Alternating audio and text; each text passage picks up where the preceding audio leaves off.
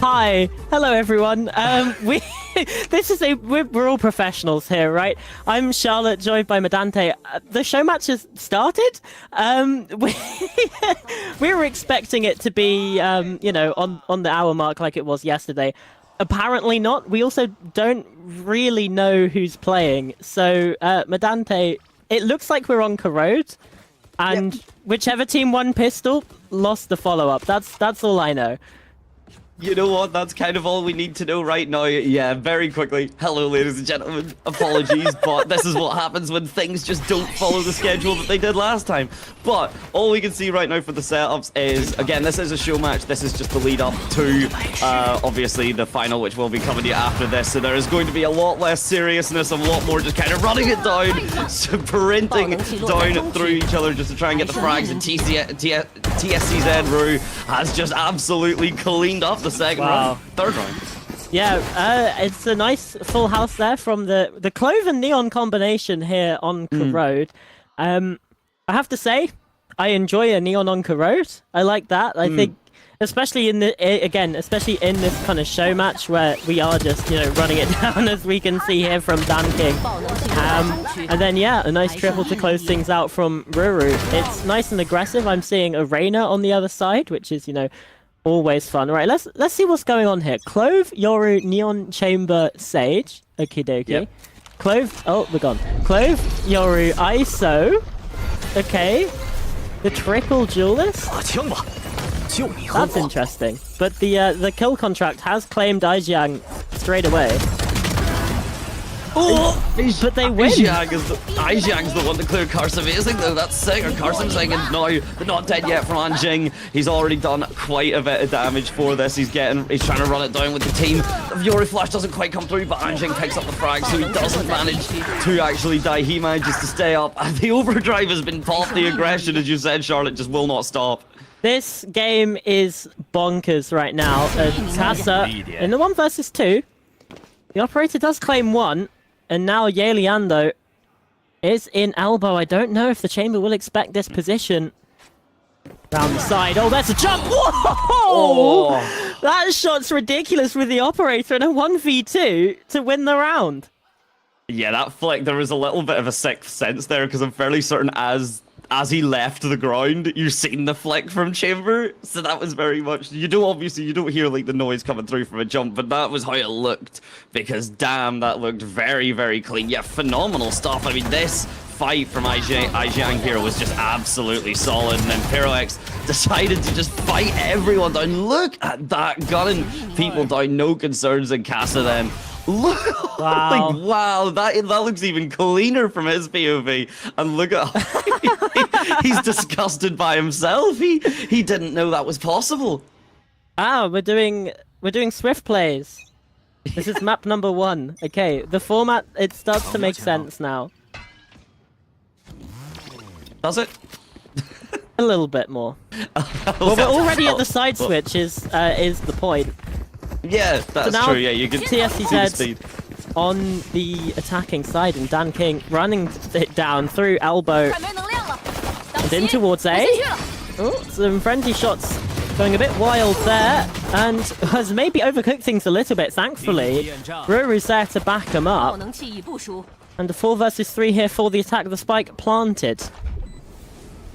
Yeah, very, very just clean setup from Rue there. Oh, the Minima Ghost, disgusting.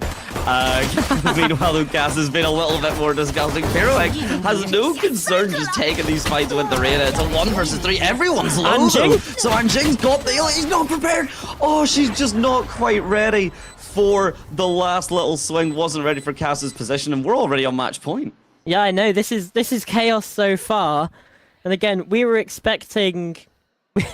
we were expecting the show match to start at 9 o'clock. That's in 15 minutes, Medante. So yeah, rifling through right now.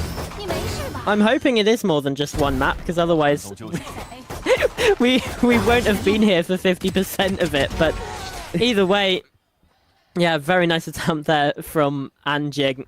Just like you said, didn't anticipate the positioning there from Casa, who has been the savior for TSCZ 2 rounds in a row.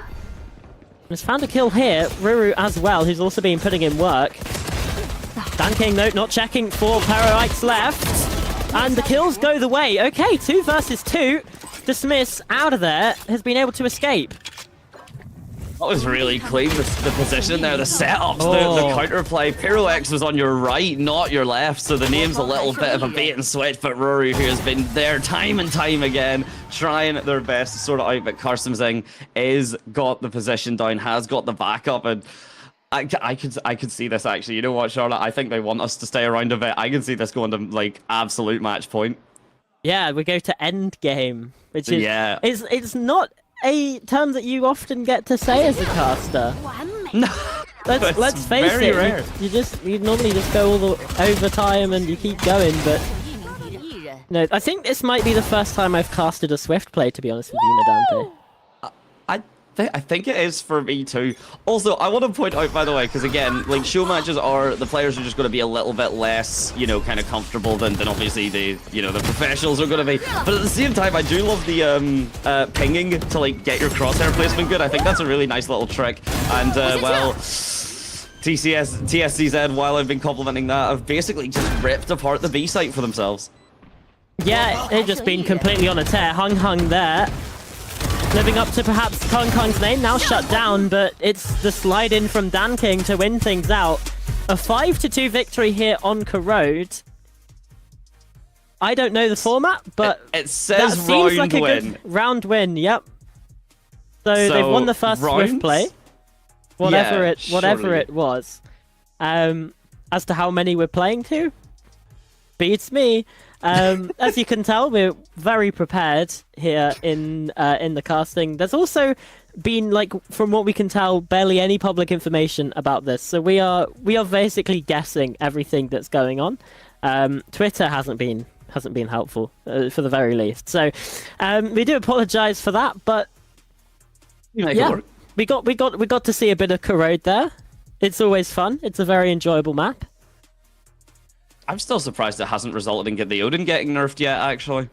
That's true. Well, honestly, I'm surprised we don't see more Odin on this map. Like, there was some in Americas last night, but yeah, really, teams have been moving a little bit away from playing the Odin on this map, which is weird because you'd think you would be able to do so much with it, but I guess in terms of every other gunfight, especially trying to contest some choke points, it might not be the best option, particularly on attack, right, where you're trying to fight through those chokes. I think because obviously a lot of people, myself, I think ourselves included, were very much saying like, okay, yeah, Corode, it's very much paper mache. There's a lot of wall bangable spots, but a lot of the angles are very tight to swing. So if you try and wall bang with the Odin, you can just get like swung, shot, and then like you can swing back into safety. So you can see like the aggressive playstyle. Like the Odin is really benefiting the kind of the lower tiers, the lower echelons of Valorant, but once you get to that skill level, that like my ranked where games, the lower echelon. Yeah, like our ranked games, yeah, that's where the Odin shines. But it turns out on a professional stage like this, there's a little bit more nuance. Who would have thought? Yeah, who knew? And I thought Valorant was just left click, hit heads. Yeah, no, there can be tactics involved, and what? And you know, I was shocked too. I didn't know, because obviously, as we know, Valorant is a child's game. Yes. I didn't know children knew how to use tactics. That's. I mean, I can't spell tactics, so you know, that's next in there probably, right? Yeah, that's what I would think. Yeah, no, I thought tactics were a breath mint. But oh dear. You laughed. I'm off the hook. You laughed. Yeah, it's because Medante, my sense of humor is awful. That's why. That's a thing you need to know about me. I will laugh at anything. I am fully aware, but you cannot get me into trouble if you're laughing at those terrible jokes. That is absolutely on you, sister. But it looks like we're getting at least another one. Which hell yeah, we're moving on to Bind. And the Mirror Sky matchup is certainly very interesting. We got Casa back on the chamber. Yep. Which could be big. Obviously, we saw that operator 1v2 on Corode. Perhaps could clutch up again. I don't know. Still, did big things, could do big things again. And again, the double duelist combination there from Dunking and Hung Hung. They've been scary.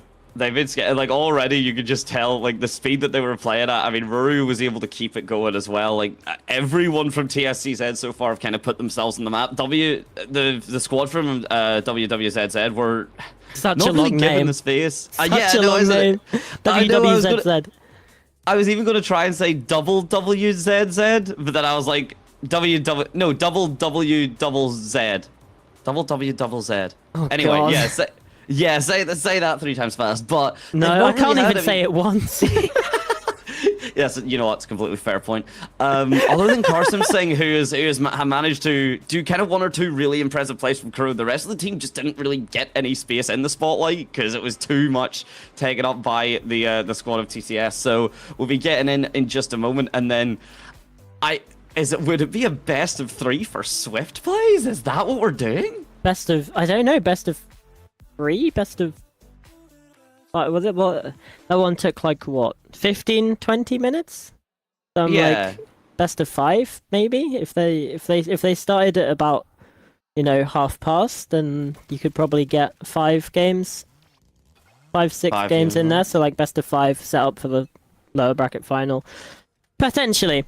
Either way, hopefully we find out at some point. As we jump into Bind. WWZZ, the 8-syllable team name. Starting things off A short, traded out, and Perox has been able to get one. Yelian as well, so it's a 4 versus 2 here for the attack. As soon as I say, I think that's just the most caster statement. You say that they didn't have any time to shine, and then they just walk through, take 3 1v1s essentially, and all walk out of them alive. The only one to not make it is Carson, but immediately traded out, as you said, and now it's just this retake from Ajiang and Kassa, and Kassa's had some fire shots on the operator, but we'll have to see if the headhunter manages to match it up, or if the squad are just going to kind of crumble to it. The positioning here is really solid from TSC. This tucked corner from Anjing. Yep, the shot is figured out. Kassa's holding the angle. Patient enough, good for 1. Yeah, still 3 left to find though, and the headhunter, well, it just doesn't quite hit its mark, unfortunately. So the first round goes the way of Wubbazaza.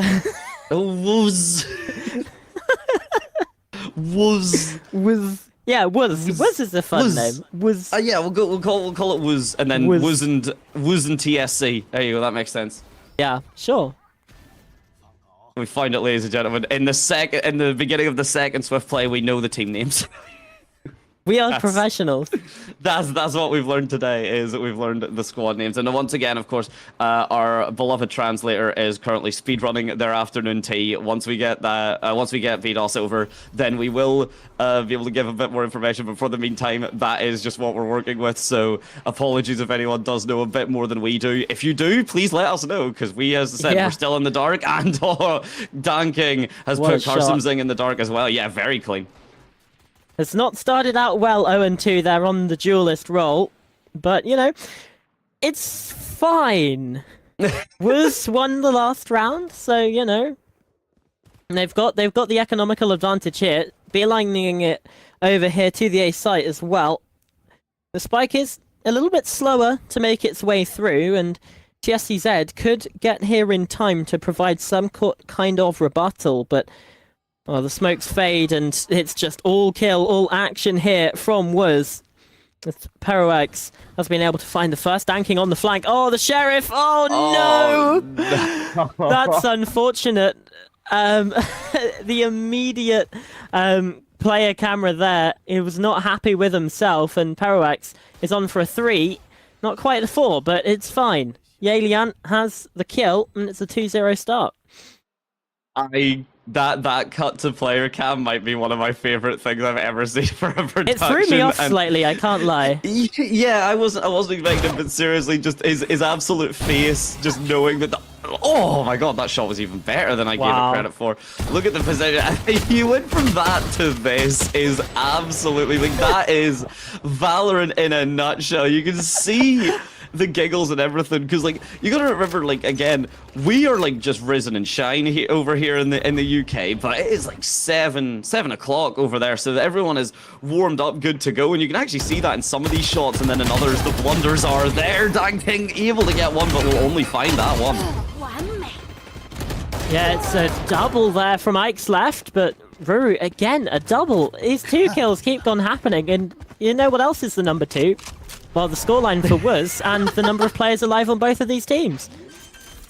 2 versus 2 has been a very common theme in this bind, and for the meantime, it is 1 versus 2. Let's say Aizhang's towards that heaven side, but Cass is having to get the rotate. Yalian is a bit traumatized from the previous flank, very much aware of it. I'm not even sure if they know the Cypher tripwire, how it got over, how it was jumped over initially, but that paranoia came through. Yalian trying to dance around the Cypher cages. It's really solid, actually. Has cut off the angle, but they tripped and fell into the teleporter. That's awesome. That's so cool. And now it's just on Yezichu from Showers. Shut down, and Yelian, he's got to get his running boots on here. It's just not planted for him. The round goes the way of TSCZ, and... Well, there we go. Mezante have information. A little bit of information. Information, left, you say? The perro of Ike's left is because Ike's left is a PUBG player for Corode. Oh! So the perro is like the clan tag, and the player is Ike's left. There we go. Okay. And they're a PUBG player, which is quite interesting, and came second in the PUBG Nations Cup recently, apparently, is what Liquipedia is telling me right now. So there we go. A bit of information. There we go. Yeah, you know what? That's absolutely something, and kind of interesting. I'd like to see a bit more from their perspective then of X left, mainly just to see how the aim is transferring from PUBG to Val, because if you need to be told that it's different aim styles, then I'm sorry, but there's a lot of other stuff you probably need to get told, and at the moment all that's trying to be told is Wiz want to walk onto this B site. TSC though have a great setup to prevent it. Yeah, and Hung peppering shots through the smoke here. Also, the YouTube chat is telling me that Ike's left is he's the China goat of PUBG. So could be on for a winner here. Didn't win the first map though. Danking up close. Oh, the judge! It just mows them down. That's the spike now dropped in hookah. Karsam Singh though is good for one. Danking inside of the window. Now shut down there by Ike's left. Kasa backside. Are they aware of this? Yes, it's you. Isn't. But Karsam Singh on top of the tube. That's the number. A 1 versus 2 here for Ruru, who is not going to win it out. It's a 4K from Karsam. Oh, yeah, but you know what? Yeah, get the crowd played. Absolutely. Why not? It's the show match, and you gotta show off. That is absolutely peak. The shooting from Karsam's been absolutely phenomenal here. This double judge setup was absolutely clean, but then everyone else just had it. Karsam just full knowledge, full awareness, full mechanics on display, and cleaning it up and putting it what probably should have been a 2-2, putting it to a 3-1. Yeah, so TSCZ won on Corode. This time, though, was have the advantage. A 3-1 lead.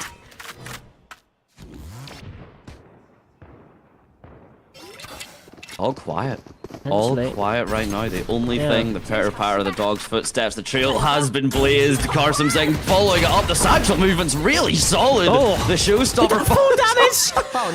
Karsam's Singh dies to fall damage as a raise. I don't think I've ever seen someone die to fall damage in Bind. Yeah, also, this one doesn't appear to be a swift play because Wiz are still on the attack. And they've got rifles here, so... Again, not entirely sure what's happening here on Bind, but we're in round 5 and Ike's left has the kill there, so the defense, they are just getting cut down. Hung 1 on 3. Had an upgrade, but isn't good for it. Takes the L and Wiz take a 4-1 lead. Quite a statement to lose the swift play and then say, you know what, actual comp rule set, and really pull it out of the bag so far. Phenomenal aggression, phenomenal setup plays. Everything looks very clean. This is... I'm so glad we got to see that again, because that was absolutely hysterical. The spray downs have been good. The swings have been very solid. But this aim, there always seems to be one moment, one kind of firecracker of the rounds, and it's been different every time. Indeed, it has. Full rifles again. Hung. With the operator. Not Casa this time around. So maybe if they have to clutch up with it again, they could do. Raise nade there towards Ijang and spam through the smoke. Lucky to escape with her life, really. Yeah, that was solid repositioning there very quickly. The spam not quite enough to kind of cover all the angles through that smoke, and all of a sudden the slowdown, this patience, Danking fully up on that second box. The orbital strike comes through. Ruru is getting cooked alive in lands. Immediately stands back up though. No real concerns there. The satchels come through. Danking's been figured out in the double swing. Very, very clean. But Ferox now has to try the PUBG aim. The PUBG aim on display. Not dead yet and staying up. Pushing through actually. They want this kill on the Hang. Yeah, operator retaking 1v4. Bit of a difficult task. That's for sure. Just get them to line up. Just get 4 people to line up. Easy. Done. Yeah, just go with them all. Yeah. 1 bullet, 4 kills. Easy peasy. I can't think of anything easier, to be honest. No, neither can I. I mean, it's you can just see it, and it looks. I'm actually not sure if Hang's position with the op has been made aware. I'm not sure if they currently know, and I think that's why he's not getting fully hunted down. In fact, you can see all members just sitting in the TP. One still has to follow up, but Anjing will be joining. There he is, and that is everything. There she is. Sorry, apologies, and that's gonna be it. Very solid performance from Wooz. Oh, this team name still makes me laugh. But it's fine. Like you said, it's a good start, but how much of this can just be put down to, you know, you're attacking on bind? It does sort of tend to favor that direction, particularly when you're not in Pro League.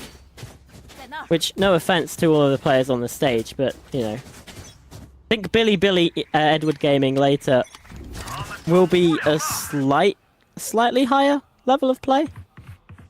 I don't think you've jinxed it now. Oh yeah, it's going to be absolute mud, but you know, Danking has been able to catch out Yelian, just placing the spy cam there on B long.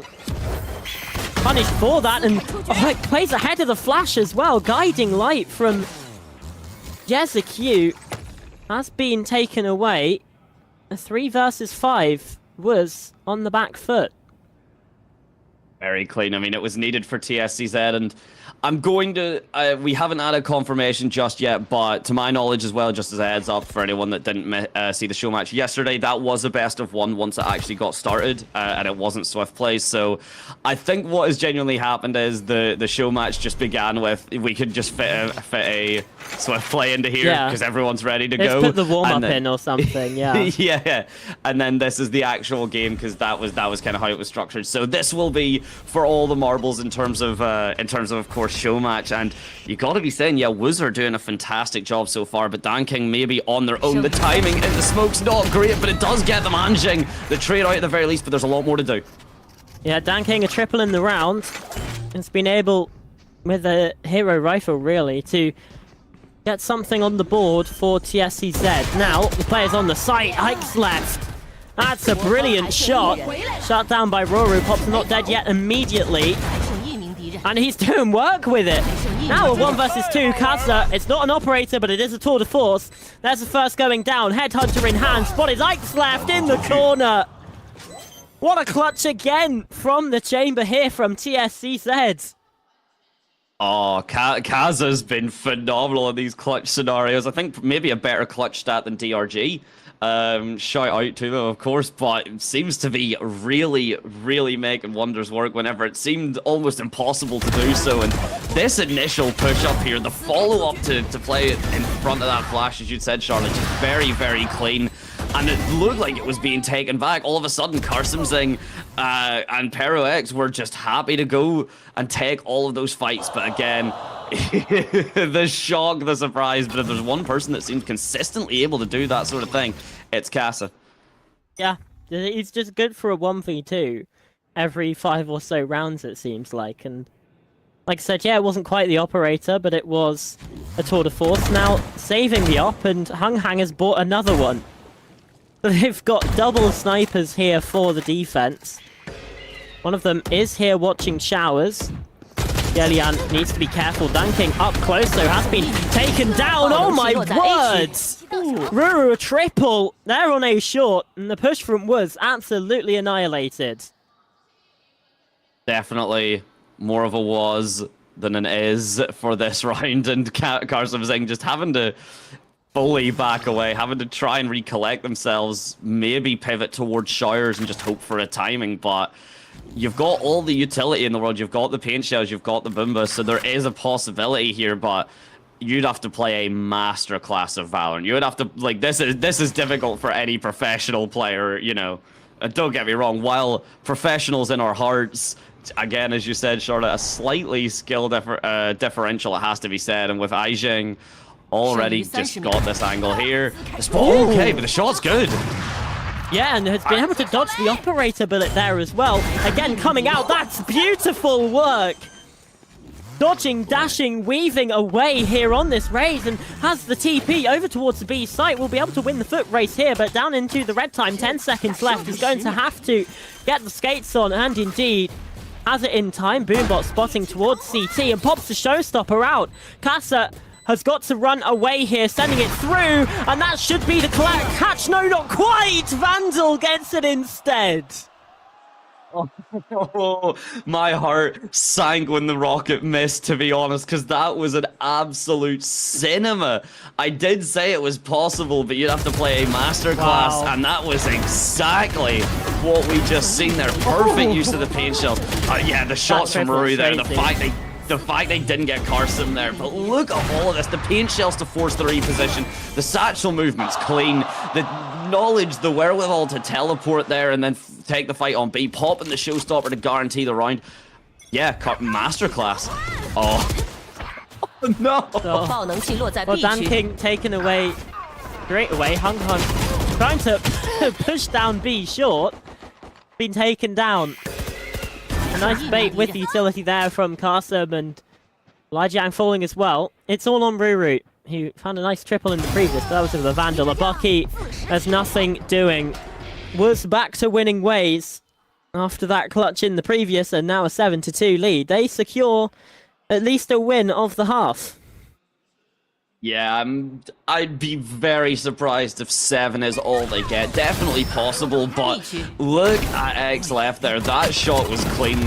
The awareness just to say, I believe that this is going to happen. I believe the aggression's going to come through. Because X left was basically fighting that on their own. To take down a showstopper and co completely independently, very, very clean to do. So with a lot of utility used and not too many ultimates online for the side of TSC. The only one really is the Seekers. The rest of it is not coming on for a bit. It's down to this fight, and it's X left to make it work. Oh, just leave. Oh, this is greedy. Yeah, Ruru pops the not dead yet, but doesn't see anyone. Doesn't want to deliver a rifle away.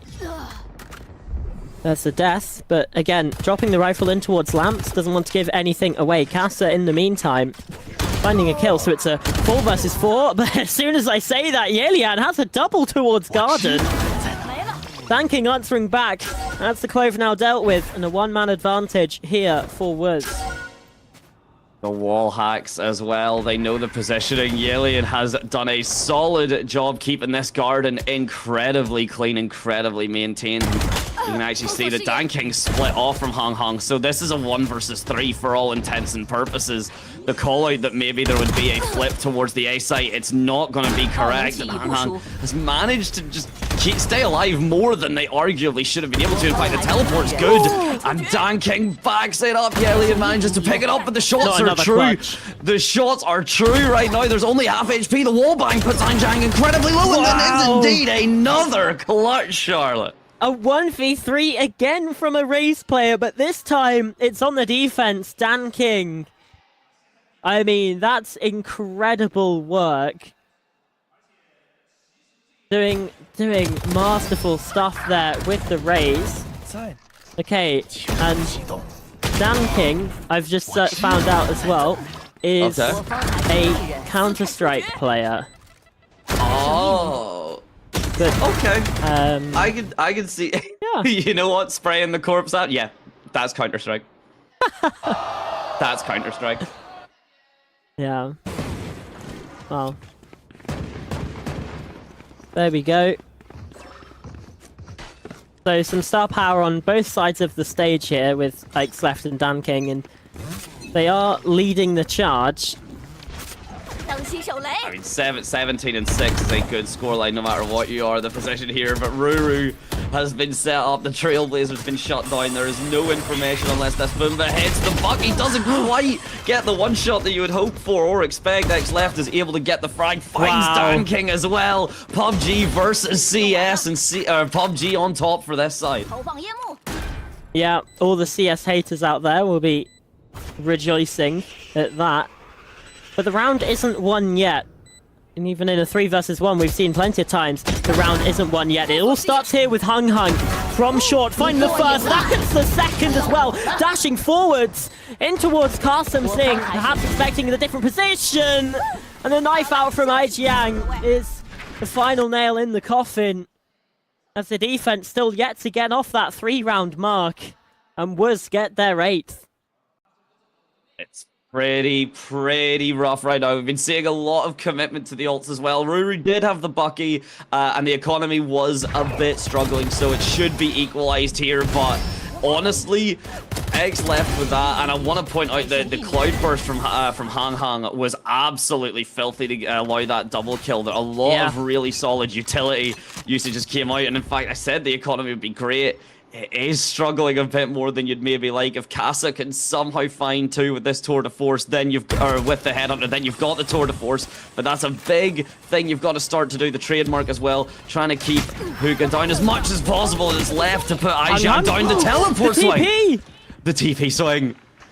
That's absolutely massive. And there's one shot with a headhunter. He can grab the ult orb now and potentially get Tour de Force online. Instead, just choosing to hold and Dan King, taking down Ike's left with the paint shells. This was a save round. And now it leaves Anjing in a 1 versus 3. Casa now with an operator. Anjing being surrounded upon by every which angle. There's the first kill. Surely not another clutch. The Phantom is trying to pepper spray and doesn't get it done. He falls to the hands of Ruru. And, well, it's at the very least not a 9-3 half, but 8-4 is still a difficult one to come back from. Yeah, it really is. No, you did say earlier, and it was a very valid point, that maybe it is just look at the Hang Hang with the cloudburst has been absolute cinema to watch. The scenes have been incredible. But you were saying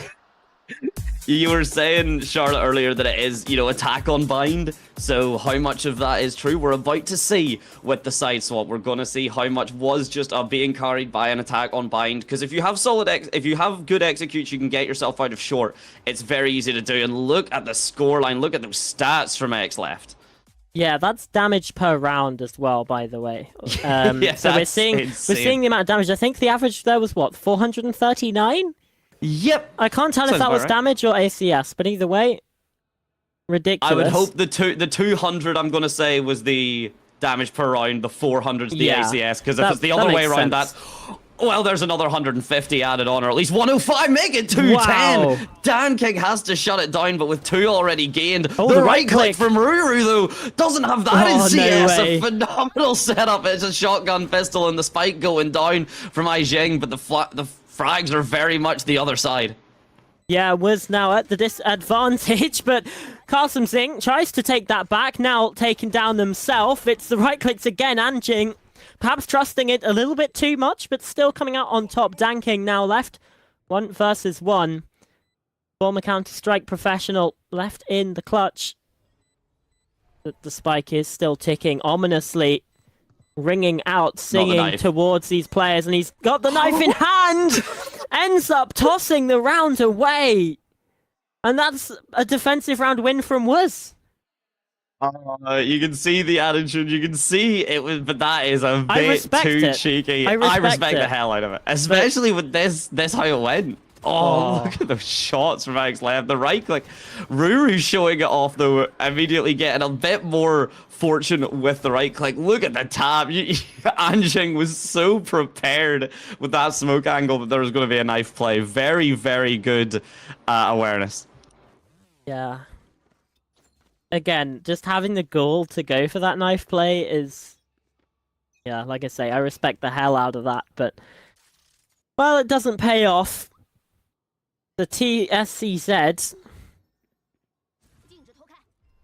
Well, they're struggling now, and not opting to force, instead going for the save. A 10-4 comeback is what they'll have to attempt. Unless they can find a thrifty round win here, Dante.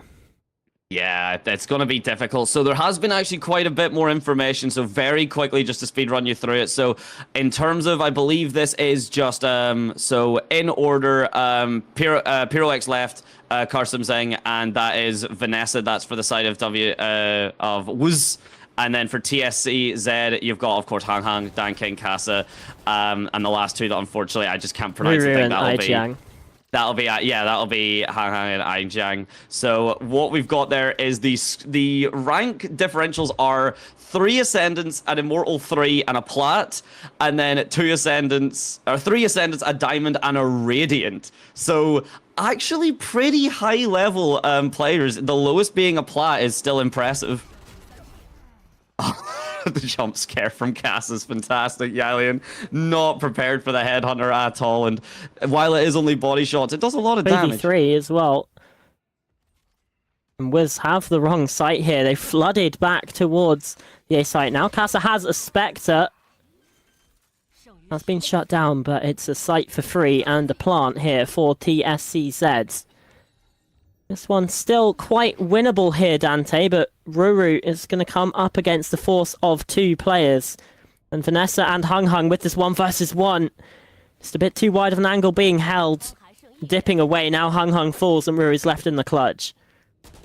It's possible. It's possible, so though. possible. Like, it's so possible from what we've seen. The smoke goes through. I'm surprised actually Anjing walks away with their head intact. I really thought Ruru would just cover it. The second clove smoke gives a bit more position, a bit more of an angle, but it's actually X left that jumps off the spike with the Spectre in hand, adds themselves another frag, another tally onto that kill feed, and adds themselves another round on the board.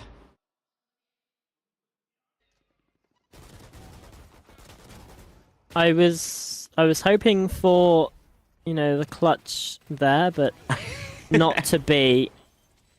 I mean, I just want as many clutches as possible, really. Just get the crowd hyped, get the crowd in a brilliant mood, because obviously the game later, best of 5 between Billy and EDG, it's going to be a banger. So obviously that's after the show match. Right now, we've got round 15 here on Bind. We've already, it's wild to say after the show match, because we've already had quite a bit of enjoyment. The surprise Swift play and the surprise Swift swing from Hang Hang there to find Yejiku is absolutely clean with it. That is a full A site opened up. You can see the hesitation, little bit of kind of paranoia, a bit of concern pushing on the A site, but the spike will make it. Dan King actually deciding to push all the way up into the defender site spawn, but Carson Zing actually has the better gun for that distance, and Yalian finds the headshot with the Outlaw. No concerns, 150 HP. He's not going to save you anymore. Carson Zing adds another one on, and it is the body shot this time, but that's now only down to 10 HP. Casa finds themselves one, but has to do a lot more. Yeah, absolutely. That's a nice flash guiding light pops, but still shut down by a classic of all weapons. And Casa's got to clutch again. 1 versus 2. They've been good for it twice. Smoke comes through. That forces the player forwards, forces their hand to try and go forwards. Too many targets. Too much to choose from. Woods convert the bonus and have an 11-4 lead. Oh, the setup there, you watching just the classic being held at that angle. You knew walking out of that smoke was a death sentence, and swinging Hang Hang in showers, apparently also a death sentence, but this from Carson Zing, that shot there, exactly. That, oh my god. That is a beautiful shot just off the back of a classic, and then the spike diffused. A lot of ultimates, I believe, now coming online. Yeah, for Wooz, you can see one off the orbital strike, showstopper online, 2 off of X left, who's on 24 and 10, by the way.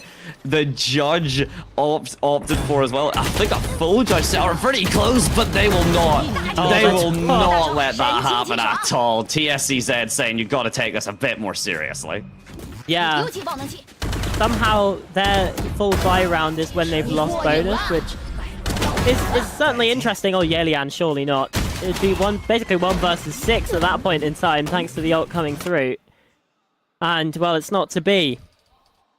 That was, for just a second, Dante, just a brief second, I was like, maybe they can win a 1v5. Maybe it's possible.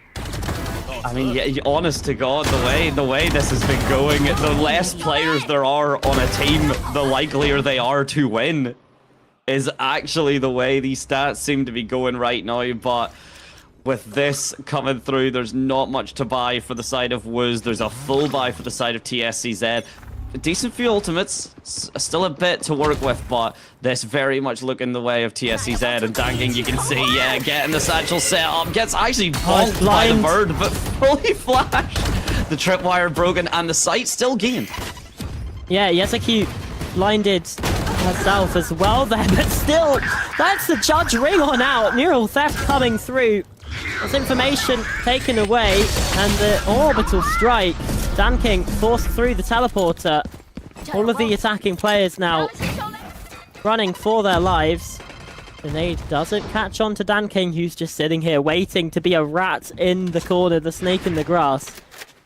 As the TP doesn't come in, they decide to join the rest of their team here on B as the spike goes planted. I like that because we have seen obviously 1 or 2. I think it was Hang Hang that had done a really dirty teleport play, and I think got themselves like 2 or 3 frags off the back of it. So I like taking that into consideration, but I also like that you do have to at some point make a call that you can't hold the teleporter. It's actually Wooz that say you can't hold this site, running in with the Vandals and the judges, getting all of that utility. The smokes come through, but Casa here has been so patient on this rotate. Picks up 1. There's still so much that Anjing needs to do. Has to tie up the spike at some point, but yeah, you can see the awareness. No real time to do it. The stick has to come down by Anjing, trying to find that cheeky angle to get the defuse, but it's a bit too far for it. The balloon gonna bounce, and TSCZ bouncing on their 6th round. That's an interesting call there. Just a bit. The balloon gonna bounce? Well, I mean, sure. I mean, look at it. It's a water balloon. Yeah, what the new else bundle. is it gonna do? I really like the new bundle. I'm not gonna lie. Yeah, very fun. Splash. What's it called? Splash X or something like that. I know my skins, I promise. I know what's going on. Still though, 2 runs in a row there from TSCZ. They're threatening to give us a bit of a closer match, which obviously we didn't have for now. Bit of a team flash there. Getting 2021 Reykjavik flashbacks with that one. Oh my god, Danking just trying to go in. Carsoning has the positioning, but not before they can get one. Carsonzing! That's a triple! On the entry into the B site, TSCZ have been completely shut down. Anjing takes away the opportunity for an ace. The caster so far away, now has to clutch up big at a 1 versus 4. There's a tour de force in the hands again. Don't want to say, of course you might say, oh, it's a bit ridiculous to say it's possible at this stage, but Casa has been able to make these work before, and it's not as if the tour de force isn't the best gun in the game in most scenarios, you know, give or take the very close angles. The guiding light, the flash doesn't actually hit Casa there, so now judge up close. And the Trailblazer as well. That's 1 less shot. Carsonzing falls, but the swing is super aggressive. Super risky indeed. The guiding light gets turned. The angles. But it's all there for Eggs left to show up behind and carve themselves a Casa. Oh, I wasn't looking at the minimap, I can't lie. Need to be more tuned into this. This triple kill from Carsonzing was ridiculous, especially that 3rd shot. Crispy, crispy stuff. But the knife kill Perhaps not knowing you can right-click with it. Doesn't matter in the end. Goodness me. You know, this was reminding me of our cast on Monday, Medante, where it's just like, we just needed to stare at the minimap the entire time. Oh my days, yeah. It was a long story. Should have been there. Oh, should have been there, but yeah, we should have been paying attention to the minimap a bit more, because Ike's left, I mean, definitely snuck up on Kata, snuck up on me. Oh yeah, my god. Oh my no, the judge, no! Speaking of sneaking up on someone, Yeziku finding the kills with the judge. It's a 4 versus 2. That might be too tall an order, especially with the Seekers online. As I say that, Casa shut my mouth. Anjing getting the smokes down, trying to create that one-way, that very close angle for Yeziku, who has, yet again, waiting for that judge. The guiding light does hit, forces a shot from the off and the trademark TP. Big amount of utility used, and still one member in Carsimsing leaning all the way towards that B site, as TSCZ are going to have to decide how they want to push this. The guiding light there, though, doesn't catch on the second attempt. Perhaps feeding a little bit of false information over to the defense, but with that smoke going down, still expecting the player here on short. Ruru, though, inside of showers, has one, has a second! Nice little transfer there, and Kaza keeps TSCZ alive here on bind with an operator shot, but that was all Ruru in showers. Why did I say it? Why did I say it was maybe too tall an order? Why did I? It's clearly not. These are the most average budget orders in this show match, is getting these clutches. A phenomenally quick shot from Cat, and then, yeah, as you said, Rory's positioning here. Judge is good, but you need to get a bit closer than that, Yeziku. And sadly for them, that means TSCZ is going to be able to put a 7th round on. The production here, and I'm sure even maybe VCT China themselves were wondering, what do they do with such a quick show match? Do we just cut to an extended break? But TSCZ are not going down without a fight. Yeah, they want another go back in this. By utility, Trailblazer. To try and get a little bit of information. And Yelian with the Bucky has been duped there by Dan King. He outplays it. In through lamps, it's again another good start here for TSCZ. The weaponry not great from Wiz. They may just have to give this one up. Will they, though? But the showstopper coming through. Oh, it's just been immediately shut down. A taste of their own medicine there with the Bucky being used. Dan King still pushing forwards, pushing for more. And Anjing, the Bucky herself, is going to have to be a 1v5. And it's a fickle mistress, that old shotgun. And just unfortunately doesn't go her way. There's one thing that Bucky rhymes with, it is lucky, and damn, sometimes, as you said, fickle mistress, worse than a classic right-click, I would say. At times, the Bucky can one-shot people from a mile away. Yeah. At times, it just does nothing. It's a wet versatile. It one-shots me from a mile away, and then when I am up close with someone using the Bucky, it does 0 damage. Yeah, but not your opponents. Yeah, I've definitely been on the side of that. The judge is very much the same for me. Yeah. It has to be said. I'm cursed. That's clearly the only explanation. Yeah, no, skill issues don't exist in this world. It's Definitely just not. Bad luck. Especially, as we said, with the Bucky. And speaking of the position... Oh god, the showstopper. You could see the panic of the two Heaven players there as well. They're just like, absolutely not. Get me out, get me out. Run away. But TSCZ with the fast pick. Oh, yeah, Yeziku just is not giving up. No concerns about the judge. Hangang picks up Carsimsing. Doesn't move though, and it's not going to give themselves much, but there's one person that can carve down a team. Only 2, and Yalian picks up the 3rd. 2v2, but 10 HP on Ijang. Has been shut down. Ruru has the clutch. Been spotted out here by the neural theft, expecting this positioning. And again, there's the reveal. Has the catch pre-fired in. And Yalian falling. TSCZ yet again by the skin of their teeth are alive here on binds. No trigger pulled on that second neural theft ping. Very surprising. The angle was there in the cyber cage. It was fully ready. Transparency. Just a couple of shots off the back of it. But of course, the tracers would have equally given away the position. And this is the difference. These players, while very solid, I mean, we talked about the ranks, they're not going to have that level of confidence that okay, I can just see this ping and take the shot. There is going to be a bit more hesitation, a bit more doubt that if they fire and make the bullet tracers known, then they could easily get shot back. Of course, any professional player, they believe they're getting the headshot. But speaking of, Carsivzing believing he was going to land that and using the paint shells to try and knock away TSCZ. And the split that they've gone with, very unorthodox, but the Showers control has worked wonders for them.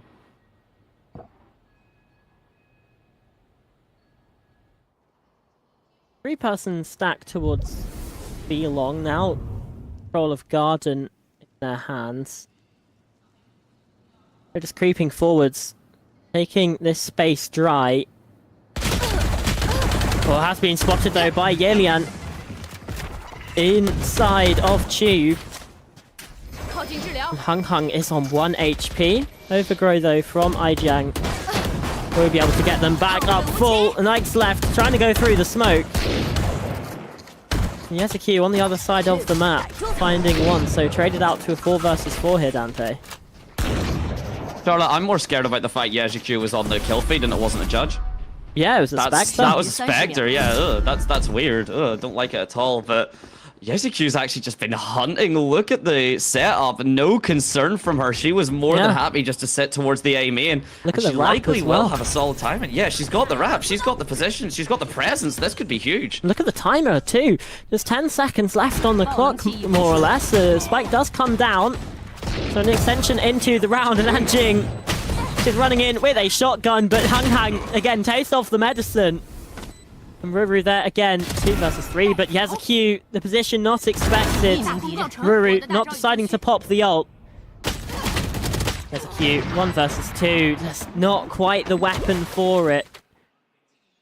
Do we go to OT? Does this show match go to OT? That would be Is cinema. it possible? I don't know what the rule set we have is. Is it comp or unrated? Oh, that's a good question. Do we just go to the end game, or is it? Oh, come on. You can't give this an if this goes to end game, I'll be 25-23, absolute cinema banger. The longest map of VCT China, and it's the show match. Come on, make it real. Make that a reality. Very funny. That would be insane. How would you schedule? Oh my god, it might be happening. Okay. I was about to say, how do you even schedule that? But it doesn't matter when kills are going like that in a Cypher tripwire. Look at that setup. Yeah, Hung Hung though is ahead of it and finding the kill. Now on top of Truck. Has to spot onto Yeziku as well. The triple kill there. Slightly baited by the teammate. But has now spotted the player inside of Heaven. I mean, it's now 12-11. This one has been a comeback for the ages. Still one more to take it into OT. And yeah, I agree with Akamask, who is going to be one of the casters later for your actual best of 5. They want to see Hung Hung play against Kung Kung. Oh, that would be peak. Trying to cast it though, incredible. You would trip over yourself. Yeah, I want to see it. I don't necessarily know if I want to cast it. Cast it. We also do as well. Shout out, BDOS has enjoyed her afternoon tea, so she has joined us now, our beloved translator. Yay. And she's very much making OT poll at this point, and the more we're kind of going, the likelier it seems to be. TSCZ have been fantastic at going super aggressive and then hitting the brakes, and haven't been able to really keep up with it. Pero X Left was doing phenomenal at the start, and still 27-18 is still a great scoreline, but a little bit of a fall off this last time. Kaza and Danking are finding one apiece. The Blade Storm to carve up X Left and Charlotte. OT? Yeah. One kill away, Anjing inside of CT. Right click is missed, but Rue is there. A flawless round to send us the distance. Overtime here in the content creator show match. That's content. It's content. It absolutely is. Obviously, yesterday we had the pro player show match, and today content creator show match. Well, we're just, in this sort of gap period, there's some information that we have. But yeah, this is a content creator show match, but actually the entire city center of Chongqing has been taken over by Valorant. They're calling it the Valorant Carnival, as you'll be able to see in the replay screen there. Oh, is it? No! It's an end game, I think. It's end game! It's... Oh, you know, fine. But I am a bit upset. We could... it makes sense for scheduling purposes, but I'm gonna say it. Cowards. So true. But it makes sense, of course, it's all for a big scheduling. celebration to celebrate the second year of China, of Valorant being released in China, and also the launch of Valorant Mobile, which of course is releasing in China first, and that's the show match tomorrow, is the first look at Valorant Mobile, which will be very, very exciting. Again, that's before the grand finals tomorrow. Two maps as well for the Val Mobile, so it's going to be really interesting. And there's already been a couple of clips circulating from anyone that sees. People that are good at Val Mobile are terrifying. Oh yeah, and mobile gaming is scary. Mobile gaming is terrifying to me because I'm awful at it, and I just see how good some people are, and I'm like, how is this possible?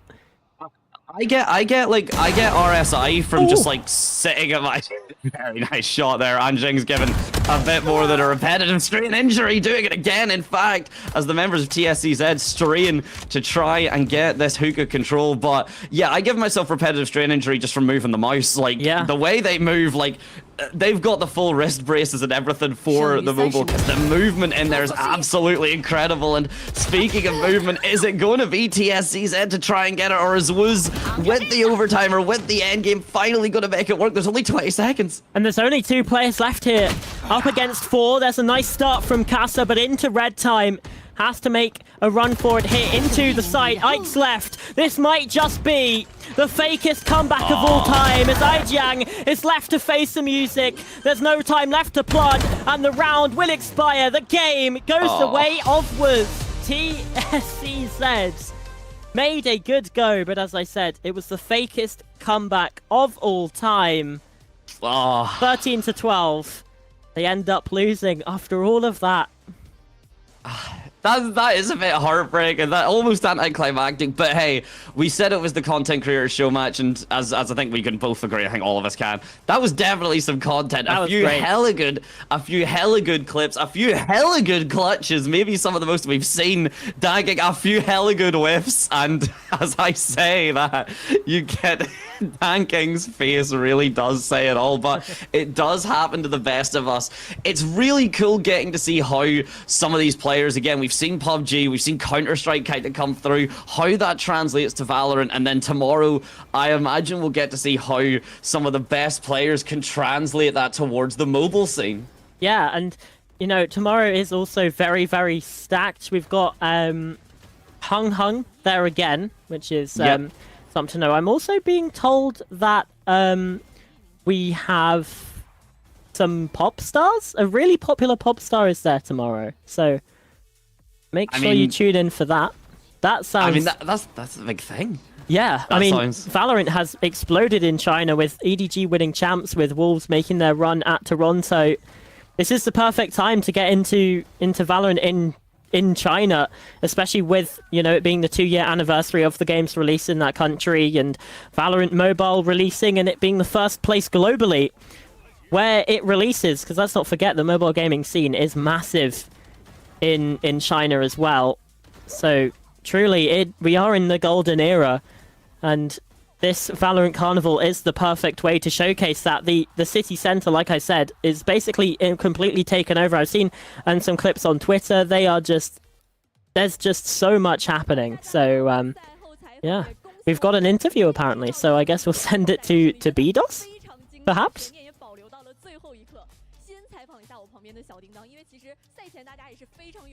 What do you think everyone played today?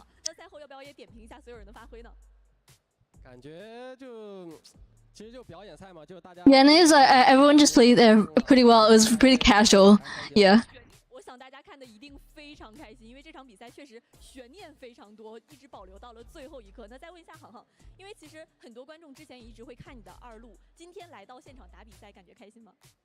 It was like, were there any meaningful moments?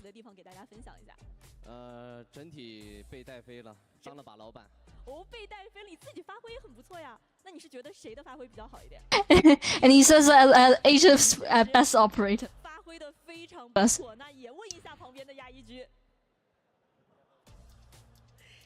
等一下，我是罪人，因为我制定了我一个网络上的爸爸，我的正义。没关系，这个 He's laughing about the sheriff whip. 我们的解说老师平常其实也会打出这样的操作，大家都可以理解。那其实赛前的话，我觉得你们也放了很多的垃圾话嘛，而且你也是点评说对面有2条鱼。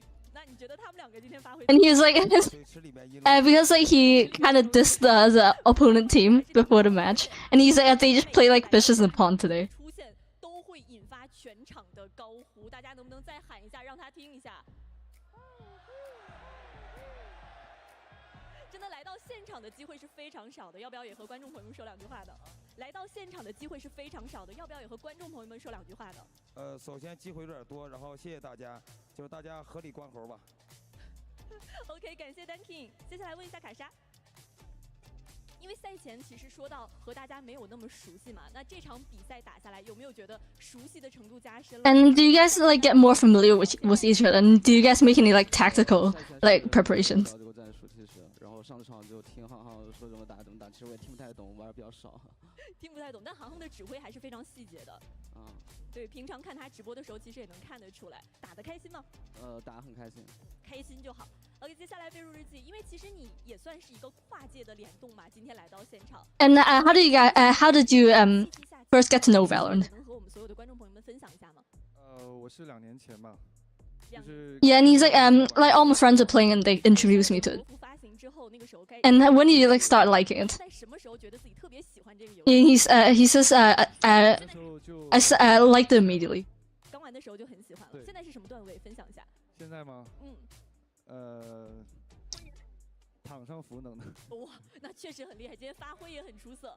哀酱，之前其实更多观众都是在看你的直播，觉得你是一个特别可爱的女孩。那今天第一次来到我们联赛现场打比赛。And she says it was like very nervous, very exciting. 很紧张，很刺激。Did you just get along well with your teammates?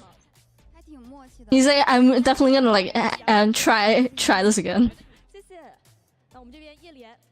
因为其实我觉得你对于各类表演赛都不会陌生了，已经来过非常多回了，也算是陪伴无畏契约的每一个脚步走了1年又1年。那你觉得 And like, what's the meaning coming to the arena for you? He's like, every year is different. It just feels very fresh. 不一样的困？那今天是为什么困？因为昨天播 EMEA 了。对，确实是每一场比赛，你可能都会想尽量不落下的去给大家做2路。那来到现场打了这场比赛，其实你今天的发挥也是非常出色的，打的感觉怎么样？还开心吗？都挺开心的。都挺开心的。好，苏弟，今天呢也是选出了雷兹，其实你对这个英雄还是比较熟悉的。之前我想熟悉你的观众也会看到你做这个雷兹的造型。Yeah, as like a very famous Raze player, how do you think you matched against the opponent Raze? 没什么压力啊，感觉前面。And he's like, and he said that the opponent Raze didn't really give them too much pressure.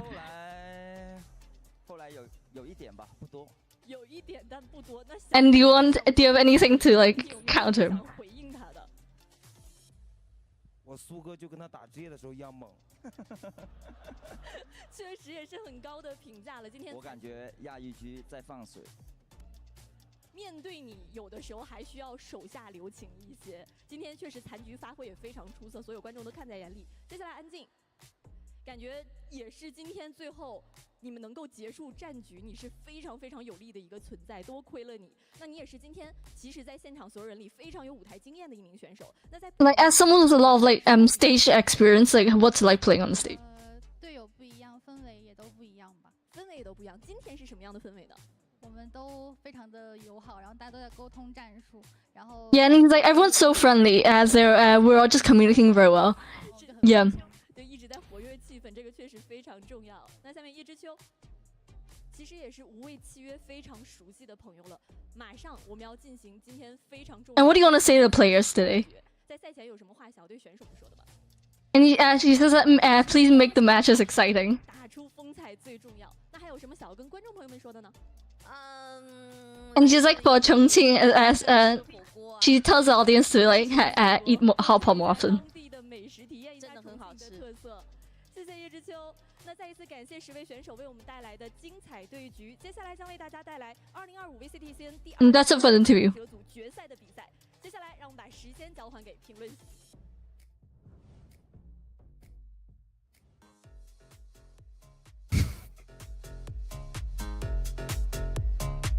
Well, we were nattering with Magnum, our producer, but it's fine. We're so back. We're so back. Hello, everyone. Some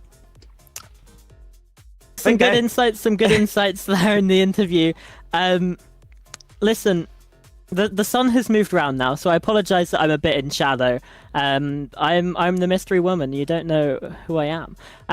No, the show match, it was great fun. And again, we've been saying how we've been loving these show matches, Dante, because like we said, it shows what China is capable of. As we said, it's crazy. This is only the second year of the game. You can see how many crowds are there. EDG have already become world champions.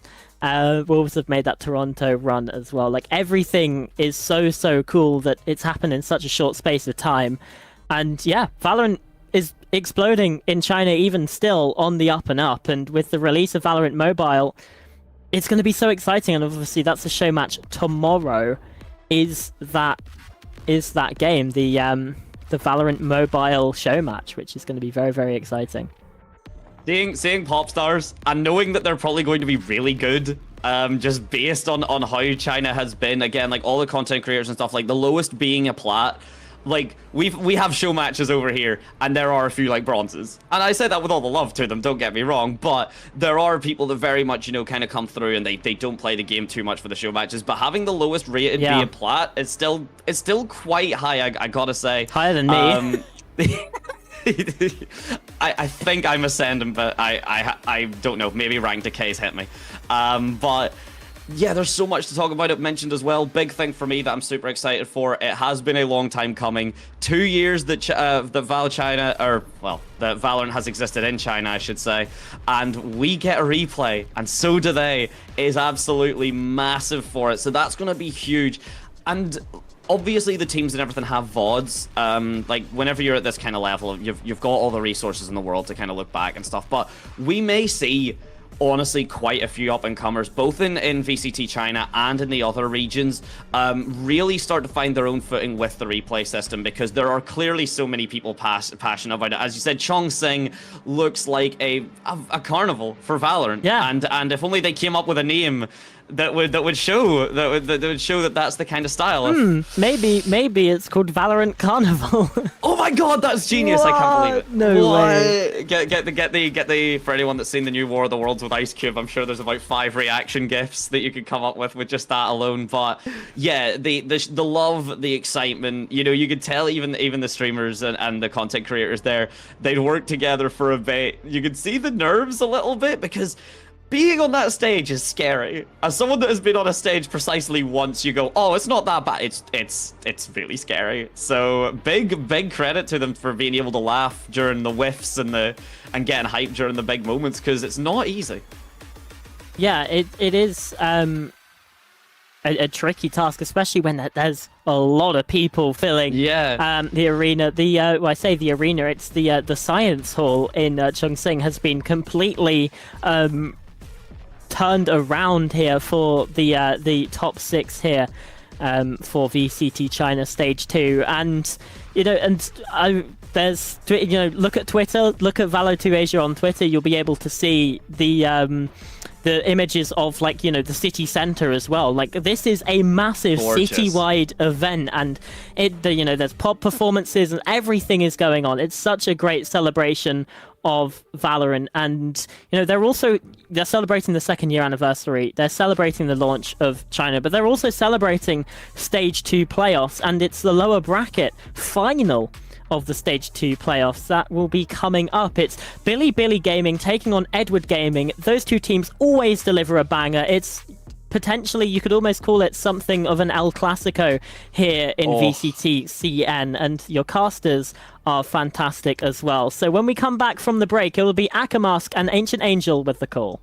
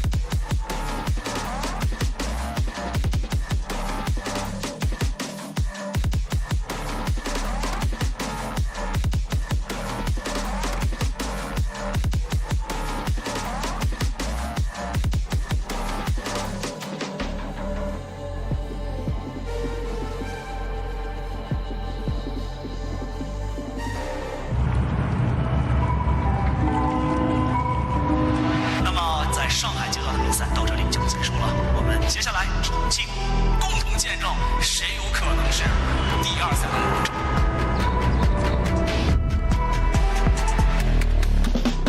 比赛有很多支队伍嘛，你要把所有队伍都干掉，你才是主角啊。我觉得还是挺好的吧，就是去新的城市打比赛，因为我觉得我真的变成一个明星一样。我觉得先不立 flag 吧，然后我们好好打，拿下比赛就是顺理成章的事儿。你刚刚不是说喜欢去新的城市吗？巴黎怎么样？巴黎肯定可以啊，可是我们得先在重庆，那个怎么说来着？抓切。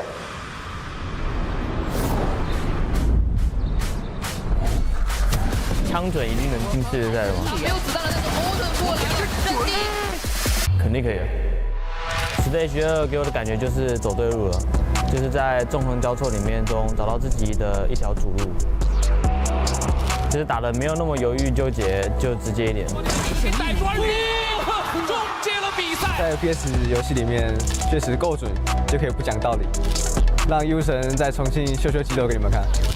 走。B 区。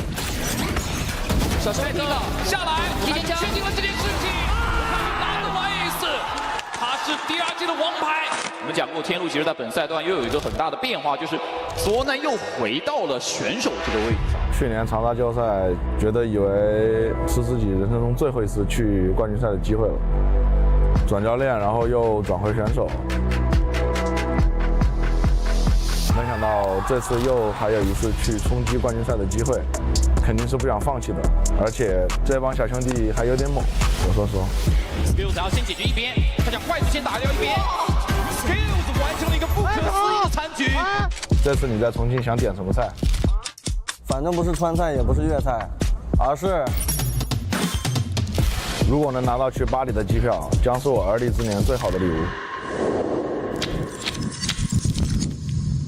记得去年长沙被淘汰后。在 VCT 生好像一直没有赢过，说好像是392天吧，我记得。在今年拿到首胜的时候，有一种释放的感觉。从不被看好到逆转取胜，新赛段的黑马故事也由此拉开了。我觉得我们的实力就是一直都是有的，你能看到我们的胜利啊，都是比较顺利的。Kira 飞将一枪一个，专打了亚人。王一虎起飞，但吃到了黑金的黑。Kira 准确的判断了水下人多的情况。我觉得重庆的火代表了我的性格。我们现在要去巴黎的话，必须要打到决赛。我觉得已经没什么退路了，就是干吧。重庆再回来了，你们只要小心点。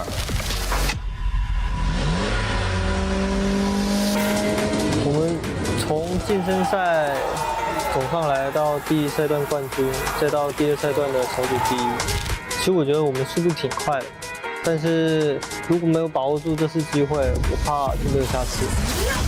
不要上吗？不会降第2个，最后一任务，所以第1年拿到冠军，我们算主角嘛？算不算主角，得先过重庆这一关吧。但是我觉得我们 VCT 得要有新的主角。那对于 EDG 来说，他们需要去找回同期巅峰的一个状态，我觉得他们可能需要一段时间去进行一些恢复。我觉得我们今年现在的话，应该是处于最重要、最艰难的一个时刻吧。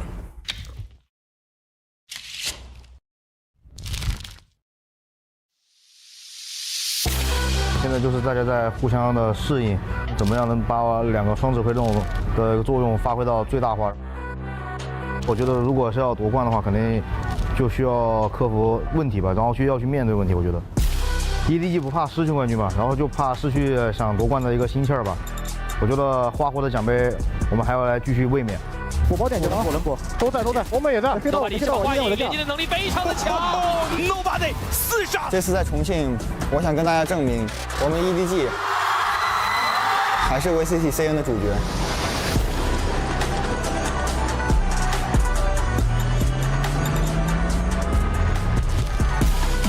主角登场，让重庆记住我。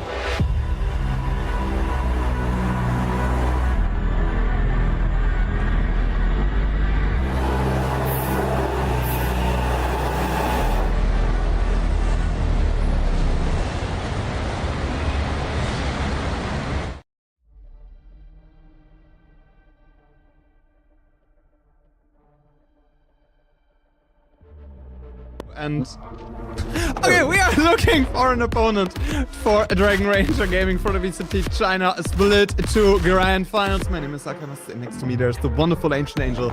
And we are going to present to you today...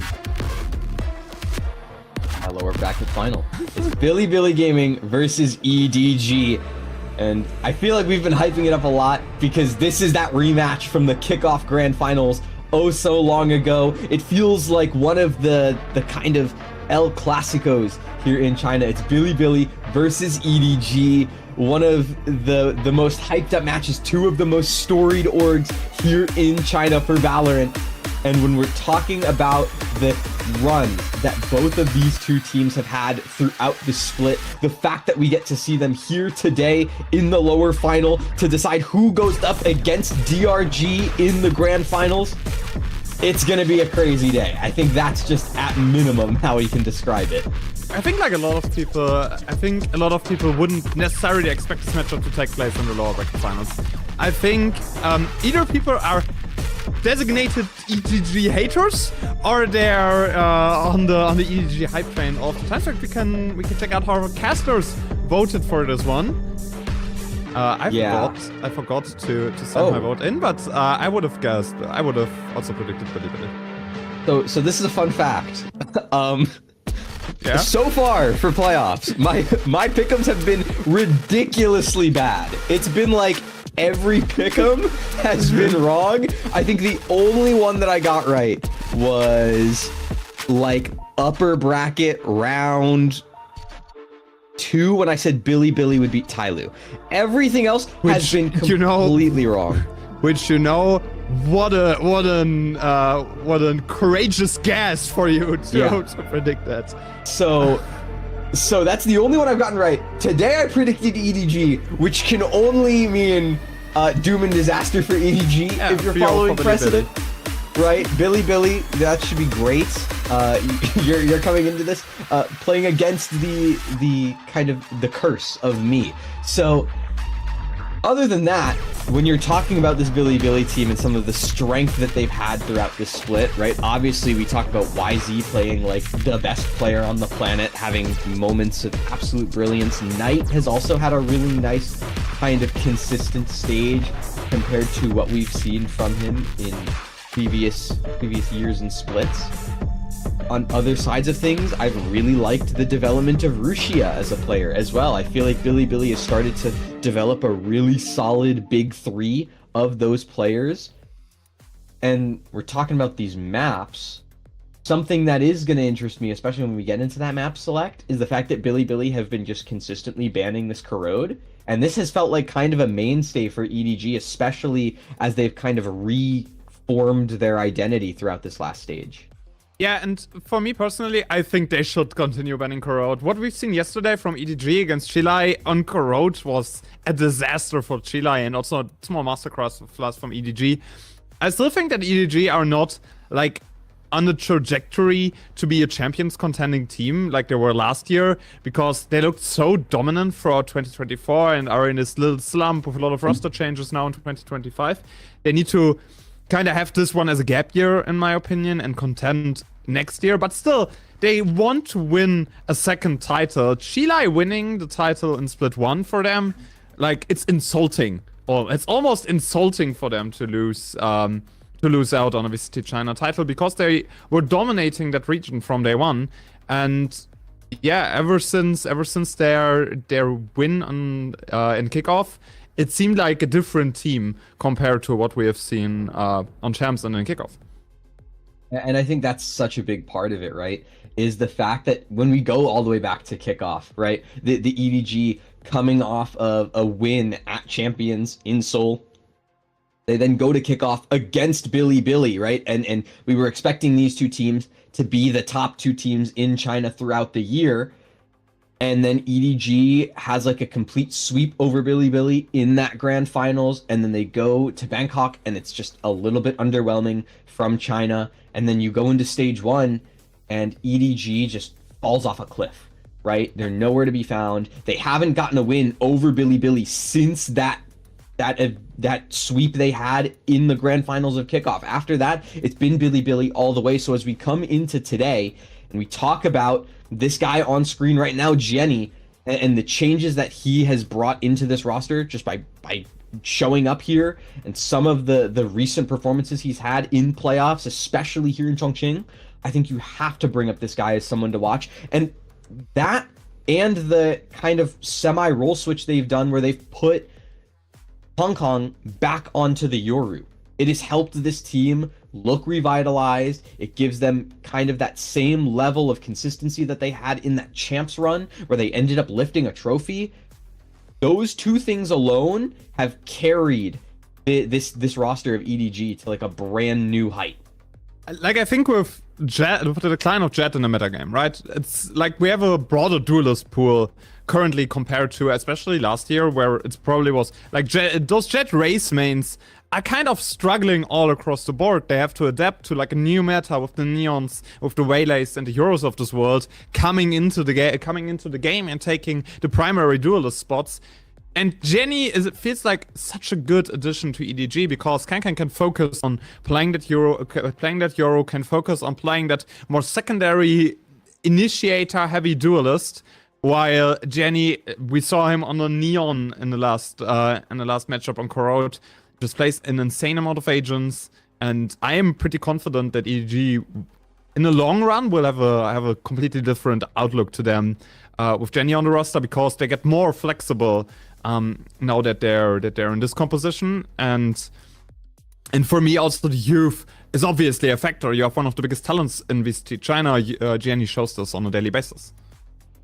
And I think the other thing as well is, right, when you look at kind of the meta here in China, a lot of it revolves around this double duelist. It revolves around the Yoru Neon, the Yoru Rays. And so I think that Jenny being able to come into this team and pick up that Neon, it frees up Kong Kong to go over to that Yoru where we know he can have such a good amount of value.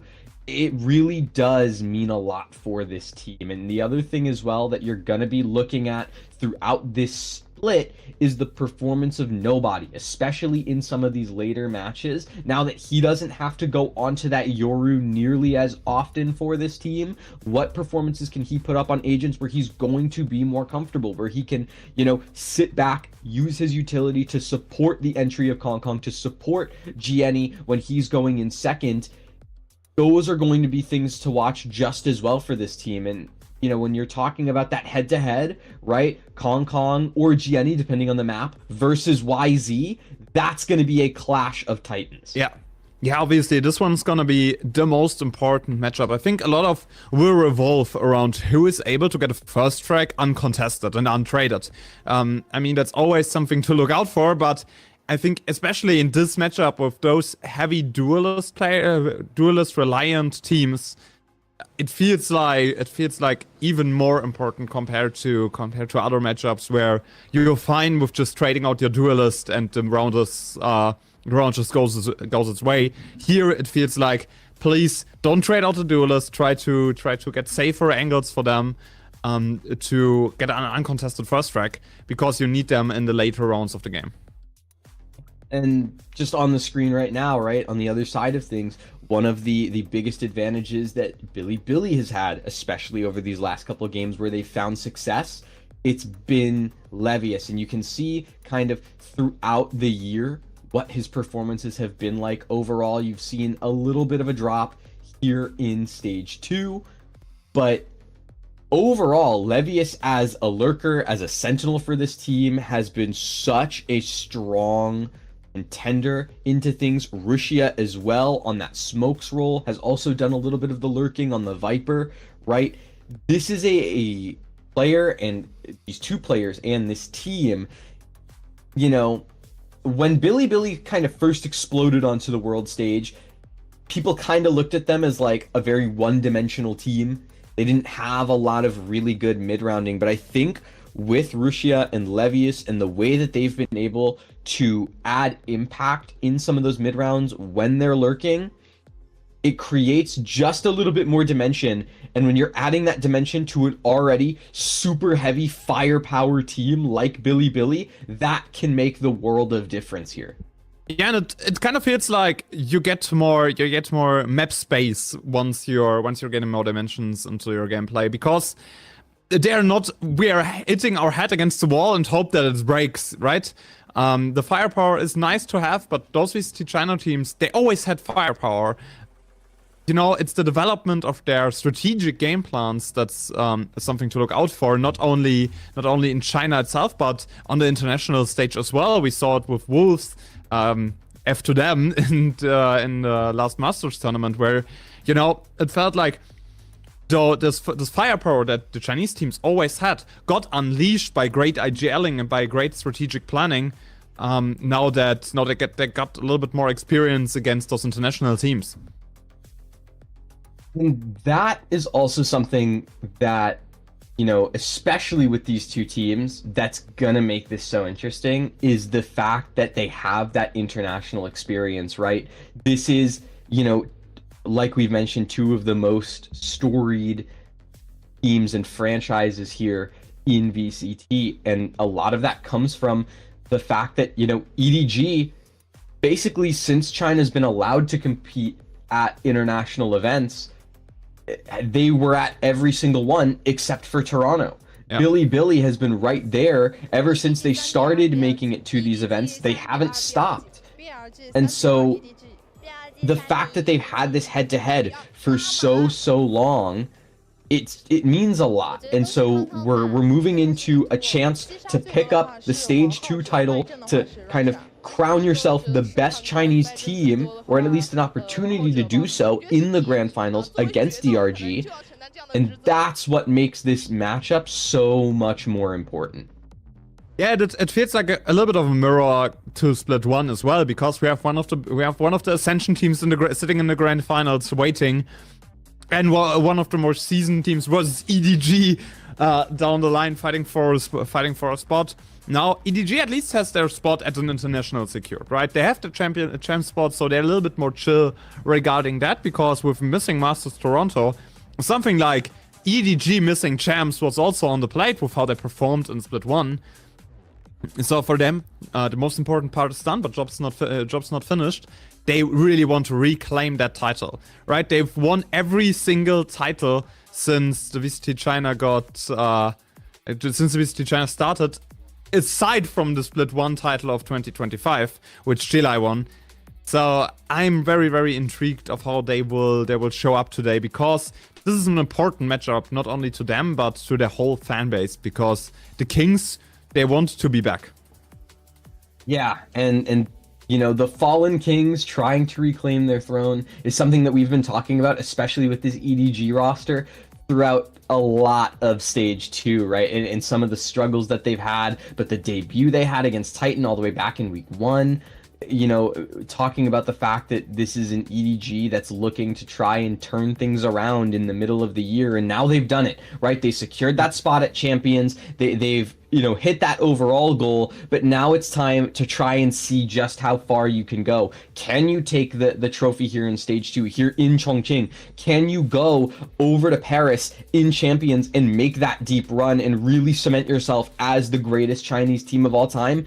That's where things are going to be interesting. And so any little help that you'll get along the way, if it's a higher seed at Champs, if it's the ability to go into the split, you know, as the reigning champions here in VCT China, if it's to make just a deep run at Champs in general and just hope that vibes alone can carry you, whatever works, right? But at the end of the day, it all starts here against Billy, and it's, you know, that demon that they've had throughout this year that blocks their path first. It's a big China rivalry throughout the whole year, right? And those two teams, you know, they dominated China for such a long time. It feels very refreshing to see teams like Wolves, like Chilai, like Dragon Ranger in this split to finally step up to the big names of their region.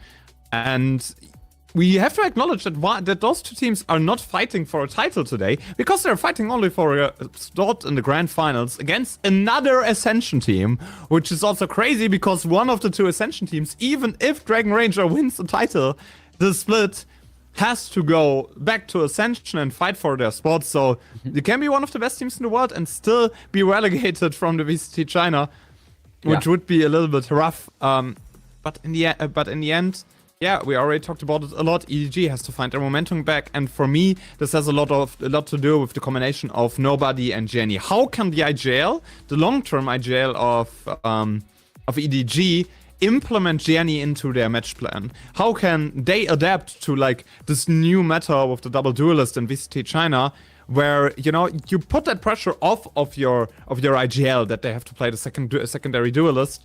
Now you're in a perfect spot to make this happen, to make this work, but you need to make it work right here and right now because you don't have a lot of time.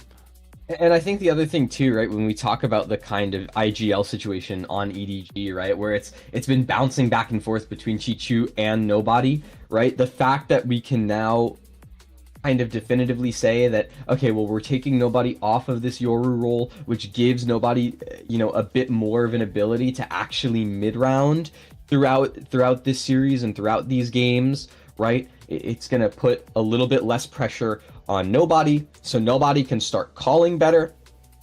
Chichu will then have some of the calling pressure taken off of him, so he should start playing better because it frees his mind up to start focusing on his individual game more. This win, this move, it was a win-win for everyone involved for EDG, and so I want to see what this looks like today against Bilibili because we know just how structured Bilibili actually is. Yeah, and that's for me also the biggest question. How structured is Bilibili in such a high-stakes situation? Because like the pressure is now on them to make it back to the grand finals to beat the struggling EDG, because I think especially when it comes to next year, EDG will look a lot better because they have time to gel as a team. If they stick like this with Jenny, no matter their champs performance, this will be a better team because Jenny is like huge, elite, highly talented player, 19 years old, stepping up to this sort of pressure right now already, and I think now is the one chance to dethrone EDG once and for all. If you're not doing it now, next year it will be even harder. Yeah, so you have to try and get things underway. You want to try and strike while the iron is hot, as some would say. And, we talked about them so much. This is that Bilibili walkout. And I think in general, when you're sitting in top 3 in your region, you're gonna be happy, right? And you can see it on their faces. Where we're doing some meta-analyzing, we're analyzing the joy and whimsy factors. But it's what kind of propelled Bilibili in the first place to being such a force to be reckoned with here in China, was just the, joy and whimsy. There was a time where people were rooting for this team just solely off of vibes. I'm mad that I'm from Europe, and in this case, by the way, because those Bilibili jerseys are absolutely gorgeous and I want one. But everything aside, you already said it. The vibes of Bilibili are always immaculate, and let's see how this one turns out today. Because, as we already said, it needs a lot of mental strength to overcome EDG in those sort of situations. We've saw it, for example, in other sports as well. Like LeBronto exists for a reason because it just needs, so much mental strength. To overcome those super teams in those kind of moments, in those sort of high-stakes situations where it's all or nothing. You need to be on your perfect A game, and Bilibili, they were that throughout the year, but it's a different EDG right now, and Kanka is feeling it. That's a victory lap. Taking a victory lap before the game starts, just running around having fun. But I mean, I think it's high spirits from both sides today, at least to start, on the walkout. And that's just good signs for a good series. We have a full best of 5 ahead of us. EDG versus Bilibili. Map bans are just around the corner. Everyone's on stage. We're just waiting on that quick little fist bump, and then we're gonna have a whole slew of maps to start talking about. Yeah, let's see how the map veto turns out eventually. I think Corode will be banned. I think that's the first thing Bilibili will do. If they don't do it, they have a clear game plan. Because they never played Corode. They have never shown their comp on it. And either they're gonna ban it or they're gonna leave it open because they know what they will play on it and they are confident they can beat EDG. I mean, it's a best of 5. You always have to sacrifice at least one map, right? I don't think you're sacrificing Corode though. I think I realistically think Corode will be banned out. Billy's gonna try and do this the quote unquote honest way. And there it is. Corode immediately banned. EDG going for the icebox. So we're starting things off. Billy end up picking Bind coming into things. It's Bind, Haven, Lotus, Ascent, and Sunset as that map 5 decider. I'm not gonna lie. This is about what I expected coming into today. And the fact that it's gonna be... Both teams have 100% win rate on Bind. That's interesting. So this means for sure that someone will be handed their first loss on Bind this split. Yeah, and someone will stay unbeaten on Bind as well. Until they go against DRG tomorrow. Yeah, yeah, you know, but that's DRG for you. I'm saying this and it's not even going to be played. And it's the first thing DRG is gonna ban. Yeah. I mean, I still think if you're playing against EDG right now, you have to ban Corode. Like, watching them just run over Chile like this, you know, you kind of have to ban. And it's a mirror matchup with the comps. Both are playing double duelist. Both are playing... Oh no, it's KO it's versus KO for Fate. Yoru. Yoru, yeah. Yeah, interesting. So Kong staying on that Yoru. It's the EDG kind of double duelist meta. It's a very, very old and storied comp on the side of EDG. This is something that's been tested and has seen the test of time since 2023 or thereabouts, after that initial Yoru rework so many years ago. And for Billy, it's this double initiator with the Fade and the KO. I'm actually a fan of both of these comps. I don't have anything to pick apart here. You know, I think that Neff does a lot of really excellent calling off of this KO and, you know, can set up YZ very, very well to take really, really good fights. And on the other side of things, that Kong Jenny type of duo where you just have two of the best players in China, if not the two best players in China, going at it, just running it down with their utility, supported occasionally by some Fade information. That could be enough. It's really just dependent on whose shots are going to land first. Will it be YZ or will it be Kong and Gianni? Yeah, that's the big question here. Also, like, honestly, the data for Billy might be a little bit fake because their wins were against Titan and Tyloo. No, that's wins. That's against Tyloo, yeah. Titan doesn't necessarily have the best of splits, but against Tyloo, though, that's wins. But in the end, the last time EDG played this map was in the group stages. We are looking for opponent for DRG in the grand finals. One have to face the Ascension team. Let's go, Billy Gaming versus Edward Gaming. Both teams from Group Alpha facing up, and it's gonna be an early brawl here, it seems. Over towards the short angle, some shots exchange. Jenny is the one Kang is the one drawing double first blood. Neff able to trade against Chichu. Nice movement on long. They're falling left and right, but in the end, EDG coming off ahead. No plant just yet. It was just a tap. Kong and Smoggy waiting for Bike to go down.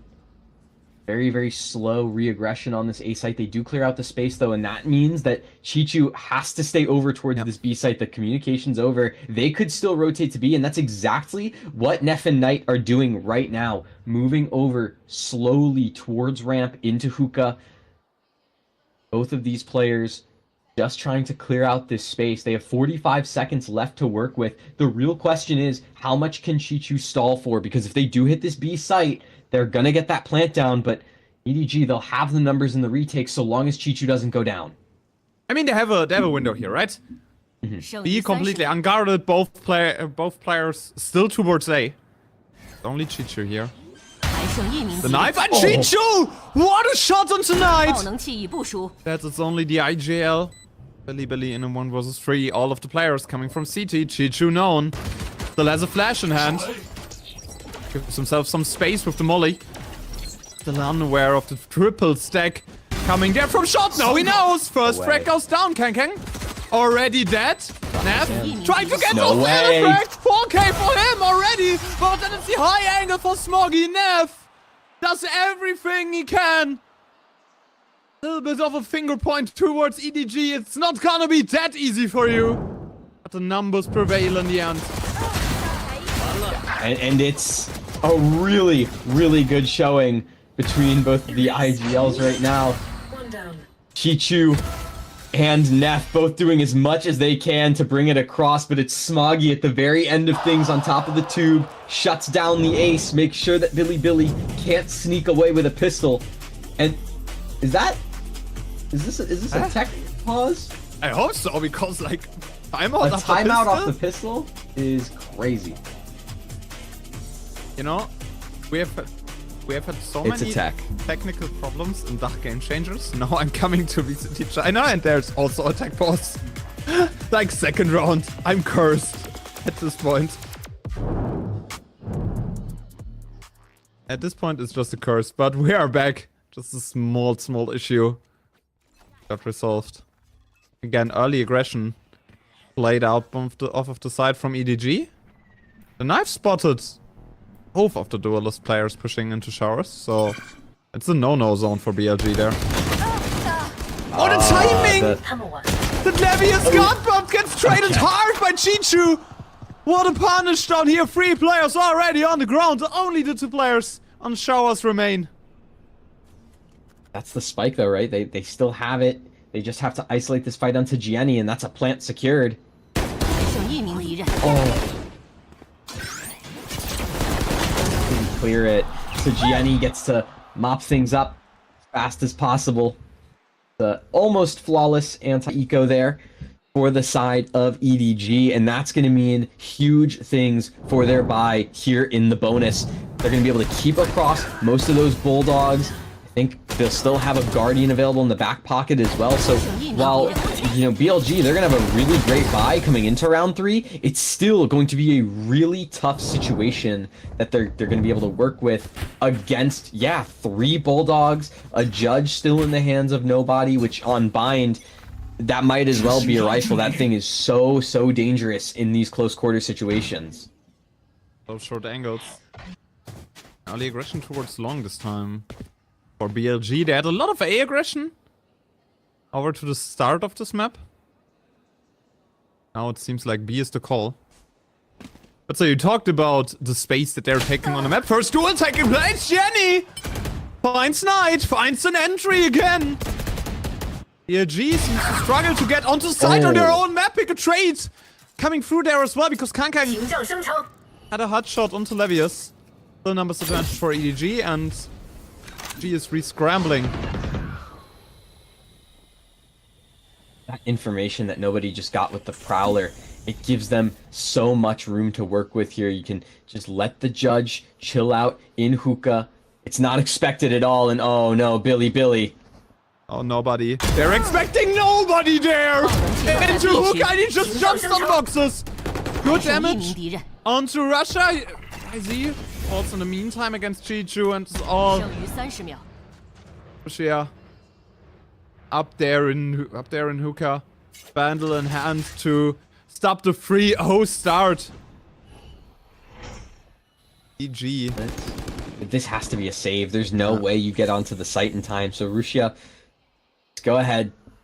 Save that Vandal into round 4. Your team is going to need it.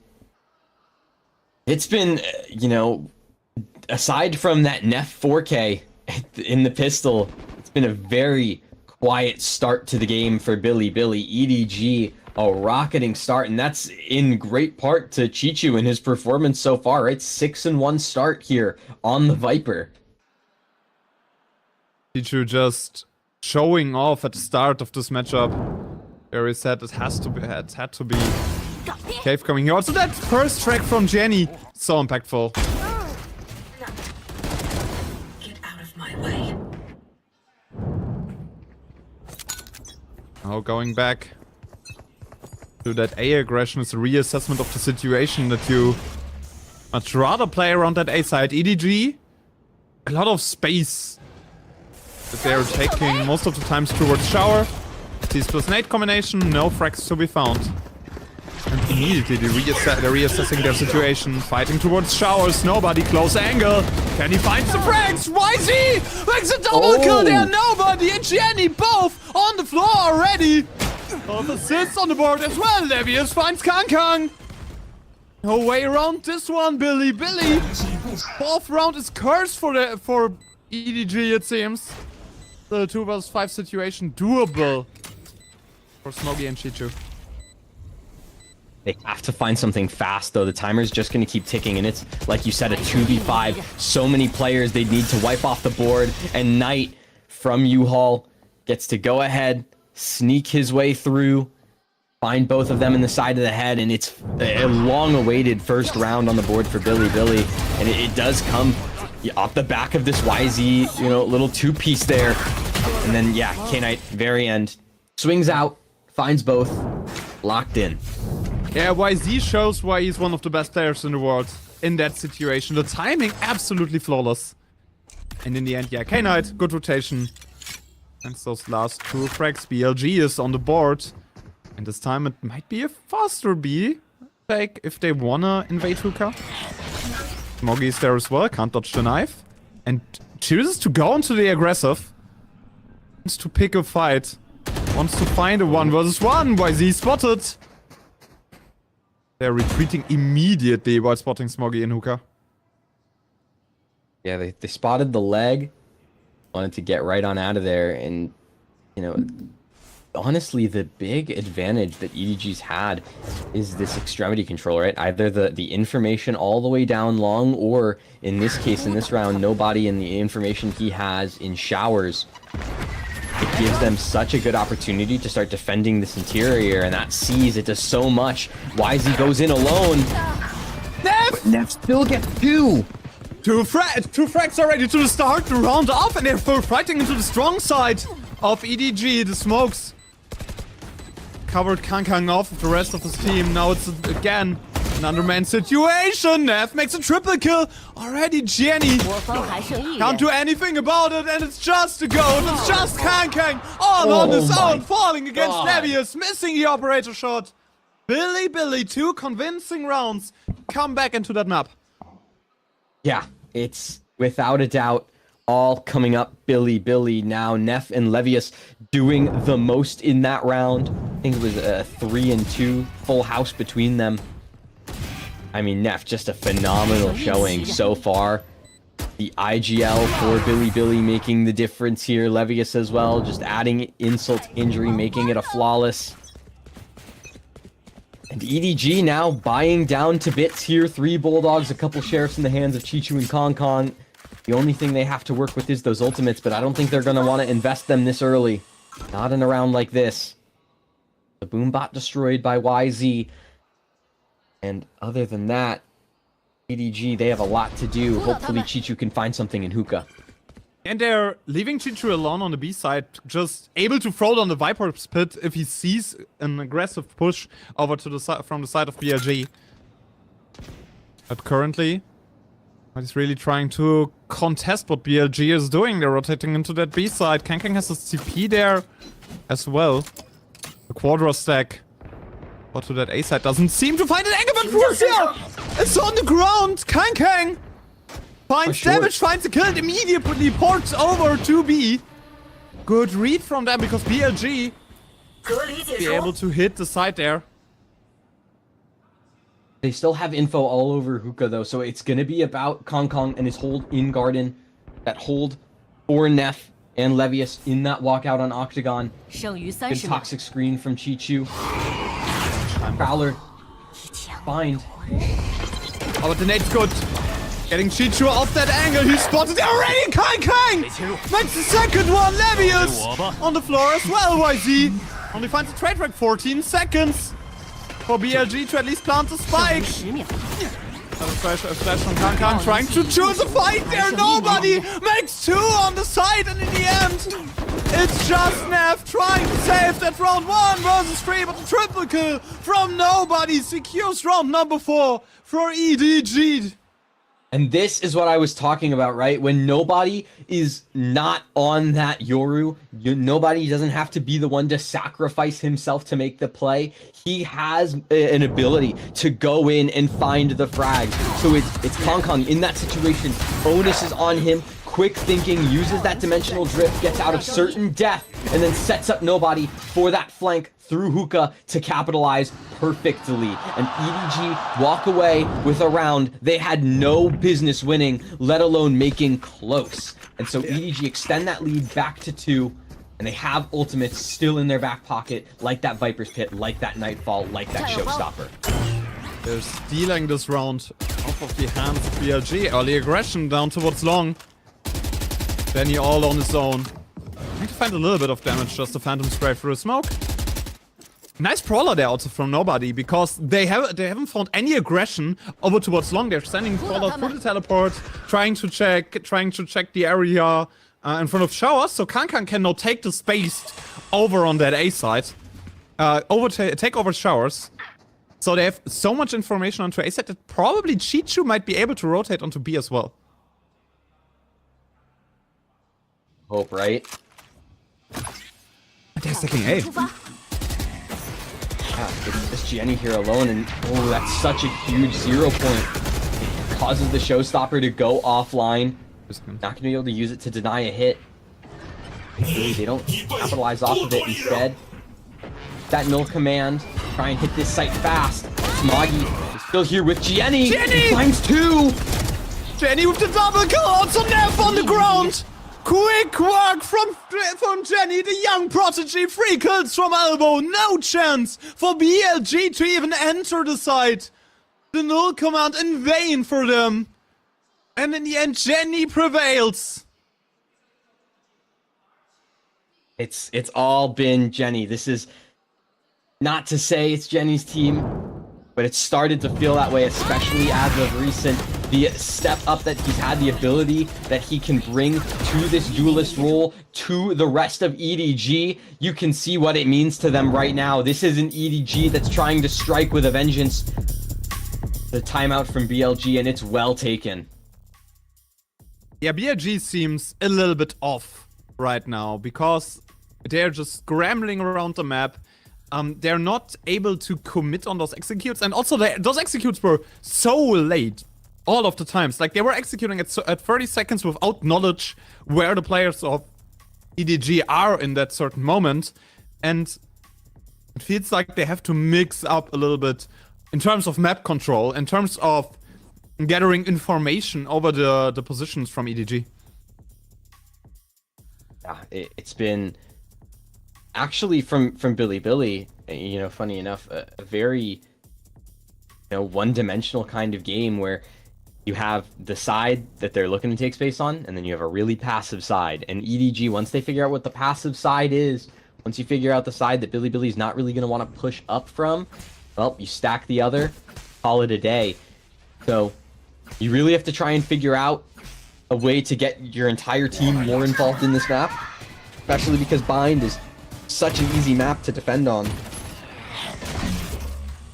You have all those close angles, and I love how EDG plays out their spacing game right now. We talked about it with like the brawler for the teleport, so Kankang's able to take shower space onto that over to that A side. It just gives so much information over to EDG right now, and that's the big turning point here on that map, because BLG can't really fight against that information. Kankang has an angle and a frag! Levius! You're dead! You're on the ground already! Kankang might be repeating that angle. One way forces him away. Keeps him back. And Billy, this is the call to rotate, right? But the problem is, because Kong was able to find that information so early, and they still have that Viper's Pit up from Chichu, it's left Jenny and Nobody both here on the B site. This is still going to be a struggle for Billy, and now you don't have the Viper to try and create presence on A, to try and draw someone else. So these two players, they're stuck in, and they still have a lot to say. And K-Knight probably has to ult here to even get entry onto that side, but the ult comes out from EDG. Nobody proactive play. Onto Long gets a double kill already. Jenny with one on his own as well. No K9, way. the only player able to defend the hopes and dreams of BLG. 6 seconds on the timer, but a 4K in the end for nobody. The proactive ultimate into the garden area finds so much damage over to the side of EDG. And all of the efforts are in vain. Just a great opening play from EDG, right? You capitalize on that Viper's Pit being up in short. You send Kong Kong to just go do Kong Kong things in showers. He does exactly that, gets a really deep pick with that off, teleports right on out of there. EDG are rewarded with that 6th round, and he's looking to try and do it again towards long, but Billy, known better. Just that double play over towards showers. It's a double play towards showers. EDG, again, with a lot of space on their hands. Weapon-wise, it looks okay for Billy. It's only the Stinger on Neff. They find a frag, it's honestly pretty fine. And Neff wants to be behind his team anyways. YZ pushing onto the side. A lot of space already taken by BLG. BLG is just giving over the A side and spamming a lot of utility down. The orbital to strike from the Brimstone already on the ground. Jenny takes a peek there. But no damage to be found. The spikes still not on the ground. They need to push Jenny off of that utility, but Kang already rotated over. All of the players from EDG are on that A side. It's such a hard hold against the lineup of BLG. K9 only able to find one frag. And such an extended fighting over to that side. Kang now falls down. Lucia with a kill on Smoggy as well. And suddenly the numbers advantage is there for BLG and they're rotating. Yeah, this is... Wait, it's a fake. They're trying to draw nobody away from the site. The A site's still in control of Rusia. Now just going, watching heaven. Nobody's gonna swing this though. Oh no! No way! He got the kill! No way nobody finds this one, bringing back EDG into that map. Numbers advantage taken from the Hans. This is all about the flank from Chichu. It's going unnoticed. They have literally zero awareness. Now YZ turns. Might have a timing there, but looks into the wrong direction. Chichu finds YZ in Nev. 1 versus 2 situation. Needs to clutch this one. 23 seconds on the knife. Finds nobody. And they know where Chichu is coming from. Bit of vulnerable down there. They're just waiting for that tap. Chichu is on the spike. Nev doesn't spray it. Pros don't fade. Chichu tried to stick it, but in the end, Billy finds a 3rd round. A timeout coming clutch in a later stage of that matchup here. Yeah, it's just barely across the line from Neff yet again in the clutch. Has to do it. You can see for Billy, it was no easy feat.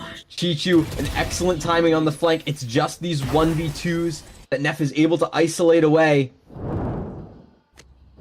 It just barely keeps Billy in this. Now 3-6. Still have a ways to go. At least for Billy, they have the ultimates to work with.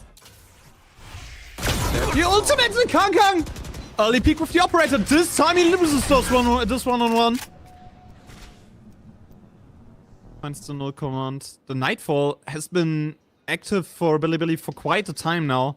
I kind of have to use it to even be remotely close to a second one. His timing is insane. He finds Jenny from behind, but Jenny gets another kill because Levius misses the shot. From behind it, the execute will take place onto the A side. Smoggy has to stay in there. Neff on the ground, but gets pushed out of hookah. Oh, K9 double kill finds Smoggy running away from the enemy Brimstone's ultimate, and it's only on Chichu. Yeah, this one might just be a bit of a save angle. Chichu can walk back to long, grab the op, save it across for Kong because despite, you know, the impressive string of rounds that EDG have been able to get at the start of this half, it's still not perfect in terms of the money. You can see Nobody and Kong both not doing that great in terms of the money game. That op being a huge reason why. So BLG, they're going to be able to sneak away with this 4th here off of some really excellent usage of the orbital strike. Bring it across, get a 4th, bring the lead to just 2 rounds. The question is if they're going to be able to capitalize on that and, you know, possibly get us to a 5-7 half. K-Knight still has that Nightfall. Been sitting there since like 5 or 6 rounds now. Saving it for next half. Yeah, but Kanking losing that 1v1 with the operator, and also like Jenny having a rough timing there. Those are the things. Look at Kanking's face, the annoyance of losing that 1-on-1. Yeah. A timeout from EDG now, I think well taken, right? This absolutely makes sense in terms of the kind of momentum that Billy's been able to put up. This is now, a couple rounds where the retake just hasn't gone your way. If you're EDG, at least in my mind, it's really about going back to that extremity control. But there been something that I've missed?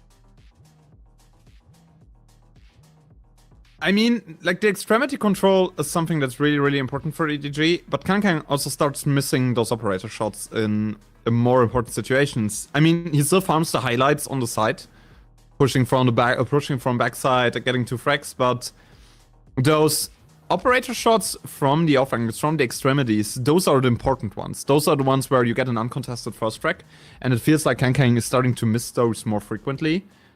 And also, I feel like EDG is always overstacking on the side where they got information that people are, right? And Billy just tries to find rotations onto exactly the other side where they were not spotted. About these rotations for Billy. During EDG's timeout, they were able to cook up something. Nice flash from Neff to get YZ into position, but overall, EDG, B-site hasn't really been a focus for them defensively, but now they're stacked 3 strong here. If BLG try to go fast, this could be a problem for them. Also, didn't really work out for BLG front! The entire map up till now, nobody finds a kill through a smoke, Neff! Gets one on his side as well, numbers advantage still on the side of EDG. Chichu gets his counterpart on the lurk, and BLG in shambles. YZ is the only one who might be able to save that round. They have the null command for Neff ready as well. But are you trying to use it on a round where you're in a double numbers deficit? Benny, off angle over towards elbow, will find the 1-on-1 versus YZ because the smokes are fading. Spotted the shoulder of him. That nade gives him at least a little bit more space. Neff gets into position to probably flash out YZ over there from Hooker. Still triple hold over to the side. Kankang, one of those players. As the operator spotted the hand of Neff there already, but Jenny is dead! 1-2. YZ gets the kill onto Smoggy, and now it's just up to Kong Kong, and he walks out. YZ catches him out. Null command was just used. Add insult to injury. Now Chichu 1v2, he's done it before, he's made things close from this position. So much utility he has to work through. Pain shells was the bulk of it. And now it's just the fact that it's a 2v1, crossfires can be held from every which way. Neff just trying to play safe in elbow, buying time, waiting to get YZ to reposition. Jump peaks just good to try and buy more time with all of this pressure being taken. Chichu, all of the time that's ticking away, you've cleared out long, but at what cost? The spike. Still have no chance of BLG peeking you at all. And it's Billy to walk away from a execute onto a stacked site with the round and an op. Why is Chichu playing with time when it's ticking away? In the end, round for BLG, you already said it's the execute onto the stack side, and everything goes wrong for BLG there, right? They're getting the first frag falls onto EDG because Jenny has a high angle onto K-Knight. Then there is a second one for nobody. He gets traded over from the smoke, but numbers advantage over to their side. And then YZ happens. And there's no way around saying something else. YZ just happens. Yeah, that truly is a YZ moment, and now he's got that op in his hands for the last round here, taking that long control. This is what Billy does best. Set up YZ, and it's starting to snowball here. And the fact that you have Neff, the IGL 13-8 with 11 assists to boot, just too much for EDG to handle. Kept it under wraps for now. Foggy, the sole defender of long. You have Jenny who's tucked in hookah. What's still up? The Nightfall for K-Knight. And nobody. Showstopper has been taken by YZ. Finds the frag onto Smoggy. The smoker already dead. Jenny pushing out Hookah. Here's the players there, Lucia. Able to get a constellation kill up there, but numbers still into the hands of BLG. Chichu. Nobody both moving out of the teleporter. YZ finds Kankang, and now both positions are known of the EDG players. K9, the flash, a kill onto nobody, and it all looks like a convincing 6-6 halftime here. After EDG took a 6-2 lead. Seems like they're throwing away their advantage. Chichu 1 versus 4. Situation where you can't really do much. Akenda needs to fight it because it's the last round anyways, but what will you do? Spike is ticking down. K-Knight gets that last frag. And with that, it's down to 6-6. BLG is back. Billy's back. 6-6 half despite the tragic start. 3-0. EDG looked like they were gonna run away with this, but bit by bit, Billy has found their way back to a tied game. We go into the next half, side swapped, and it feels like a chance for Billy to really start to dig their heels in, right? But it's EDG on that attack with that double duelist comp, and we know just how strong the Yoru can be, how fast he can rotate, the chaos that Kong can cause. And that's going to be the key for EDG coming into the second half, is what is Kong able to do? How much confusion is he able to stir up? How much can they play with the rotations from Billy to find themselves pathways into these sites? Yeah, how much can they just get BLG out of their comfort zone, right? Because if they get comfortable on defense, this one will be a hard stretch to pull off for EDG, because especially once YZ got comfortable fighting on that map, he was just so good with those entries. And I think they can do the same things on the second half as well, because like they will have huge elbow control. They will have like a good overall control over their sides, because the KO just can flash YZ into position with the operator. And that's the hope, right? Is you get this YZ operator online early. But if you lose the pistol and you start to have some economy struggles early into this half, it's going to be really hard to get yourself that momentum. And so then the fear is you're only going to be able to buy that op once in a slow half. Is that really the only shot that you're going to be able to take? And are you sure you're going to hit that 100% of the time? The question. Another pistol. It's a new setup for Billy. Neff chilling out. 13, 8, and playing 13. the information game. Neff is 13, 8, and 13. Yeah. He's just farming on that map up until now. The next highest player in assist count would be Rushia or Nightwitz. Or no, that's not true. Smoggy has some. So, still double the assists of any other player in this. Nearly. But we can only count to 4, that's okay. That's a bit of a little bit of information game here from EDG, nobody. Sends Prowler into Hookah, spots one player. IZ goes to a duel with Chichu. Wants that 1v1. Wants that pressure over towards Showers, but I don't think Chichu is aware or is nearly ready for what YZ is doing. He's standing in front of Showers. Kankang's head already spotted. They're trying to execute onto that side, Jenny. At least fights Levius, but Neff also with a constellation kill there. Jenny kind of saves the round here for EDG. Neff has rotated. Best player on the server up until now is there to fight the situation for BLG, but K9 rotated into their backs. From behind, Neff is approaching. Smoggy can only find one kill. But that's not quite enough. BLG are taking the lead. It's that flank from K-Knight again. These flanks on this A rotate are so crucial. And the fact that Neff does so much work over in U-Haul, in lamps, to distract the rest of the team from the eventual K-Knight flank is so huge. It takes out Gianni, puts Smoggy in an impossible position. And BLG are rewarded with that pistol, and we talked about what this means. It means that YZ can get to this op a lot earlier in this half. Sure, it's going to be an expensive buy to start, but that's because you want to take this anti-eco rather cleanly. So Marshall, hands of YZ. Sure, there will be one in the hands of Kong Kong as well. Well, it's not like Kong Kong's the only aimer, but a triple swing out of the smoke, that makes things a little scary now because YZ's alone. YZ all alone on the side. The plan should go through for EDG, but the nade's in good timing. Nobody's dead. Oh, he survives barely with the skin over his tape.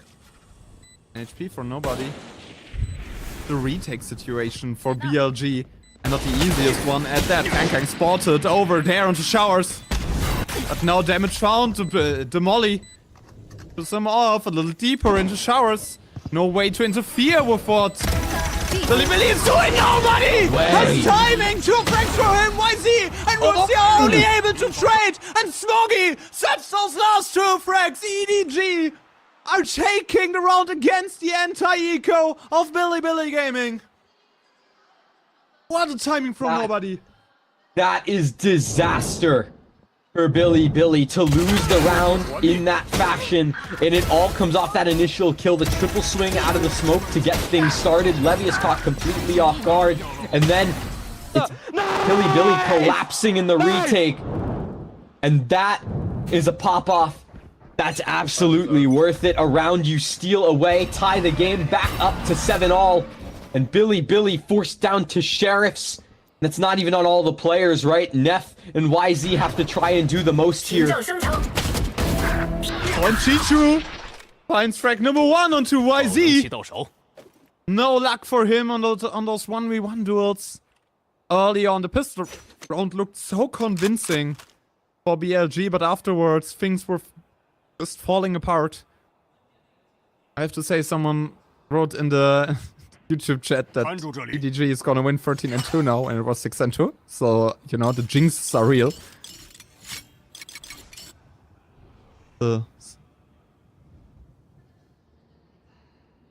Oh, I see when it was 6. Yeah. Yeah, it didn't click in my head just yet because I was like, we're 7-all. But I see what you're saying. Yeah. I mean, still a chance to do that, I think. Maybe not on bind, but at some point. But in this round, I think we knew what was coming after that initial kill. Gonna be that plant. Billy gonna look to try and die to the spike at the very end. The question is, how many be able to find on a lurk? Should he want to go hunting? Kang is the one trying to hunt down there. Neff already on the ground, and now no access to the spike area, right? That explosion radius doesn't go this far. Yeah, just waiting for Kang to approach. And he doesn't find the kill. Smoggy is right behind him. A double kill for him as well. Make it 3. And EDG is up 8-7 again. They reassessed their situation and managed to bounce back after losing 4 rounds in a row.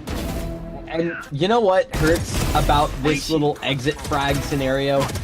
It almost would have been better to let Kong get it, because now, thanks to that 3K from Smoggy, there's an orbital strike online, and when you talk about versatility with ultimates, this is probably up there for the most versatile used ultimate in the game. And so the fact that Smoggy gets it online here in round 3 of the half, or round 4 of the half, right? It's round 16 overall. That is going to be so crucial to how the rest of this half plays out, and you can see it used already to clear out the front shower. That's a little early in my opinion, because like EDG didn't, BLG didn't really play it that angle really. Yeah, but interesting look use at the space Jenny has, the smokes that it's forced out from the side of Russia. Russia has no more smokes for the rest of this round. Oh, so much. That's so much hot. space. No way. No way nobody checks this. Never. He is. What? He does it! He checks it and finds the kill K-Knight on the ground. No way to recover him there, but Neff and Levius pushing over onto that A side, but no, EDG knows that A is their strong side, B is the weak side, the one that you can easily hit. Oh, no. Some problems for Russia. If he finds that fractal round, might be a little bit more doable for BLG, but with him falling onto the ground, there's a lot of space and a lot of timing for EDG, but nobody doesn't look into CT. Gets killed there from Neff. Numbers advantage. Over to the side of BLG, YZ.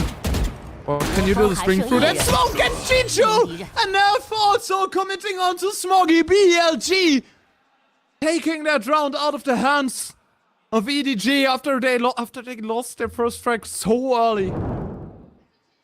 Neff has like the best timings that I've ever seen, and it's really great kills from nobody. It's that great initial pick and that frag onto the site, but Billy just take their timings beautifully, play the rotation game perfectly, and you can see the fact that we're tied up 8-all and things are just so close is huge. And I mean, this performance from Neff is just ridiculous.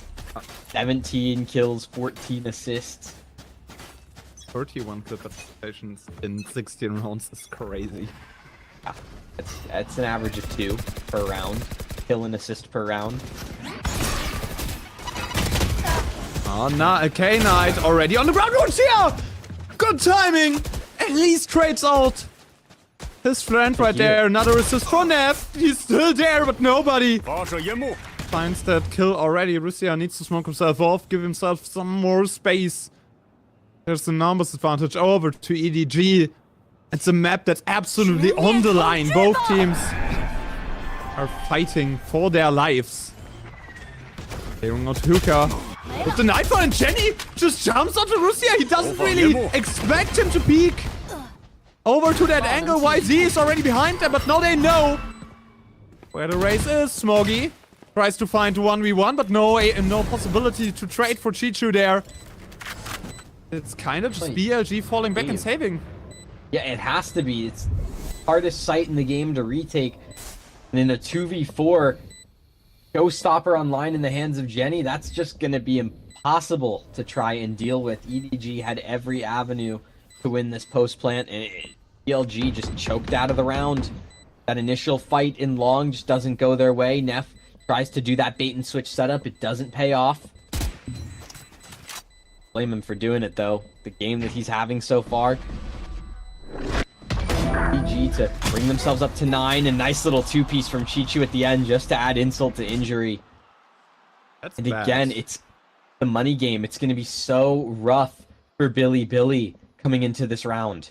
EDG is now in complete control of the economy of that second half. Like, it's always pressure for BLG right now, because if you lose a round, then you will be on an eco. Every time. I don't know what Russia is doing there, right? He knows that people are approaching from... might be approaching from Hookah, but he doesn't really care if YG just jumps in, if Jenny just jumps in and finds that frag, and it seems like a little bit of unawareness over to the side of BLG on all angles. Looking at the mini-map. Billy now. The second timeout, and it's well used, right? You're down 8-9. You're in a really rough buy of things. I think you're maybe able to scrap together some form of resistance to try and deny double digits. It's not going to be necessarily easy. Grab 10. Remember, this is the start of what could be a marathon of Valorant for lower final that decides who gets to be a top 2 seed out of China. And in a situation like Champions, where every team's going to be able to put up a fight no matter what, every little bit of help matters. Yeah. Billy, it's 2 judges from Russia and Levius. Everyone else, pistols and stingers. Really need to fight those closer angles, right? I mean, you have one player over towards Hookah, you have one player over towards Lamps. Those are the angles where you expect You judge to play, and K-Knight. A little bit of baiting for Lucia. Once he's pushed off that angle with flash, it will be just Lucia swinging around. But still, EDG very, very smart about what they're doing right now. They're just trying to fight those longer angles first, and then later commit into smaller areas with more utility. Valor. Finger revealed. Edge not so much. Is that Billy, they have 4 ultimates to work with, so if they find an opening, they can very easily capitalize, but no openings to come just yet. Instead, it's going to be that plant full 5-on-5 retake. Yeah, you already said it's the hardest to retake site in the entire game. Okay, so flash is available, but no, where does Russia D2 makes 2! And Uka, both players are dead! Nev only able to find 1 constellation kill! And instead traded off from Kang. Levius all on his own! Alone over towards Spawn, where it all began in that round, and Levius has no chance in retaking that side with a judge, just waiting for exit frags or dying to the spike. And it's double digits for EDG on the map pick of their opponents. Billy. On their attack side doesn't look too clean. They're just hunting for another frag. Levius finds one onto Kang, doesn't find Smoggy. And with that, it's double digits for EDG. At the very least, you're forcing a decently heavy reinvestment out of EDG, right? 3 players go down, forces those, all expensive rifles back into their hands. You're trying to keep the economy in check, but like you mentioned, the economy for EDG in this half has been completely under their control. They've had so much momentum helping them. You can see, look at the bank right now. The worst that anyone's doing is 2,800 in the bank in the hands of Jenny, and we know that he's good for a couple of kills to bring him right back up to speed. For Billy, you lose this round. It's another eco. EDG knocking at the door of match point. Map number 1, which is your pick. A map that you've been undefeated on throughout the entire split. Sure, EDG, a similar notion. Like this is a map to stomach the loss of. Since EDG had like 1 plate bind over the whole split, which was against Trace, back in the group stages, and ever since then they just ignored that map. On the other side, it's a staple for BLG, one of their maps. Haven is a little bit more balanced, Lotus as well. But let's see how this one turns out. YZ has the timing, but nobody finds a headshot! Gets the kill onto his opponent, Nev only able to trade against Jenny. In theory, they have an ultimate to go onto the side, but they're already rotating towards Chichu. And so much space for Levius! Just waiting at the teleport! They're just running into his arms, Russia! Still falls against Chichu, but the threat of Levius still looming on that teleporter. Spike has been picked up by Kang, but he can't turn his back towards the long angle over there. They're all going through their teleport. Kang trying to plant. Nightfall's going down there as well, into the Viper's pit. Chichu is low. Don't do the drop. That sneaks in from the back and gets 2. That's they sneak away, and in a crucial gun round, they grab a 9th. They grab round number 9, Nev. They can't hear his drop. And he's just dropping there as an impending doom for EDG. They're making it even closer once again. Nobody. That can Levius. So impactful on the timing. What's this map, Ancient? It's just pace into pace into pace, and they're just running at each other. Welcome to Valorant. Welcome to VCT China, the most exciting league in all of Valorant. And look at this. Levius Viper's Pit available, used towards short to try and grab double digits. Tie the game back up at 10 apiece. This is a round where you could really start making a dent into the EDG economy.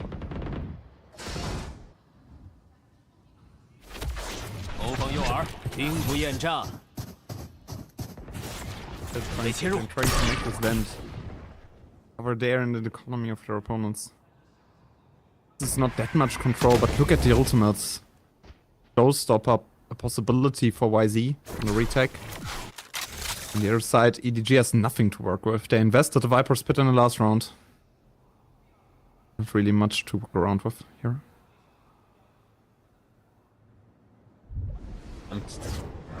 Fine, kind of choked out over towards B long. Eventually the rotation's going to be made. They don't want to go into the Viper's Pit. They don't want to try and stuff their way out of showers. East side, it's the strong side, right? K-Knight, Neff, Rushia all here. Hookah is such a crucial piece, and it being delayed with this incendiary, it's just going to take more time off the clock. 30 seconds now left.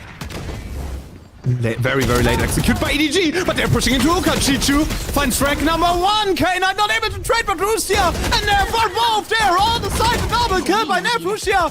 No bullets left. Neff makes a triple kill from the backside already. 1v2 for nobody. He doesn't find the kill onto Neff. It's a quadra for the enemy. KO standing up. Aura farming. The IGL of Billy Gaming is up on 25 kills here. It's just insane looks from Neff. Like you mentioned, 25 kills strong in 20 rounds while calling for this team, doing it on the initiator, on the flashes here. Trying to drag his team across the line, and he's doing it in a perfect fashion. EDG now forced to use that second timeout because these looks, these kind of quick executes that they've been doing, they haven't been working. Billy's been reading into them perfectly. Perfect reads. That EDG is getting over, that BLG is getting over. Like, Neff is a monster right now. It's just like Dark Souls boss approaching. Once you spot his shoulder, it's just this short moment of boss music just playing in that background, and EDG needs to find a way around this one. Those late executes that doesn't work out for them.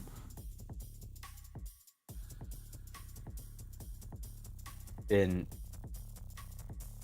very, very solidly played couple rounds here from Billy, and the key for EDG is, you know, they once had such a foothold over this economy here in the second half, and now that's starting to slip away thanks to those back-to-back rounds that Billy picked up.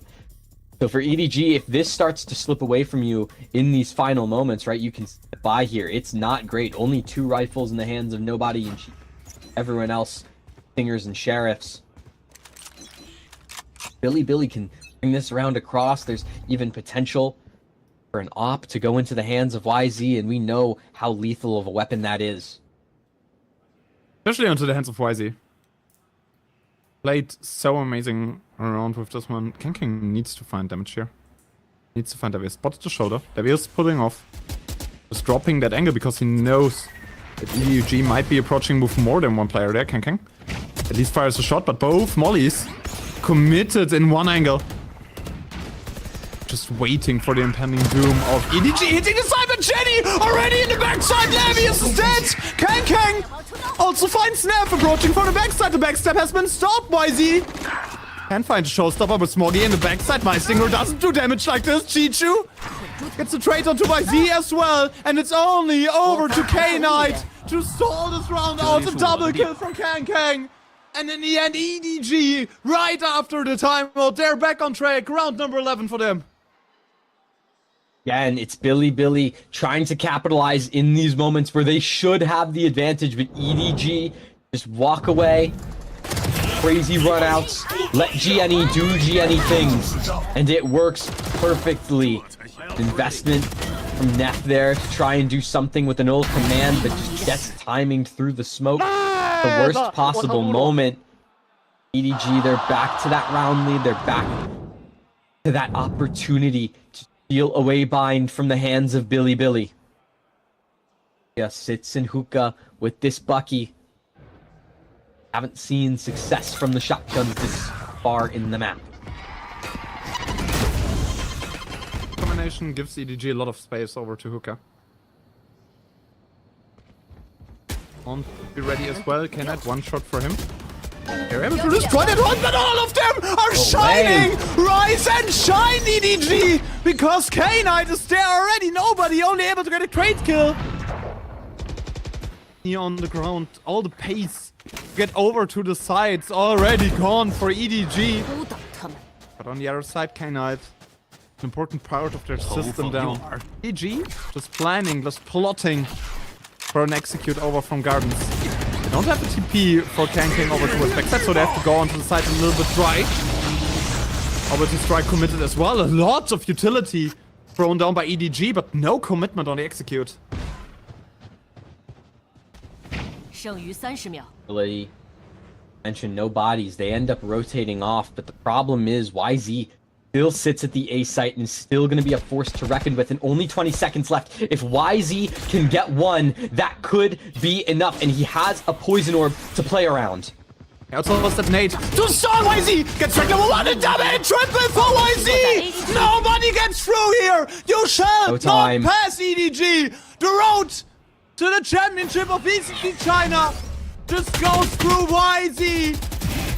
And he still manages to get this momentum from the regular season, from the playoffs going. A triple kill for him. Because EDG were scrambling, EDG were panicking to get on site, and YZ commits on this one. And that's a huge round in terms of momentum for Billy, right? In a situation where you think that EDG might be able to sneak away with it, a map where YZ, for the most part, has been quiet. It's been the Neff show to bring Billy a lot of these rounds. It's YZ to step up in this crucial moment to bring confidence back to your star player in Billy, and you've made sure that we're going to all 24 in map 1. First map. That's map number 1 of potentially 5, Ancient. And trying to get onto the side, but Neff just picks up a kill there. A real eco here for EDG. YZ gets another one. Jenny able to trade this one as well. Neff just fights in his own molly. Are you kidding me? Oh, but no kill to be found.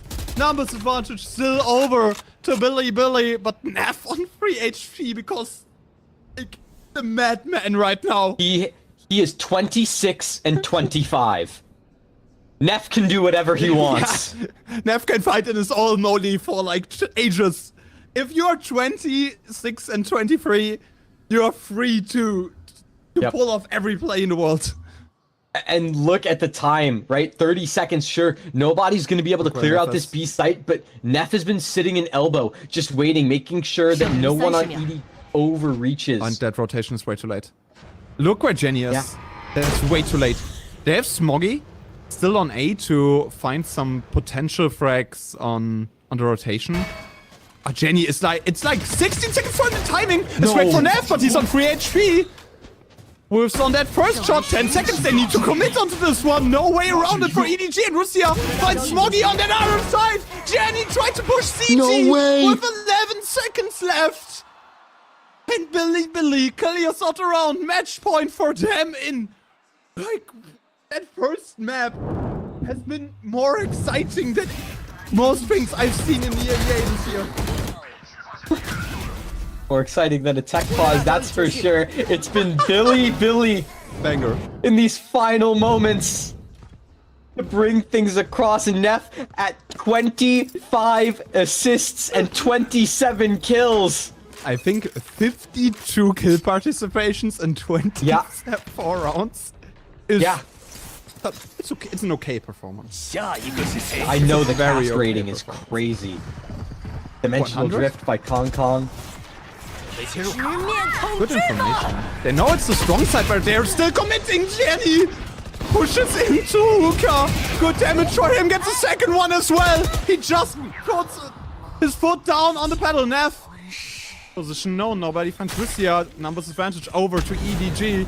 We talked about the potential overtime on the horizon. K-Knight has ultimate as well. Uses the Nightfall. It has to be Neff and K-Knight though. Man situation here. 2 players in Hookah. Nobody finds K-Knight. Neff, the IGL, the carry. In the 1v3 situation, knows where both players are. Half Spike does get a half. No way. No way. Neff shoots himself in a 1v1. It's only down to Shorty Chichu. only? And Neff tries to push this one, but expects Chichu to go around from the other side. Timing is crazy, but Chichu gets around. We're going to overtime. Death just barely can't get it across despite all of the work he's done so far. It's EDG confirming overtime in map 1 of what is geared up to be the craziest lower finals we've ever seen. I can't. This is a whole workout casting that serious. And it's just map 1, and we still haven't even ended this first map. Neff is at 29 and 25. The next highest in terms of kill count is nobody at 20.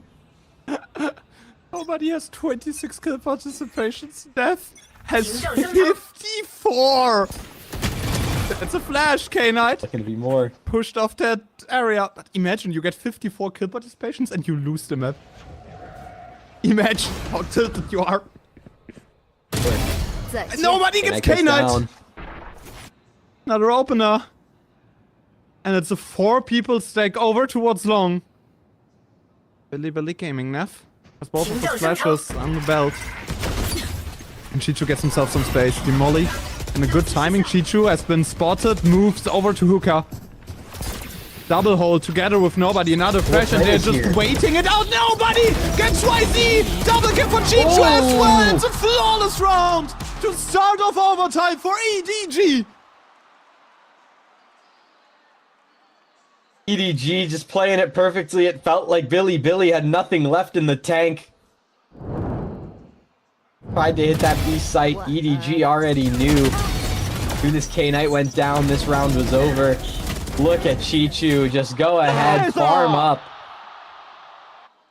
And now all of your hopes rest on this one round on defense.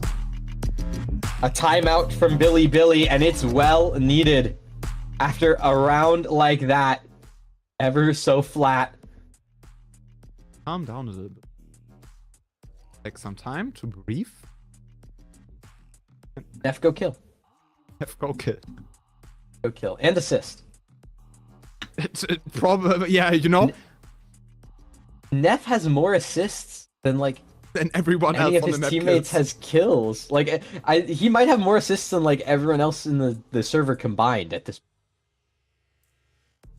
Neff has probably more kills and assists combined than everyone on the server.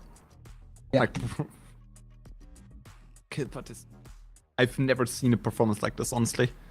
Like, you see like 30 bombs and stuff like this, but 29-25 is like a stat line that's like, what the hell? This is demonic. Yeah.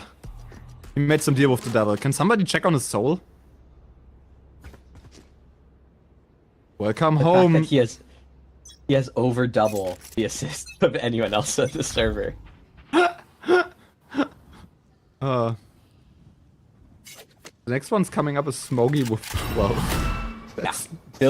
Billy need this round if they want to stay alive here in bind. Do or die. Kong trying to frag his way through. K-Knight has to back away from long. Billy, Neff's rotated over. Big Brother's here. Dark Souls boss. Millennia of that server. Ready to fight onto EDG, but they're playing a slow attack once more. Now there will probably be a peek onto Hookah once the bot triggers. The bot won't trigger. Lucia has that high angle, but Nate sees combination pushes him off there. Neff can't convert the frag. K-Knight. One who's able to trade out there makes a double connection. Triple off. They're pushing through that smoke, but nobody fights K-Knight. Now they're able to trade 2 vs 2 situation. Levius in Hookah already. Jenny. They're double swinging him. Jenny gets the kill onto Levius, and it's all on YZ. On the quiet superstar of this map, he finds Jenny. Only 1 versus Chichu. He was in that situation before. Can he do it? Backside. Wait for YZ to push out, and Chichu gets it. EDG steals away the map pick from BLG in what a fashion. 55 kill participations are not enough for Neff to convert the map. 29 and 26 was the stat line from Neff, and still is a loss in overtime for Billy. And that is a heartbreaking way to go down in map 1. You can see as they're walking off the stage right now. It is so rough, but it's insane to me that Neff isn't going to walk away as the MVP of this map. Neff isn't walking away as a winner of this map. Because honestly, like, you make 55 kill participations and you're not winning the map is... Like, I don't know if someone in the production can check this one, but did this ever happen before that someone get 55 kill over 50 kill participations and didn't win a map? I'm not quite sure if someone in VCT ever got 55 kill participations. I'm gonna look at least in China, and I should be able to tell you, but this is still ridiculous, and it really is a death by 1,000 cuts for Billy, right? The fact that it was only Neff for this team that was able to go positive throughout this map, right? You're looking at Neff at 29 and 17, and the next highest player would be YZ, who still went -3. Yeah, at 18 and 21. I think that was like one of the craziest performances in loss I've ever seen. Because, like, I don't know. We have to talk about EDG's prevalence here, right? They were multiple times on the cusp of defeat. It seemed like BLG had the momentum and would be able to convert this one to a win so often. Like, this play here on YZ, where they converted round number 11, was just so crazy. But EDG pulled back, and they came back from the cusp of defeat, winning in overtime against the BLG lineup that looks like they're ready for a fight. They're ready for a 5-game series. But this first map was absolutely crazy. Oh, you do have comms upcoming for EDG. 我看让他反点刀锯出来吧。王肉倒是有毒的，我俩可以毒雷。我没有雷了。他这不是已经摆了吗？兄弟，还有。一会儿 B 大看到人你就起毒点。可以，我跟你双架了，你得提醒我。好，我看主心的。剩余30秒。20秒。转 B， 起毒点，打了吗？我给多。提，包掉了。我能闪一颗，屁股的闪，多少圈？140，nice，上场，闪电旋风劈啊！ Yeah, and in the it should be. I'm sorry, nobody did an amazing job, but can we have the stats for Neff, please? I kind of like, nobody was nice, but like from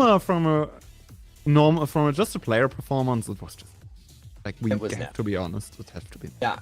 But listen, nobody on the other side of things, right? We talked about him coming into the series today, right? The fact that he doesn't have to be on the Yoru duty anymore, right? And it goes over to Kong's responsibility. It frees him up to play a more comfortable role. And that is this recon initiator that he's so good at.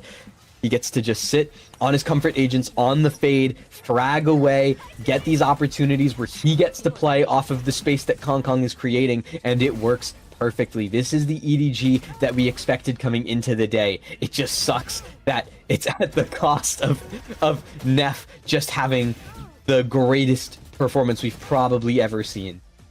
Yeah, Neff probably has the greatest performance on all of VCT China and like lost out in overtime against EDG. It was just like, I don't know.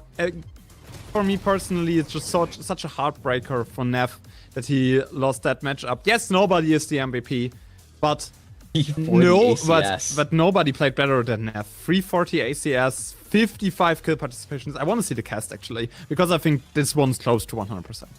I can tell you. Here, let's go grab the cast for a certain Billy versus EDG map 1 of Bind. The cast for Neff was 85%. So 85% of rounds. A lot lower than I expected it to be. Yeah. You know, he did happen to have, 3 first bloods in there. And speaking of first bloods, EDG was...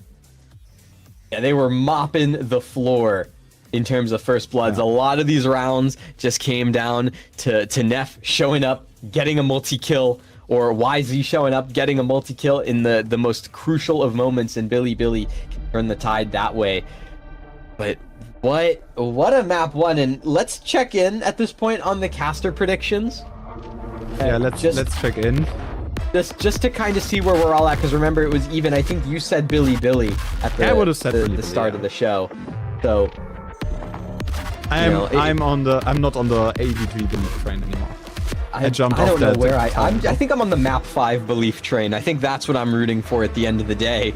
Is let's see if we can get to sunset. But in order to get there, we'd first have to get through the next slew of maps, including Haven, is going to be up next. And if map 1 went 14 to 12, we can only go up from here. So don't go anywhere. Map 2 of Haven of this banger lower final will be right up after this. See you in a minute. Bye.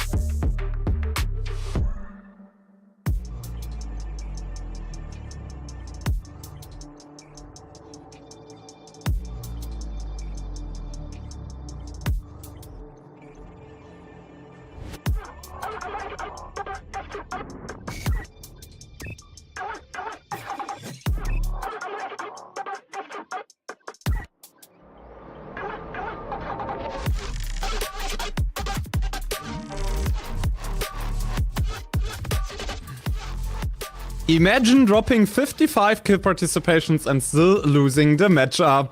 Nev couldn't imagine. And with that, welcome back to the VCT China. My name is Darakamas, and next to me there's Ancient Angel. And this one was quite a map, Ancient.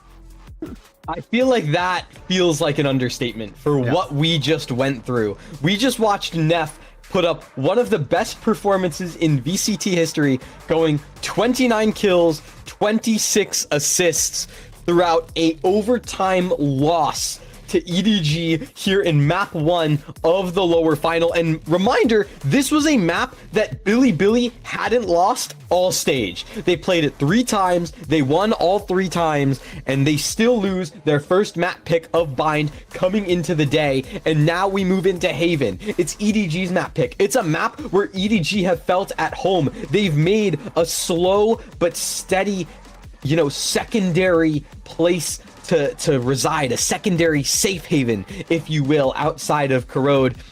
Now we found ourselves on the 3-site map of Haven, and EDG, there's a real shot of them going up 2-0 in this series.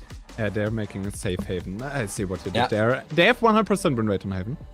They won against Lu and JDG in playoffs and group stage, and Billy lost against Dragon Ranger but won against Trace there. So, you know, similar track records. I'm intrigued of who's gonna take this one home, right? Because both can play the map.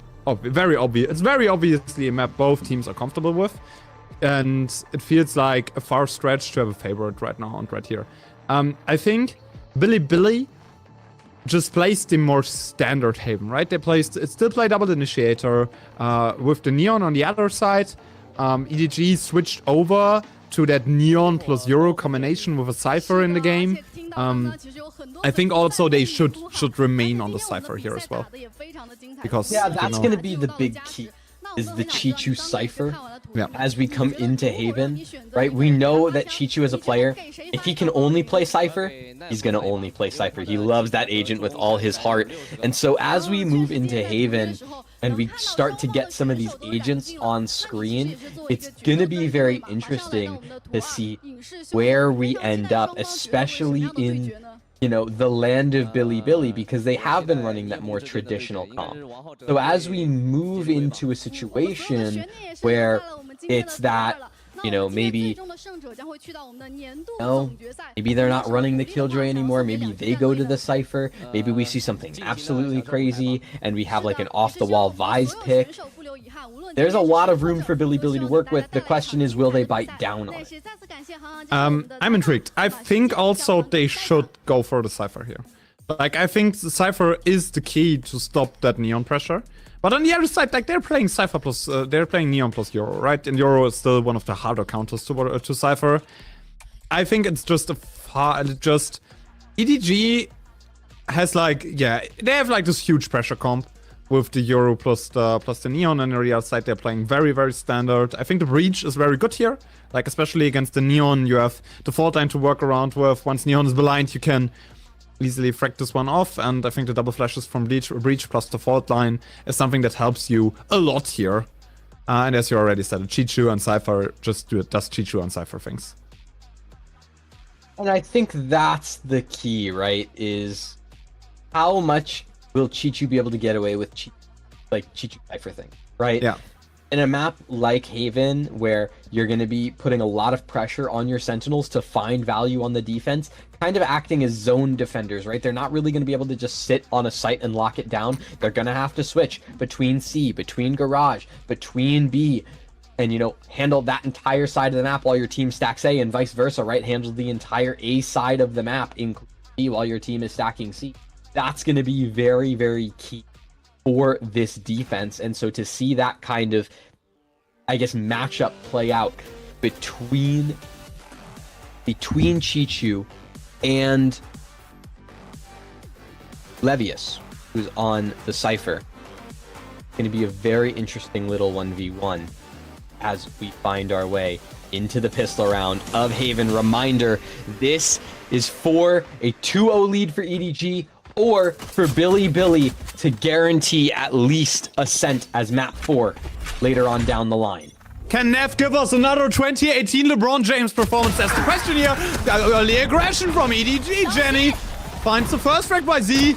Also gets the kill against Chichu Smoggy. Great there as well. A double kill by YZ already, but Kang brings the numbers advantage over to EDG. Neff. Get Levius. On the ground, Levius has great learn here, but gets taken out by by Jenny. The 1v2 for Russia in the end. 25 HP on the board. Nobody finds that last frag. First round by EDG. Yeah. EDG, just go ahead, walk away with the first, call it whenever you see fit. It now puts you in a very interesting spot because this is a map where in theory your attacking side should be doing much better, but you got red. They knew you wanted to go for something over towards the C side of the map. EDG just stack it, take you out. Levius gets caught out on that garage lurk, and even though it was a 1v2, nobody had Rushia's every move read down the letter. Walk away, they get that anti-eco started. Okay, Partial from Kong Kong. So good. First strike here for him. Early aggression punished. Like, hello and goodbye. Yes. Get yours, get out. Billy, now in that tough spot. They don't have YZ to work with anymore.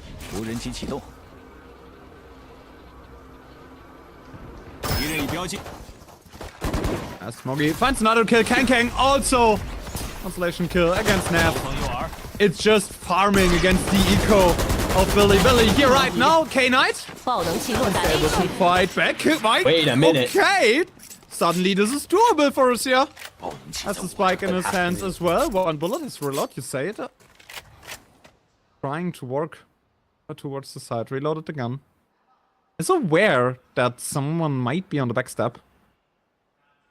That's what he's turn out to 1v1.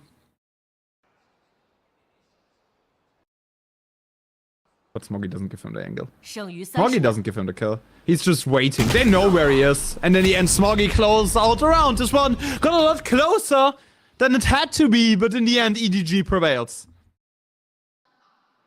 Just barely. They drag it across the line. Sure, it's expensive. Sure, they're probably not going to have the greatest of bonuses here in round 3, but it's at the very least something to work with. And it's, again, these openers from Kong Kong. That's a little bit of a silly fight, but yeah, the fact that Kong Kong is still online, still going in full force here is huge. And the step up these last couple rounds from Rusia is something that you're going to want to watch throughout the rest of this map. One who was relatively quiet on the Brimstone on map 1. Russia. Great step up so far. Back onto the Chichu. Already taken out. I mean, Jenny has the Neon Classic, the Bucky, but Kang falls down to the backside. Already small weaponry for EDG, and it seems like everything goes the planned ways. EDG wins pistol round, wins follow-up, but loses their bonus. The small weapons on hand. As I said, Jenny has like the Neon staple with that Bucky, but possibly not able to get a lot of frags in return here.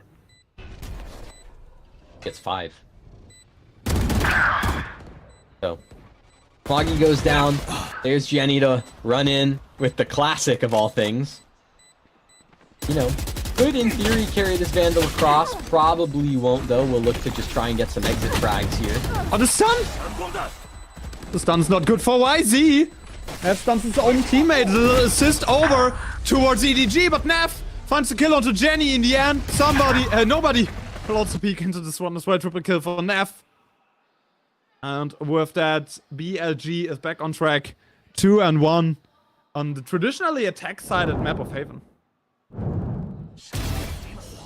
Yeah, it's the first, you know, yes, technically gun round going the way of Billy, but you know, it was a bonus for EDG, and the fact that they are able to make it, you know, a little bit costly, right? They do get 2 rifles out of the hands of Billy. Versus that reinvestment, Levius on light shield. Full rifles across the board. That's the key here in round number 4. Light shields are still something that people generally play around if you're not facing the threat of an outlaw Russia. The threat of Kang might not be enough. Levius also finds Smoggy. The over-aggression hard punished for EDG. Camera of Levius.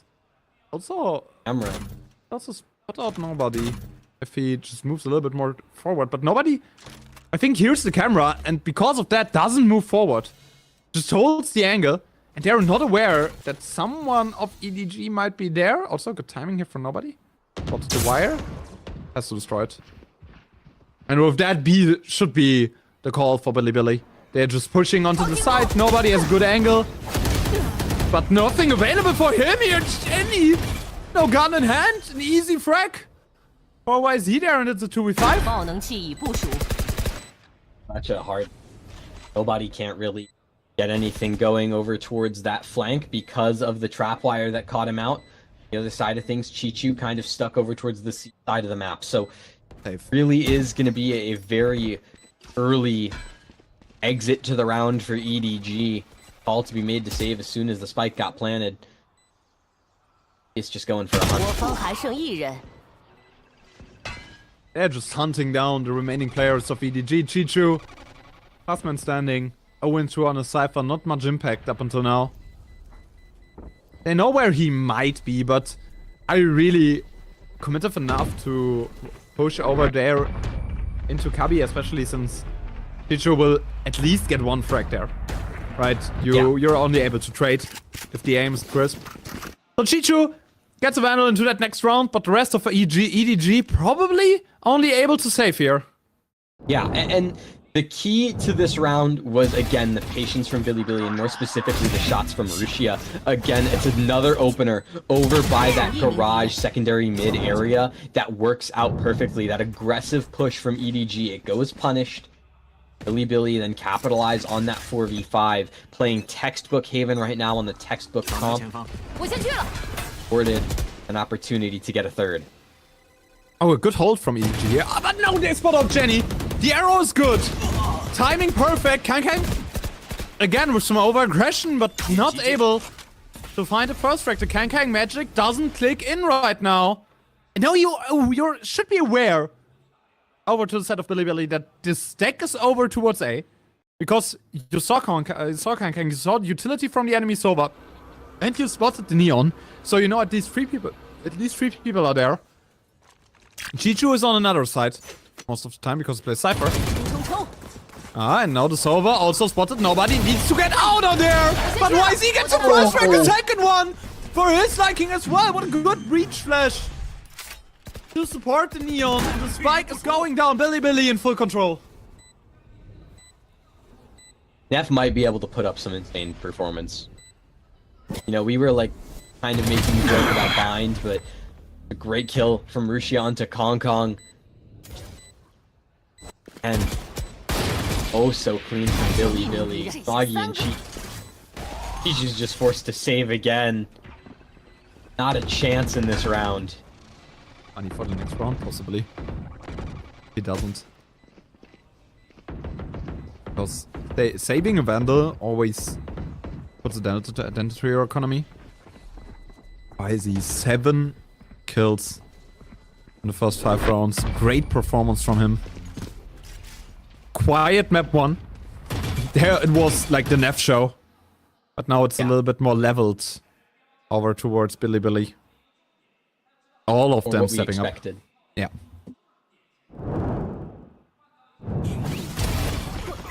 Imagine the team talk was very somber after Bobby. But, you know, it's a really solid start for Bilibili here. Not like they're playing the catch-up game right now. They have an opportunity to extend the lead. Fair few ultimates on both sides, right? Overdrive being one, then Dimensional Drift or the Rolling Thunder, depending on whose team you are. And From the Shadows should you need it, but, you know, From the Shadows. It's a From the Shadows, right? Who's there already in the early game? Jenny has to push back. He has the overdrive ready, essentially. A lot of ultimates to be committed, but nobody uses one at the start of the round 5 versus 5 retake. Now it's a Dimensional Drift for EDG. A lot of information. The overdrive coming out from YZ, spotting 3 people. Hunter's Fury as well. What an ultimate heavy round right now. Jenny is the one drawing first, but YZ trades against Kankan. Quiet best of 5 from him. Up until now, YZ makes a triple kill. The overdrive. He's just running circles around EDG. Nobody out of the smoke, but 2 kills for Neff in his pocket, and he's just farming off the remaining players of EDG. It's the lead for Bilibili Gaming right now, and a confident one at that. And the greatest part is they didn't even use the Rolling Thunder. It's great looks from YZ on this overdrive in the chaos of this retake.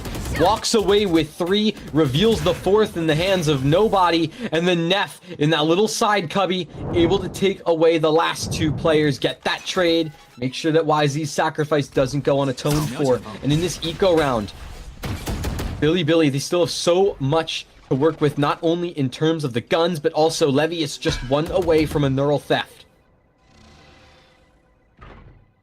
Again with aggression.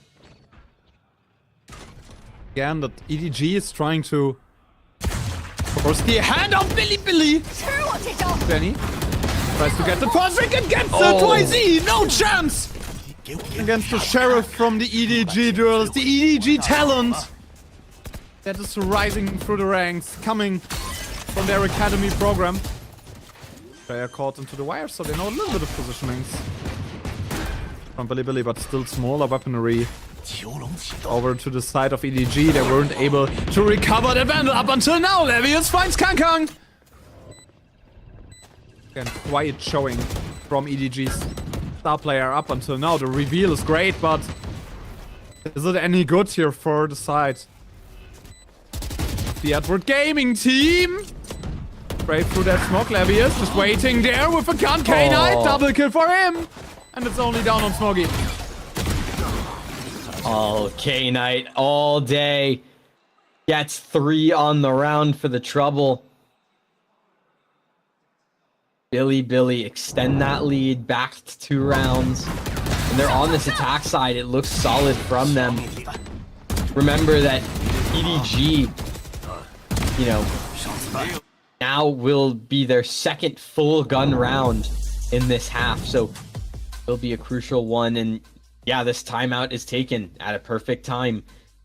Gives them the opportunity to recenter. Another look with these full rifles, because if you lose this one, then you start talking about, you know, Billy getting up there at 7, 8 rounds in the half. Really start to run away with things. But they're really starting to run away with things once those pistol and follow-up rounds were over. A lot of problems here. Over to the side of EDG right now. They need to get a footing onto the map. Like, Haven was one of their mainstays. You talked about it in the pre-game interview. 2 consecutive wins this season. It was a 13-10 against JD Gaming, and a 13-3 against Tyloo, where they played their new comp. The interesting thing about that JDG win, remember, is that was the that actually was able to deal with Stu going on like an absolute tear, right? Was that specific match. And so what you ended up seeing throughout that game, and I guess, you know, in a larger part, what ended up happening here is it was, you know, that kind of double controller comp where they had Chichu on the Viper. Well, now they don't have that. They're going back to the Cypher, which we all agree is good. Have to hope that Smoggy, who's back on this controller role, can putting up first bloods like that. And you need to hope that Smoggy survives those rounds, right? Because there's so much pressure on that single controller compared to a double controller composition, because you always have a side to hit once you have a Viper, right? A is always an option for you, even if your Omen dies. But once your Omen is dead, you have some problems in hitting those sides, especially with a Neon. YZ needs to clear that wire. If he doesn't, then Chichu has a free frag on him. Camera there ready as well. Second wire destroyed also. What some of the players, and there's still the camera for the retake. Smoggy has a good timing and gets a kill, but Russia able to trade him out. Down on 2 HP himself. A lot of information over to the EDG side. They know where all of the players from Billy are. Kang tries to find an operator frag. Jenny stunned, but needs to get onto the side real quick. Russia tried to have a cheeky angle there, but no kill for him. Nobody in Kang cleaning up the side. EDG right after the timeout. They are recommitted on what they were doing. And especially those retakes looked very, very clean. Yeah, this is the EDG we expected coming into Haven. Such strong retakes. Smoggy just hitting nice little fadeaway shots as well. It's still not the cleanest rounds in the world, but EDG, they get it done, they get a third, and it's a timeout well rewarded. Now for Billy, you know, the debt starts to be made in your economy. EDG keep cracking away like this, will eventually get BLG forced down to an E. I mean, you need a follow-up round here for EDG. That's very, very important for the for the entirety of that round. Yes, you play a double duelist comp that's very, very centered around attack and very centered around offense. But still, you need those 4 to 5 rounds on defense, because Haven is still a map where you can play a lot around play a lot around retakes, play a lot around space. Normally, we see teams just taking the space that the other teams give them over. Nobody, a Hunter's Fury that hits exactly nobody. Now attack comes through. 2 players low. Ah, it's only one. It's only Russia. EDG is just waiting in front of the wires to execute on site. Levius has so much space here, you might as well, right? You might as well. Levius takes the space out. Chichu down on the ground. Numbers advantage in the pockets of BLG. A good stun here from Jamie, but no option to commit onto this one. Nobody throws information over to Red Drone. Smoggy and nobody! They're finding the frags, and suddenly this game is even again! Smoggy 1v2 situation because K-Knight and Neff are fragging out the crossfire, hard to break. Smoggy low needs to isolate those 1v1s, but Neff finds the frag. Aim-wise, he is still absolutely clean. And EDG falling apart on that retake. A much better look from BLG on that round. This is the Neff that we were expecting coming off of that map 1, and he goes huge here to bring BLG a 6, despite the impressive plays through the smoke that Smoggy was able to put up. Still Neff, still locked in. Billy up to a 6th. Economy showing no signs of stopping here on the attack. They have a Hunter's Fury available in the back pocket. Jenny, Overdrive, still yet to be. They have to be used, especially for retakes. Be a crazy option here. Kind of get yourself into that situation. A lot of aggression towards the middle of the map for EDG. And nobody. No good with the Guardian on that first shot. Also, Kang doesn't find a kill in the middle. Yes, it's an eco. Yes, it's an eco, but you can't get yourself picked apart one by one like this. Jenny takes the risk as well. Chichu is able to trade against Levius, but YZ gets his counterpart out of the game. Chichu also with his first kill of the map. Smoggy is down, and it's all on Chichu. Finding a weapon and is in the backstab, but that timing has to be perfect.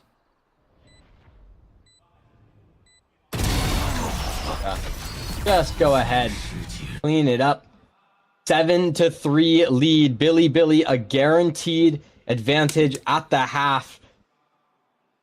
And this is a huge opportunity to bring us to map 3 way earlier than we thought. Comes off of a YZ who's much more comfortable. A Rushia feels back into his role. It feels like, especially the Omen and Neon combination looks better for BLG compared to the Race and Brimstone on Bind. Yeah. Like, it feels much more comfortable for Rusia and YZ right now compared to what they were showing on Bind. A lot of space taken over towards A. For EDG. They are trying to force them kind of into the setups of Chichu. Kang and Jenny just holding it off that angle. Just waiting for something to happen. Enough damage into Levius. No real great power available. Be clear mid as well. EDG has a lot of information, and that angle by Kang rarely gets checked. But K-Knight does it! YZ also gets Jenny! 2 quick kills into the pockets of BLG, and A side is open! Open A site. Rolling Thunder to go in as well.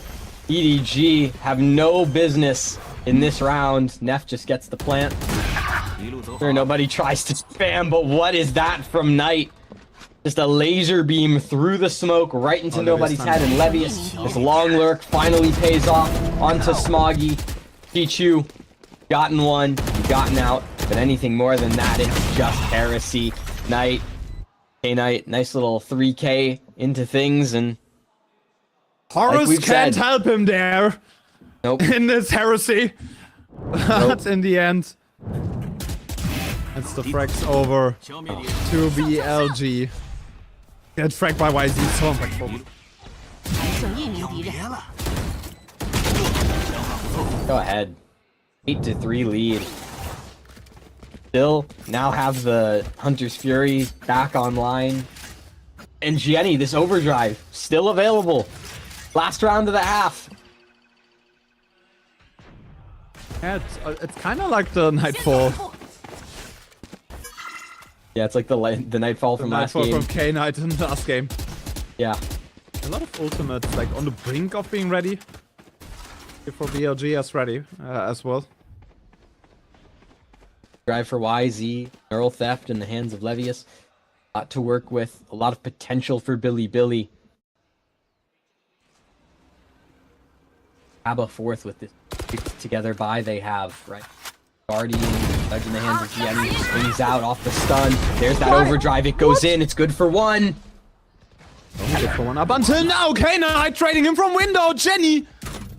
Bit of youthful over-aggression here from the 19-year-old duelist, and the rotation goes over towards A for Billy. There is time for setup of Chichu. Billy might get a little bit silly here to turn himself into silly Billies. Yeah, I tried this one and I fumbled. It's wonderful. You'll learn. Cam is high on that angle, trying to pour it in onto the side. Chichu all on his own. Teleport has been destroyed, and Levius says the timing! B-side is open all of a sudden! Mules have taken on as well. Kanking's positioning known, both players. You know that Chichu is all on his own and they're just pushing over him. K-Knight gets another frag. Levius has full control over B and they need to watch their back now.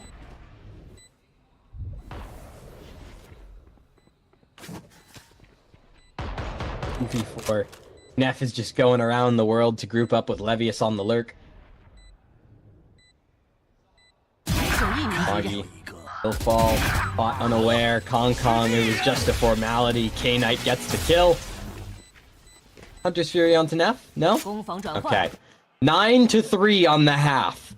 Billy, after what was a super close map pick of Bind, they lose in overtime 14-12. They come out swinging on Haven. Much better look on BLG right now. They are playing amazing Valorant here. And it feels like they really get a grip onto the entire game right now. Compared to what we were seeing on Bind, which was it was a very chaotic map, not gonna lie about this one. But now it seems like Billy is absolutely in control of what they are trying to do. They have a game plan compared to like Bind, where it just was left. Why do you have a red card with you? Huh? Ejection, I guess. Like, bro was so ready for that meme cam. Was. He needed it. But when we're talking about this Billy versus the one we saw on Bind, a lot of it does revolve around what, you know, the rest of the team has been able to do. Especially, we talked about YZ and Rusia, right? It's been those two predominantly throughout this map to grant that lead over to the side of Billy, the advantage they've had.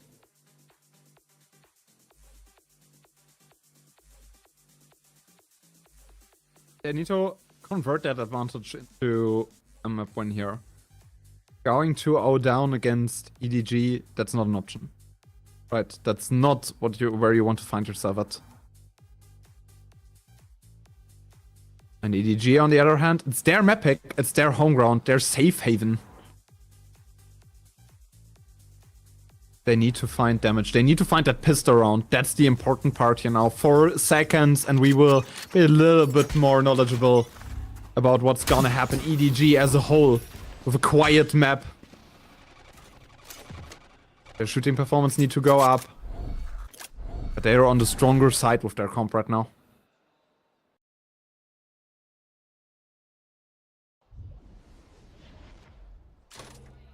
All up. Trying to get something done here on the field, but 3 players strong for Billy on the B site. YZ and Rishia both here. Supported by K-Knight.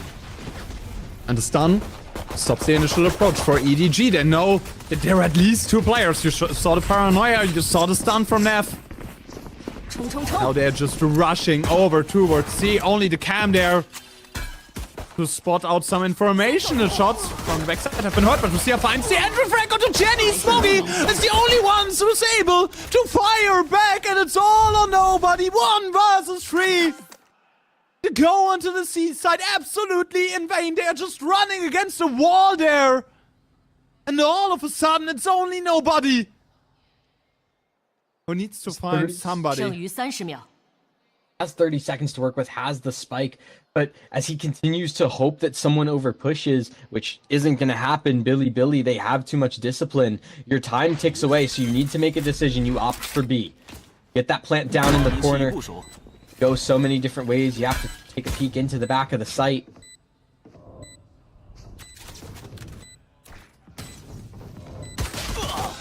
Shots won't fall. Knight brings them to double digits. Billy Gaming is on the rise, and they are really forcing the hand of EDG right now. It might be a force from them, because 11 and 3 is no state where you want to find yourself at.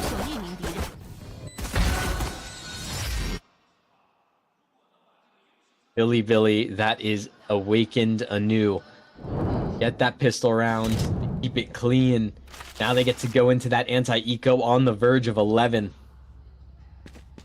EDG, couple sheriffs they have to work with to try and bring things back. Otherwise, they're just trying to play for that bonus.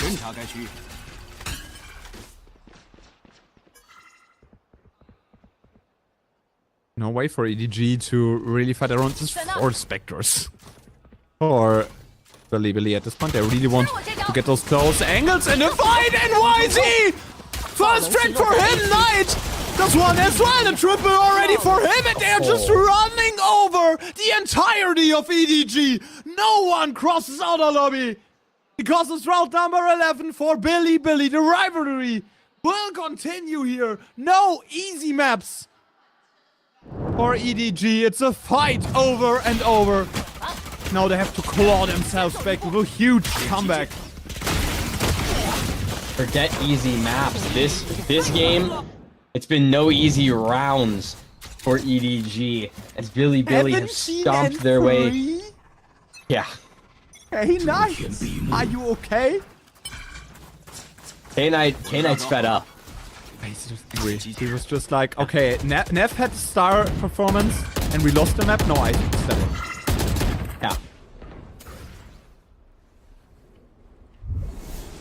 Hate map from Hong Kong.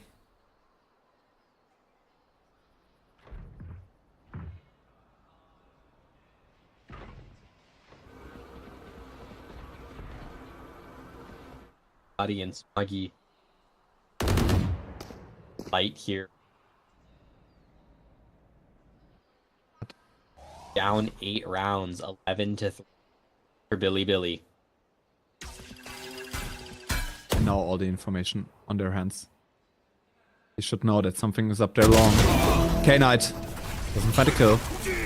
Cheat shooter 1. Getting the first initiator out of the game. Kang finally gets a kill. YZ only able to trade right there. Double number disadvantage for EDG. They have the bigger weapons. They need to convert that round. Especially with Lucia on the backstep with a judge. So, like, this is very, very rough to find damage with. No weapon. Upgrade there, and in the end, Levius falls to Smoggy. Round number 4 for EDG, but it's still a long way to go for them. And this round was so crucial for EDG. If they don't win this, then map might as well be over. But not only is it crucial that EDG win it, it's the fact that they win it as cleanly as they do. They keep 3 alive. At the very end of things, they keep the majority of those weapons. Gives them a chance. It's not a big chance. There's at least a chance still left in Haven for EDG. The Fnatic comeback here. That's the only way to get back. On that map, Kang needs to step up for his team. YZ really the one that is carrying away the momentum. 17 fricks for him as well. Knight has an ultimate. All the cards. All the strings in the hands of Billy right now. 2 more rounds to get even on maps.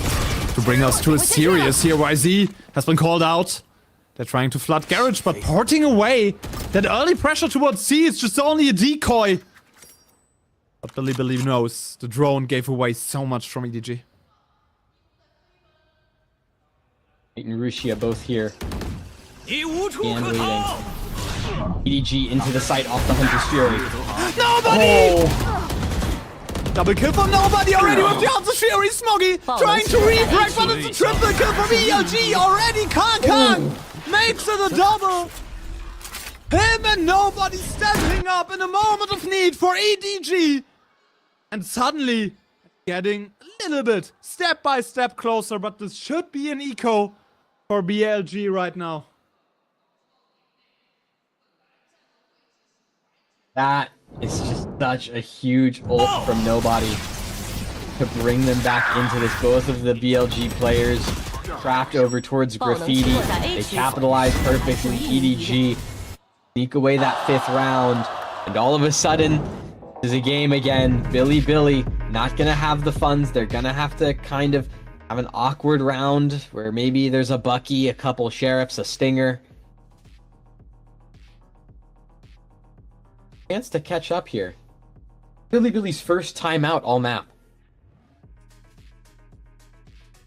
First time out all map. And now they really have to reassess what they're trying to do. That attack for EDG looks clean right now. And we talked about it. They're not having the funds. It will be an eco, and afterwards it's 6 and 11. That round at 6-11 is absolutely crucial for BLG. Because if you lose out this one, you're basically on 11 and 9, and suddenly there's hope for EDG. And you don't want to give EDG hope. You don't want to give EDG a chance here to come back into that map, because when there's hope, there is someone to answer it. The empire of EDG might be crumbling more and more. They need to fight back and to strike back against that lineup of Billy right now.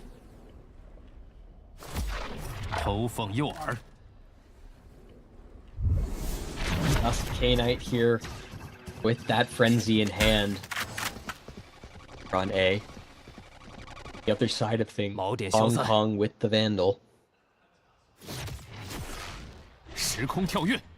They're moving into the stack. It might be a movement into the stack because Kang uses his teleport over towards his team. They won't hit B because like B is the no-no zone against ecos. No smoke. They're just trying to sell a fake over towards A and forcing a whole rotation over from BLG because Kang is selling this one so well. You have smokes down there, you had a flash. You now have the drone from nobody and C is completely open. Great calling here from the side of EDG. Billy needed to group up somehow, right? So they all push down mid. Nobody, the only one over here, isolated, soon to be collapsed in upon, can only get away with one before the trade comes through. So sure, EDG gets the plant, but at the cost of a rifle. And now, it's this post-plant that's shrouded in chaos. K-Knight with the frenzy is about to get pincered upon, and the map will be flipped. YZ has to take this fight onto Jenny as well. Yeah, and Kang is behind him! Lurked through, over from A, the fake, into a hole lurk, Smoggy! Straight onto Russ. Yeah, the question is what can YZ do with the ultimate? But triple kill from Smoggy to get round number 6. There is hope for EDG.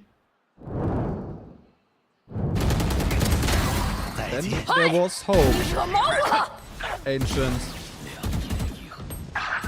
Was a little bit of hope. It was a round that, again, it gets decently expensive, but not enough to really force the reinvestment. So this is where things start to matter, right? The YZ op, for the first time in this series, comes out for Billy over towards the C site. 3 strong over towards A.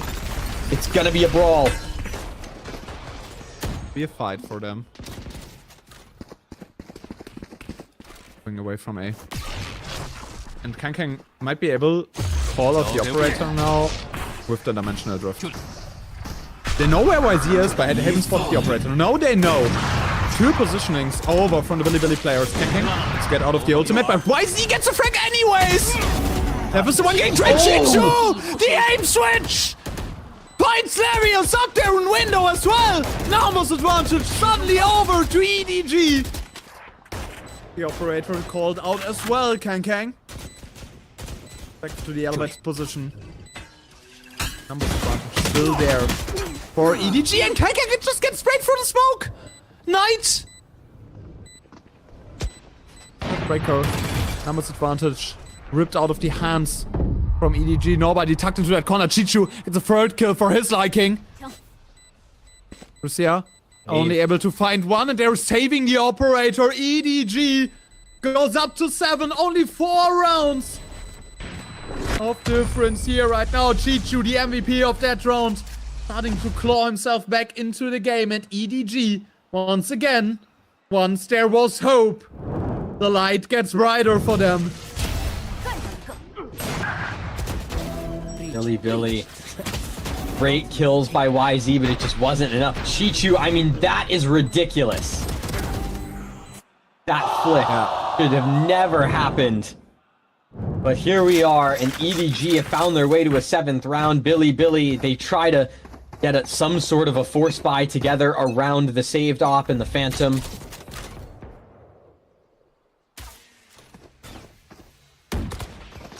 To the C site under siege.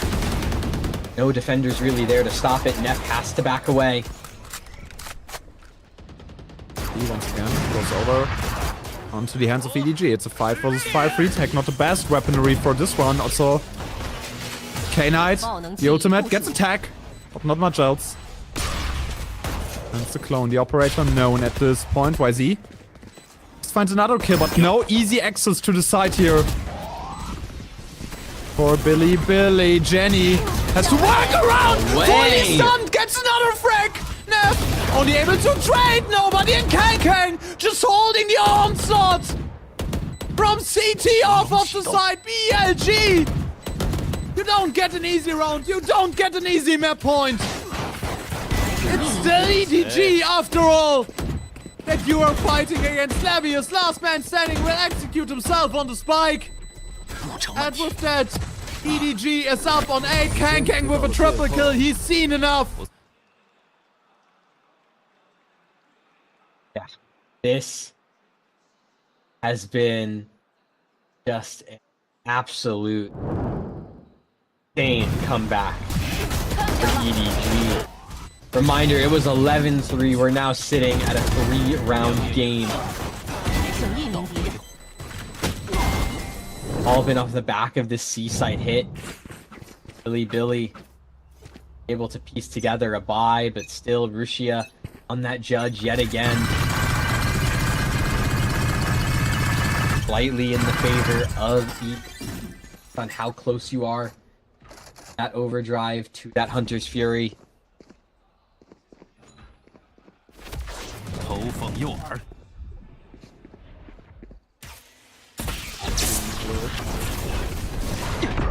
Good timing on the clone. Paranoia stalls out a little bit the approach of EDG, but they're on site already. He is been given over to them. Chichu barely escapes the aftershock. Has its ultimate ready as well. The important part is the positioning here after the young Jenny, but YZ gets the first kill onto this one. Levius with a double off himself there. And it's just onto the shoulders of Chichu and nobody, the Odin. The funny gun in the game. Nobody. Ultimate as well, stalls to defuse even more. Can tank one tag as well, but Russia just pulling through with that defuse. Nobody nearly stops it, but Billy gets away with murder, gets away to get onto match point.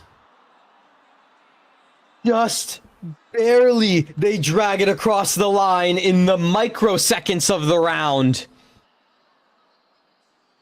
Nobody almost had it. Billy find themselves on match point, and they have 4 chances to take it before we go back to overtime. And it's these huge kills from Levius. Quick on the retake. Sure, nobody tries to make it close at the very end. It was just too little too late. The body block from Neff was just enough. You can see the relief on their faces. Timeout, and the second one from EDG. Still very, very doable for them to bring it to overtime and win it. Seen them do it before.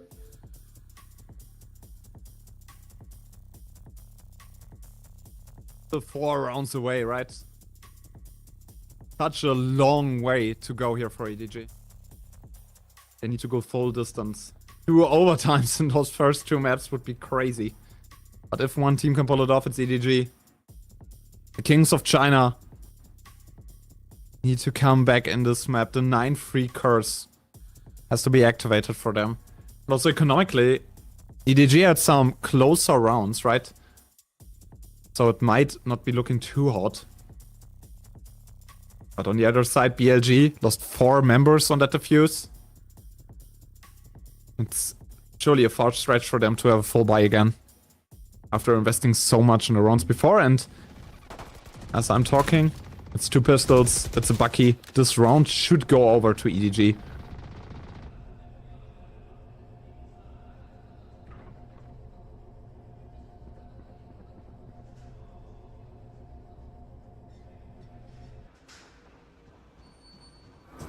Iron, but Levius can find here.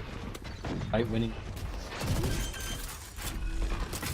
Hong Kong sneak. Find the rest.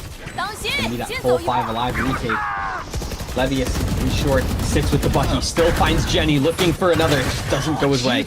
Yeah, but nobody in Smoggy. Fast tracks for them. Neff only able to trade out. And now for Lucia, but Kang has a good timing. Here finds another frag. It's still a 2v2 situation. Lucia gets the kill, closes around, and suddenly BLG puts their foot down. The 9-free curse isn't activated. And we're going to map number 3 on even footings. No match point. No serious point for EDG. Yeah. Map 4 will be in the cards today. Ascent waits in the wings after map number 3 should we need it, but this was a Billy that was a completely different storm to what we saw on map 1. Everyone stepping up on Haven. YZ going 23-16. Knight as well, 18-9. Just a phenomenal game. You can just some of the highlights here. It's the tail end of the game. Let's talk about it from start to finish. This really was a battle of neons. YZ and Gianni just going at it. Yeah, and the next map that we are going on to is Lotus, right? It's the home ground. The home ground of BLG. They haven't lost on that map the entire split. One against Dragon Ranger Gaming on this one. And on the other side, EDG doesn't look too hot on Lotus. 4 consecutive losses, but the win against Chile earlier this week. This is the only saving grace for them. Other than that, it looked a little bit shaky for them on Lotus. Oh yeah, and you know, nobody still putting up a really respectable performance on the side of EDG. It just wasn't enough. You know, with a Kong Kong and a Chichu that were relatively quiet for the first half. A Gianni who struggled in the second half. Puts you in a position where no amount of heavy lifting will get the job done. So 13-8 is where we sit for Haven. And like you mentioned, Lotus sits in the wings, and it's a map where it really does feel like Billy have a chance to swing this hugely in their favor for the rest of the series. Thumbs up. And we're listening to some voice comms of BLG. 我得推大没人 ，A 大没人，头上，打 B 了，楼上了，打 B 了，进 B 了。我有黑，你们要打快。对，我可以多包，我可以多包。我呗。打包了。我封 window 烟，推包给好吗？哎，我给这里震好吗？左边这墙烟幕。给，我给左边。对。给。近点。等，3、2、1，对。走了。右边一个 window 一个。右边还有一个保安。我有闪光，有保安。等，躲下，我没血。两个。我有闪光，我120，烟吗？120，没烟，降我120，我跳上，收到了，我在一起，没被射死，没事。我直接拆了，帮我架，多，架，我就拆了，赢了。Yeah, and with it was the round of the rounds, right? The important one at that. YZ, the MVP, nearly 300 ACS, 90% cast. YZ had a map to be shown around. Yeah, and that was a map from YZ that is what I would call the textbook duelist map, right? Obviously, all the multi-kills is something always be mentioned, and some great utility from his teammates to set him up for sure. But what you always saw from YZ was the spacing was absolutely phenomenal. Every time he was going in, always making sure there was someone alongside him to trade him, having these opportunities, especially on this attacking side where they just did so well. It was really this kind of entry first mentality that YZ had that just put them in such a good spot.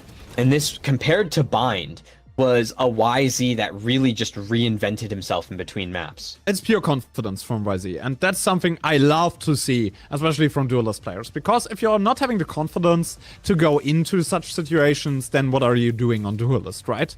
Then you should play just another role, smokes or something. But here right now, what YZ did on this map was an absolute onslaught, and props to him bouncing back after a very quiet map 1. Yeah, and you know, it was still a very balanced effort from the rest of the team. You know, we talk about the first bloods, 12 this time in favor of Billy. It was not EDG hunting down these opening kills like they did over on Bind. It was a much more balanced effort, slightly favoring Billy at the very end. And the other thing as well was the retakes from EDG just looked terrible, right? Yep. Every time Billy planted that spike in their attacking half, in that first half, they got the defuse, not the defuse, they got the detonation, or they shut down that retake before it even started. Yeah, 9 and 9 in the post-plant department. I feel like EDG has to work on their post-plans and talk about what went wrong there, because Lotus is also a map where you can easily get those spike plants, and it's the 100% win rate map for Billy Gaming, so everything in their hands to push the series to a 2-1. But we'll see this one after a short break, then we're going over to Lotus. Have a good one. See you in a minute.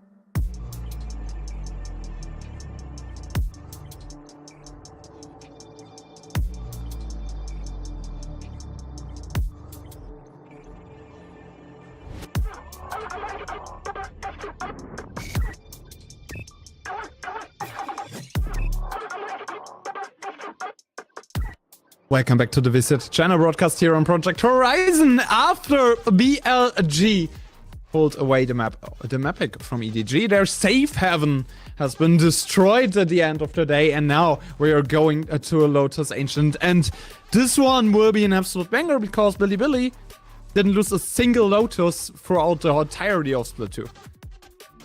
Yeah, this is a very common theme throughout this series, is Billy just kind of getting to flex their dominance, because they did get to ban out that Corode. Icebox also banned out by EDG, so it really has just been a string of maps that Billy really haven't ever lost on throughout this last little stage. Obviously, should we get to Ascent and should we get to Sunset, things might change a little bit in terms of us talking, but they didn't lose on Haven. They had a really great Haven. They didn't lose on Bind. They brought it to overtime against EDG, and now here we are on Lotus. Again, another map where EDG has had to go back to the drawing board in the middle of the stage, try and figure out what the game plan is moving forward. And for Billy, it's really just been about consistently being a team that strives with the fundamentals. And so the fact that you get to see this yet again on another 3-site map, granted it plays a little different, but some of the core concepts are really the same between Haven and Lotus. It's gonna be another really interesting bout, and you know, there's a real chance that Billy ends up going up 2-1 in this series. Yeah, for Billy, it's basically about consistency. You said it already.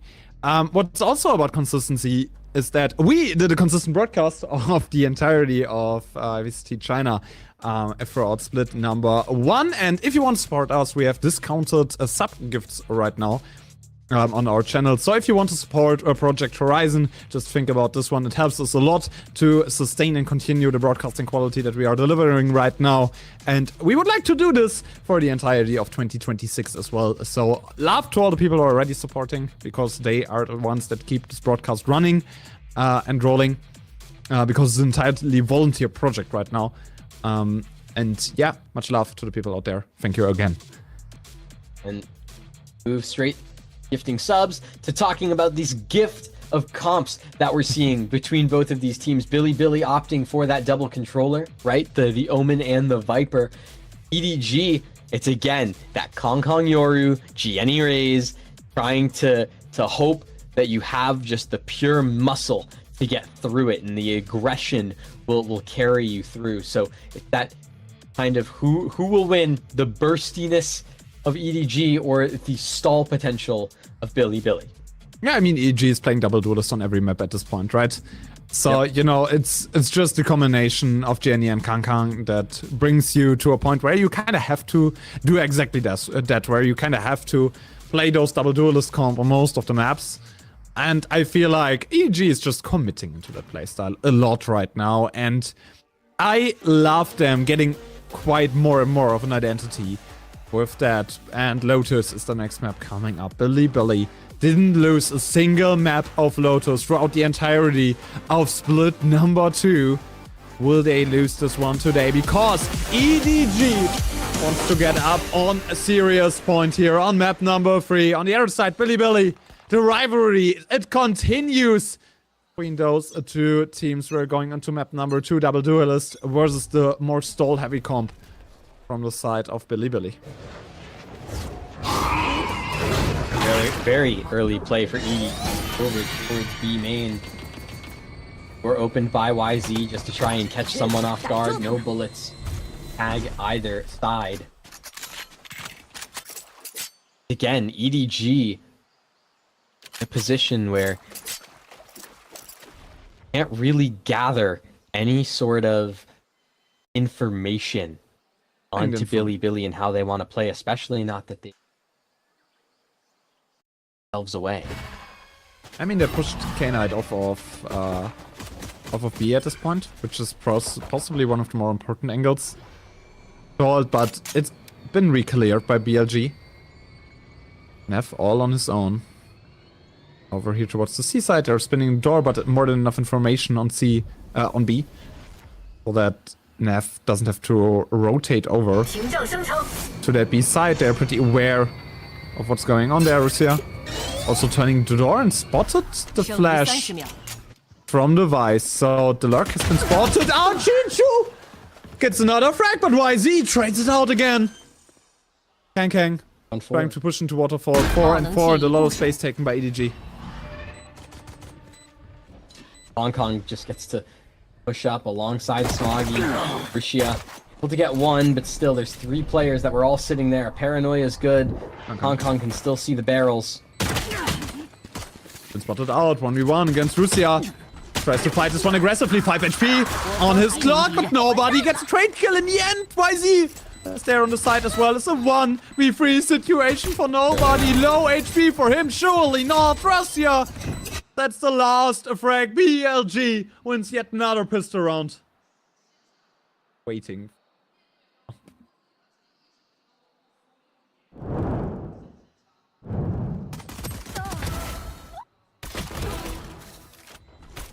Yeah. Able to drag things across the line over towards C-Link. Huge opportunity. It grants Billy the pistol here. Know that just how much momentum they can really start to build off of these pistols. We saw what they were able to do over on Haven. They can keep Lotus similar level of confidence, then we might be going to Ascent in no time at all. The first frag falling over to Lucia. Number 4 for him. On the second round already. And this brings EDG to a point where they possibly have to move away from A. Because they know the Outlaw is there. I mean, it's good for them that the Outlaw revealed itself. So they have to buy up full shields on the next one. You have going into the high angle. Trying to gather information. Whether EDG is rotating or not. And that C positioning enables you to play a lot more stacked towards B and A. Yep, been yielding the one-way spot without Jenny. This will probably call a rotation over towards C. At least B, but the problem is you still have these players stacked over here. K-Knight and Levius both here on B site. Works perfectly. It's all Levius and Neff. They combine 2 apiece. Billy, a 2-0 start. Only losing 1 gun. I said only losing 1 gun. Over to the EDG, a 2-0 start for them. Much more convincing compared to what EDG did on their pistol round on the last map. Neff. A quick execution onto Jenny. In the end, this 2-0 very deserved over for BLG, and 1 small shield over to the side of EDG. The rest absolutely full shields. Nade plus C's combination gives a lot of space. Obi, but can't get ports into that nade. 27 HP on his clock. But Neff does find a kill roots here. Double for him. Kang and Jenny both on the ground. Huge impact. A huge double opener for Billy 4v3. The only problem is EDG, quick rotate over to C. There's no players from Billy to stop this. That plant will be able to go down. At the very least, for Billy, they will have the numbers in the retake, and you can see the map. It's flipped. EDG take this opportunity to push into defender spawn. Billy will be coming from B main and mound. But he has ult. Might be an option for them. To fight towards Mount possibly. Nobody uses that ultimate, but the timing is way too early. Nobody gets hit. By his ultimate, the door turns again. Nobody just runs into Russia. Frag number 3 for him on that round as well. He's up on 7-0. Reverse James Bond. Levius also finds Smoggy, and suddenly there's a 3-0. Billy looks so dominant and convincing here on that third map. A completely different outlook compared to the first map, where they were struggling on bind on their own map pick against EDG, but right now they seem like the much better team. Yeah, this is the Billy that we expect. This is the Billy that remains consistent. Not the Neff show anymore. Instead, Russia back to having big moments. 7-0. Start off opening little trio of rounds from Billy. Levius as well, having crucial moments as an anchor here.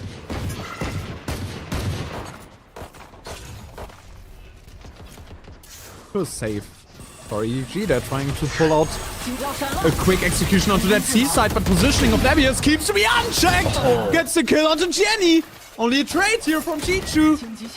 But at least the Sentinel is down. Thorns destroyed, but the rotation already there for Billy. Kankang picks up a gun. Nobody finds the kill onto K-Knight. Kankang find the 1v1. Russia over there in the corner. YZ finds the kill with a showstopper, just crashing onto the side with a double. On Smoggy, Neff gets the kill into Kankang as well. And suddenly it's only down to Chichu. 1 versus 3. Small weapon in hand. Doesn't even find one frag. 4-0. Billy are just running over EDG at this point. And this is the Billy that people predicted were coming into this series. The ones that were so confident on their retakes. The ones that played together. The anchors that knew exactly when to peel at the perfect moments. EDG is struggling opening attacking string. They do have the rifles in their hands, but if Billy win this, that's a 5-0 start. A chance to bring things to 7-0 potentially. And disaster on the horizon for EDG. Kankang. Quiet best of 5 from him thus far. Not really the Kankang that we expected to see. Uses the Dimensional Drift, all of his utility already used. EDG is able to get a plant down. At least this is on the decks for them. Nice paranoia, but Jenny gets kill Russia! Double kill in the trade! K-Knight is there already! Chichu down! Only Smoggy and Jenny. They need to convert rounds, but Russia is on an absolute tear right now. The 5-0 on the horizon. If Jenny doesn't pierce it, it is Sweden. Jenny aces. EDG, the youngster, saves their round. Possibly saves their map right now. Jenny, you're an absolute monster. Unbelievable. The youngster, the rookie for EDG, comes through a 1v4 ace in these crucial moments. Unreal. In the retake, players crashing upon him from all sides, still manages to get the clutch. And now EDG, that's hope. So calm. I mean, they're giving him like the frags one by one. It's like scanning products in the supermarket for him. It makes it look so easy. Still a hard play here. K-Knight already with another opening. Levius gets the young prodigy out of the game. Steel guns traded from both sides. EDG is trying to get onto the side. Chichu falls into the hands of Russia. Still undermanned situation for the Kings of China. Nobody might have a timing here, but gets blocked by the smoke. It's a spike in hand, but still tries to force a play towards CT. Tries to force a play towards the enemy spawn, but might meet his fate in K-Knight. The spike is now dropped into the enemy spawn, and Smoggy all on his own. 1 versus 4, needs to pull out heroics like his teammate the round before. But you can't rely on your players dropping off everything around. Smoggy down onto 5 HP.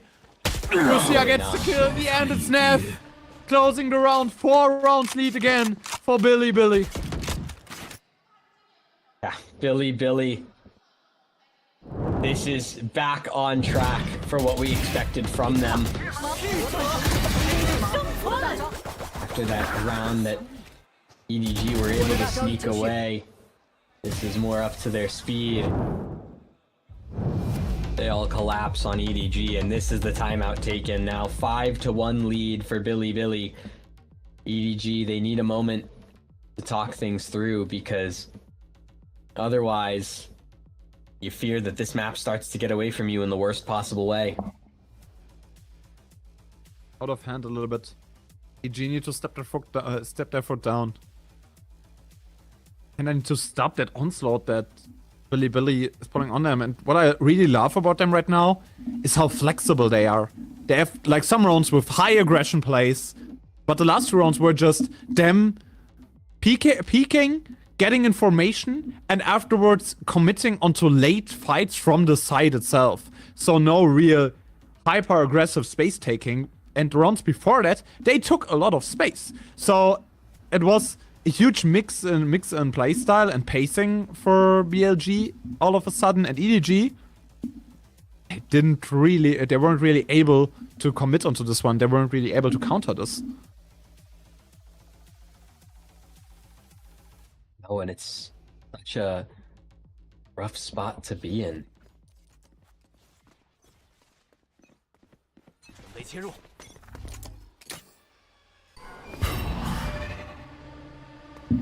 Eco for EDG, and they seem so cautious right now, almost scared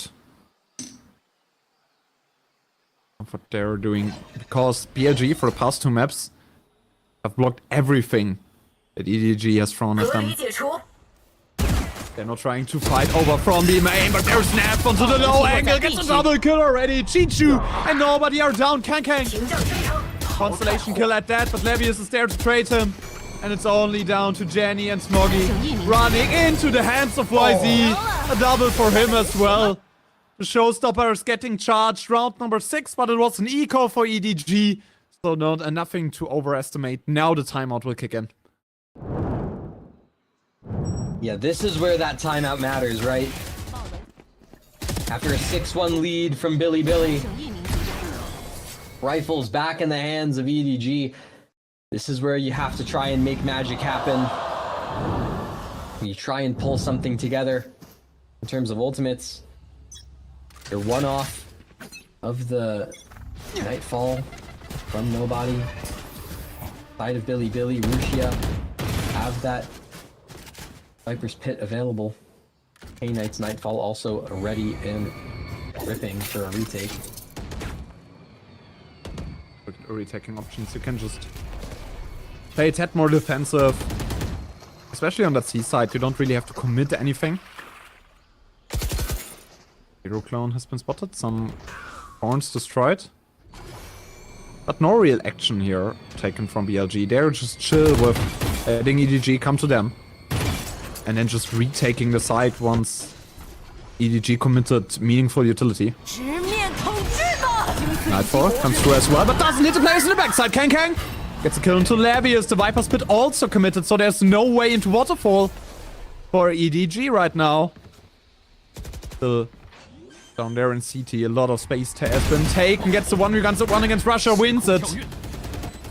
Important frag here for him. High impact. Double undermanned units. 5v3. Billy. Obviously, you try and go for this. You're up 6-1, but it's going to be a really hard situation.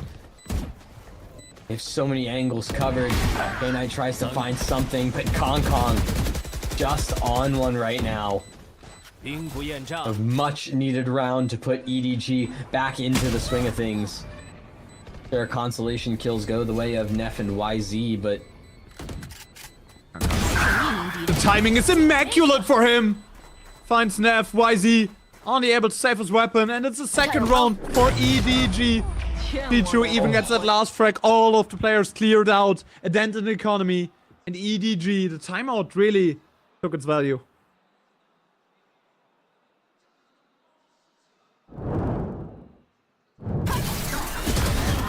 And it's just so clean from EDG. And more specifically, Kong, right? Those 3 huge opening kills. Yeah. Yeah, You he's can see. even fading out more than me. He's fired up. This is the time for them to really win this. And now Billy, after a disappointing showing in these last couple of rounds, they take their time out. They don't want to let this lead slip away from them, right? After a 4-0 start, 5-1, 6-1, you want to use every opportunity you can to shut EDG out of this map and to go onto Ascent looking like an unbeatable force. Looking like an unbeatable force. Billy. What are your options here after the timeout? The defense seems absolutely steady against the double duelist comp that EDG is running, and what's the most confusing part for me is how good the retakes are looking, right? I know you don't have the Sentinel utility eventually on the side of EDG to really hold off those retakes, but still, normally if you have those double duelist comps, you take a lot of space away from your opponents, and you sort of stop the retakes in its tracks. But right now, BLG is thriving on retaking every side. Early aggression from Jenny, but doesn't really find a frag right now. Smoggy is the one drawing first blood onto Nev. No smokes. Over to the side of Billy. Lost a lot of flexibility. Nobody porting back there into drop as well. Dimensional drift pulled, 2 ultimates committed over to the side, but YZ makes it an even round again. Hong Kong's back towards A main, so it's this hold that Billy have to be careful of. Sure, the numbers are even, but the HP is not. Knight only at 10 HP. With the Nightfall ready. Okay, Knight commits. The rest of Billy soon to follow. Showstopper out from YZ, sent through. It's a 1-for-1 trade, but immediately everything falls in response. It's Rusia in a 1v2. Now Smoggy up there. Heaven has probably been spotted. The backside player is the menace that you have to deal with. Rusia, what can you do? Spike's already ticking too fast. You need to save that weapon. It's a follow-up round for EDG, possibly, but no weapons that you can bring into that next round, Rusia. Hitting an even bigger dent into the economy of EDG. Important frags. But still, the round goes over to the Kings of China.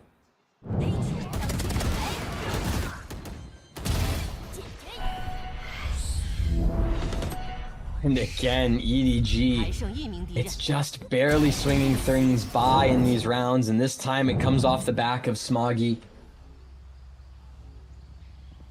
And they sit in a position where this half doesn't seem so out of reach after all, despite the rough start. Billy, in these little 2v3s, 3v4s, they start to fumble just a little bit.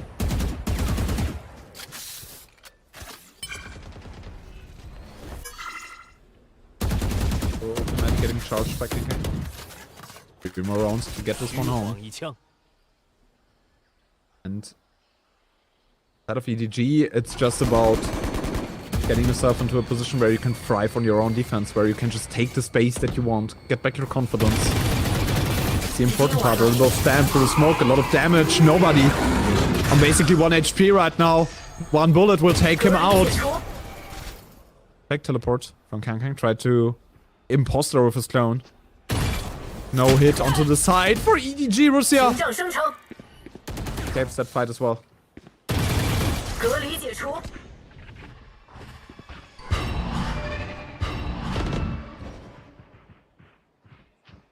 Once quiet, EDG, they do rotate over towards A, and that will be something to test, but K-Knight just goes huge.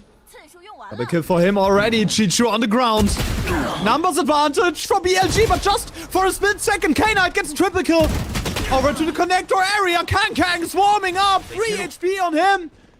Actually tried an angle. Timing. For BLG, Rusia gets the kill. Morgi, 1 with 2 situation. He cleared those before, but he's been spotted. He's been killed by K-Knight. No more rounds for EDG on that first half. K-Knight bringing BLG back, stopping the momentum that EDG were building. K-Knight, oh, those shots are amazing. Especially one in connector, that's the important frag. Yeah. That connector frag was just so huge, God, and you Ken can is see the so frustration now. It's starting to mount.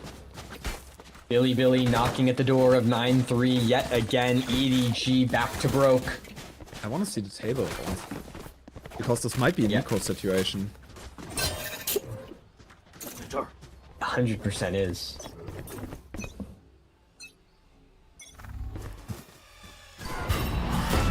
YZ getting the first strike, but Smoggy! That shot is absolutely crazy, K-Knight! You had a great round last one, but this time around, Smoggy is better, Kang. Drops into the as well, that overstep a little bit too aggressive. It's Levius. He's just waiting! He's just waiting and farming! Double kill for Levius to push into the connector area! 1v3. With 1 kill for Smoggy, 1v3.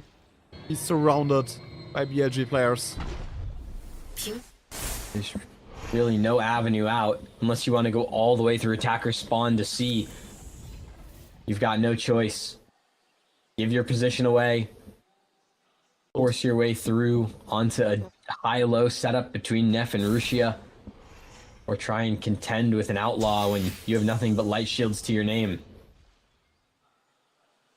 He has ultimate, but he needs to wreck the tower. He doesn't. Neff is the one getting the last frag. 8-3. It might be another 9-3 half right now. Here we are. Another potential for 9-3 coming into things. It's a great kill by YZ, and I thought when Smoggy got that kill onto K-Knight, they really had a round out of this, but Levius, the hero for Billy here. Brings it across. Turns things into that 8-3. They still have the Steel Garden and the Nightfall available to use at any moment. You can see they want to brawl out towards Mound. On both sides, it's utility galore. There's the Nightfall. There's the Nightfall, and Smoggy, that positioning is insane, but YZ, the one dropping first blood. Smoggy already dead. Levius the push out of B is so successful for BLG, at least for a second, because Jenny is there as well. And for the second ace for Jenny, EDG is getting carried by their 19-year-old new prodigy. Welcome to the Jenny show. It's second ace at the halftime. In 4 rounds. EDG have 4 rounds, and 2 of them have come off the back of Jenny getting aces. I don't know. I don't know, man. Jenny is like feeling it. Like, I'm so hyped to see Jenny on the international stage. I can't even put it into perspective. Such an insane young prodigy that's coming off of the EDG Academy project. And it shows that it works. He brings them into this team that's struggling. By the way, all of Jenny's kills in that last half were those 2 aces. But you know, if you're gonna have it, you're gonna have 10 kills, you might as well let it be 2 aces in a game like this. 2 aces in a game like this is absolutely... I like having 10 kills and all of them are coming from aces is absolutely crazy. Yeah. And you're the top frag for your team. Like, that's how dominant this game has felt for Billy, but it's still an 8-4 game, right? Unlike on Haven, right? All 4 of the rounds that EDG got here were all rifle rounds, so there is real chance for them in this next half. It's really just about what they can put up on this defense. And reminder, they're running the double duelist, so the onus is gonna be on EDG to take that space. And honestly, the biggest problem for EDG, in my opinion, isn't the firepower or something. It's just consistency. They're so inconsistent with those rounds. Like, I don't know, having 10 kills and they're all from aces is just a peak sign of inconsistency here right now. And like, it's kind of expected from Jenny because he's a 19-year-old prodigy rookie player. But for the rest of EDG, it's kind of disappointing because they are so seasoned. You know, they won champs, and being this inconsistent It's a little bit disappointing, you kind of have to say, because, again, for Jenny, this is expected. Hong Kong's here, trying to get something done over towards that revolving door. Nothing happens, but it's EDG moving like a pack of wolves. But these ones are still in contention for champs. Moving like wolves is not good in VCT China right now, I've heard. Yeah.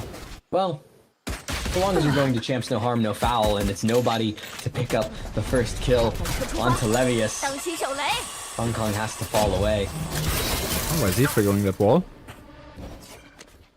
Hong Kong calling over a lot of help onto the seaside. That elevated angle gives him so much space and also so much information, but YZ is just running over Jenny. It stays that way. Jenny only makes frags when he scores an ace. And in the end, it's BLG just rushing over to that A side because nobody of EDG is there. They were all rotating towards B and C. Yeah, already high in elevated angle. 2 shots into the body of Chichu. Say goodbye to your Sentinel player. Numbers advantage for BLG right now, and they're not spotting that lurk of Neff. The timing is absolutely flawless, absolutely perfect. Rusia sends 2 shots down there from drop. From hell! Those headshots were coming as Quadra for Russia. That's his home ground. Welcome to the house of Russia. Welcome to Lotus. Round number 9 secured. That puts Russia up to 20 frags in 13 rounds. Absolutely taking over this game after what was a lackluster map 1. Turns up in map 2 and map 3. He goes 20-4 in the first 13 rounds. Bought himself a Vandal with how much he was able to generate off of that Sheriff and that pistol.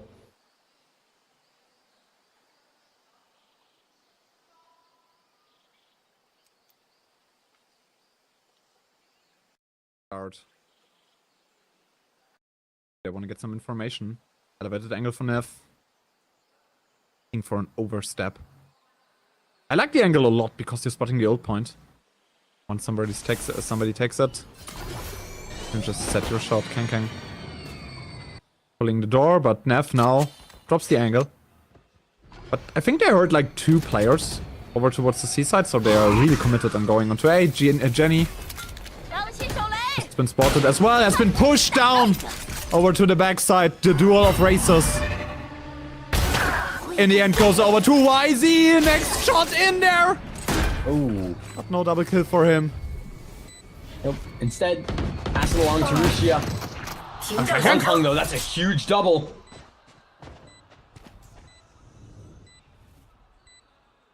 This is doable now for EDG.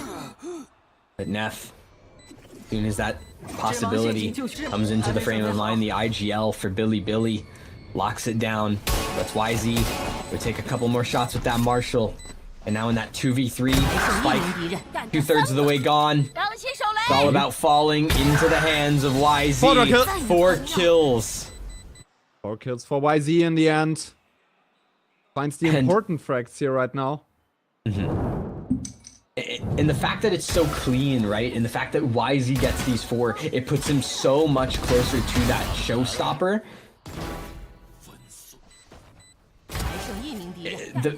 The fact that he gets this 4K, he finds himself that much closer to the showstopper. Such a good opportunity for Billy, who's now found double digits. Sure, EDG, you have the rifles, but it's not like Billy or any slouches either. YZ gets to farm from that Marshall onto the Vandal now. EDG, they still take that mound control. They still have eyes on B main, so they know that this A site is under that much more of a threat, and that's where Chichu lies. Door waiting to be broken to try and Get a crossfire going. A site's under siege now, and Chichu, the sole defender, soon to be joined by teammates. He just has to buy time. Front of the site, already given over. Siege goes into the back, but Chichu still swings and finds K-Knight. Rushia, the next to go in, and gets the trade, meaning that's a 4v4 secured.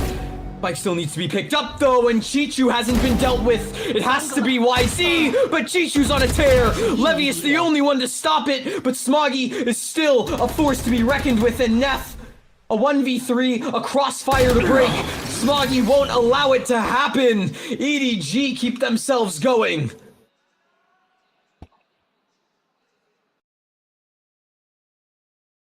And it's solely off the back of Chichu in the back of the site, dragging EDG across in crucial moments.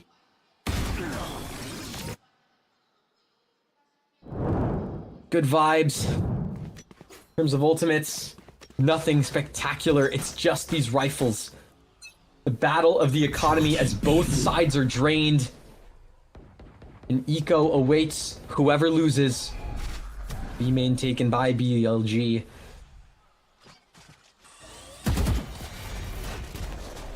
They have that B main space in EDG. They're forced away. They can't continue to hold mound anymore. Yeah, so they can't continue to hold that mount area. Because, like, BLG are flooding a lot of angles right now. With a lot of their forces. Mount is entirely over to them. I mean, you still have the paranoia over to Neff. It might be an angle to fight around 5 rounds of lead. For BLG, but no Force Bloods drawn here. They really want to get on into 11. Round's halfway over, there's only 45 seconds left, and Levius peeking for a little bit over towards B main, but nothing major. Instead, it's going to be this A main fight yet again. And Chichu, over here on this side of the map, we saw what he was able to do in the back of the site last round. Chichu into the backside. Levius doesn't get fragged. Nobody is the one drawing first, but here but K-Knight. Over from the connector area. YZ gets a second one for his liking. A lot of space has been taken by BLG, but do they check Jenny? It still stays like this. Either you're doing an ace or you're doing nothing. Because Neff goes that kill as well. Double numbers advantage here. Make that triple 1 versus 4 for Kang. He's done magic before, but is he able to convert it? The answer is no. BLG are on round 11 right now. And it just feels unstoppable for Billy, now up 11-5. Bring across these rounds. Despite how close it's been at times, that showstopper from YZ completely flips this round on its head and made it that much more impossible for EDG. And this timeout, it's well needed. EDG back down to an eco, maybe could force across 1 hero rifle if they're lucky. On the other side of things, Billy, the economy is looking strong, looking stable. No stability here. Side of BLG, something that EDG doesn't show, right? You know, it's, I think, in my opinion, Jenny is a perfect example of what is wrong with EDG at the moment. Like, they are either extremely good and possibly the best team in China, or they are not playing to like a standard playoffs team. And they only have those two phases. It's either absolute domination or nothing. And Jenny having 10 kills with 2 aces, and otherwise, aside those 2 rounds, doing nothing on the map, is emblematic of what's EDG's problem right now in the entirety of VCT China. But, you know, the other side of that for EDG is, out of the 5 rounds they've gotten, 2 of them were solely off the back of Jenny. That's something to be mentioned. Hong Kong tries to get something done. Instead, it's Smoggy with 2. It's a huge opportunity, but EDG, they need to capitalize. And Chichu is the next up to bat. Swings in, finds nothing, and has to fall away. Which was the Guardian in hand. The option to win that round, nobody. Important frag for him at that. Numbers advantage still in the hands of EDG, but K-Knight brings over Chichu. 2 versus 2 situation. Jenny and nobody. Seize plus nade combination possibly still an option here if they catch one of the 2 players. F moving out of the backside. Play together, but at the moment very splitted setup. For BLG, Neff slowly moving towards that lower angle.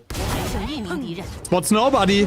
Position is known, but in the end the frags aren't falling. Another nade is going down there by Jenny when he finally gets a kill outside of his 2 aces. EDG with the last bit of economy that they have convert that important round.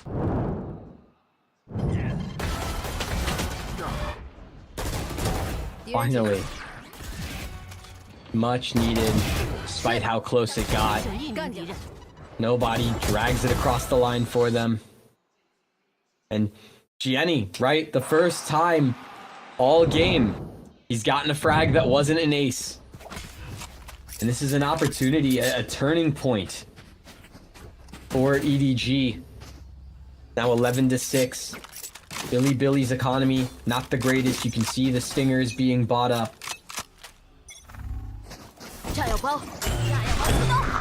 It's already bought up, you said it. Fast into B though. Well, quite a closer angles with the weaponry BLG has right now. Well, that and the Viper's Pit, right? You get that up, yeah. Send it over like the spike. Perfect angle for the Viper's Pit, but Kang Dimensional Drift has been spotted now. You know where the Viper is. They're trying to move out of this angle, but first frag goes to Jenny. Levius already dead. Kang the sleep into a Viper's Pit finds the Viper. Already nobody. With another frag for him, and it's only down to K-Knight. The only big gun in play has to save as Phantom for the next round. 10 HP on that clock. No way he turns around. That round, no more frags for him. And with that, EDG slowly but surely clawing their way back into the game. True, but there's still a long way to go, right? 4-round difference right now. 11-7. Billy just 2 rounds away from leading the series 2-1. And Rusia 22-7. YZ not too far behind. Wild performance from Rusia. Slowly but surely.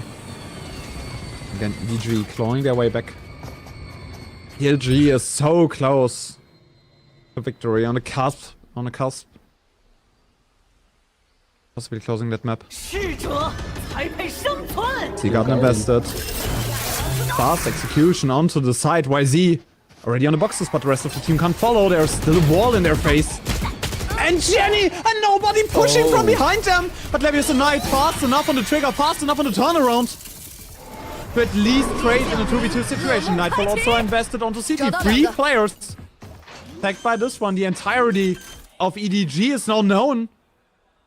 That one ultimate. Right. Another haunt. No player close. Hong Kong has an op with this retake. This will be a hard one. Another flash. Good turnaround. But Kang finds YZ.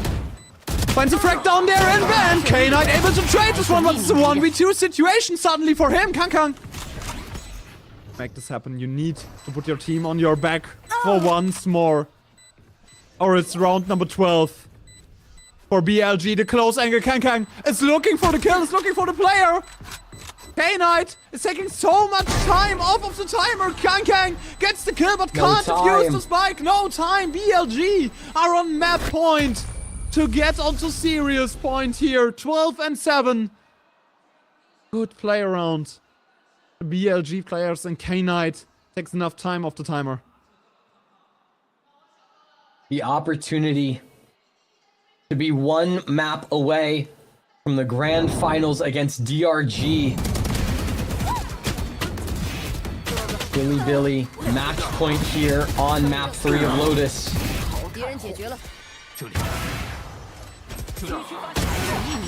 Again, despite what Kong Kong was able to do with that op, in these final moments in the retake, it was just K-Knight in that 1v1 playing the time perfectly. And because of that economy that Billy's so good at,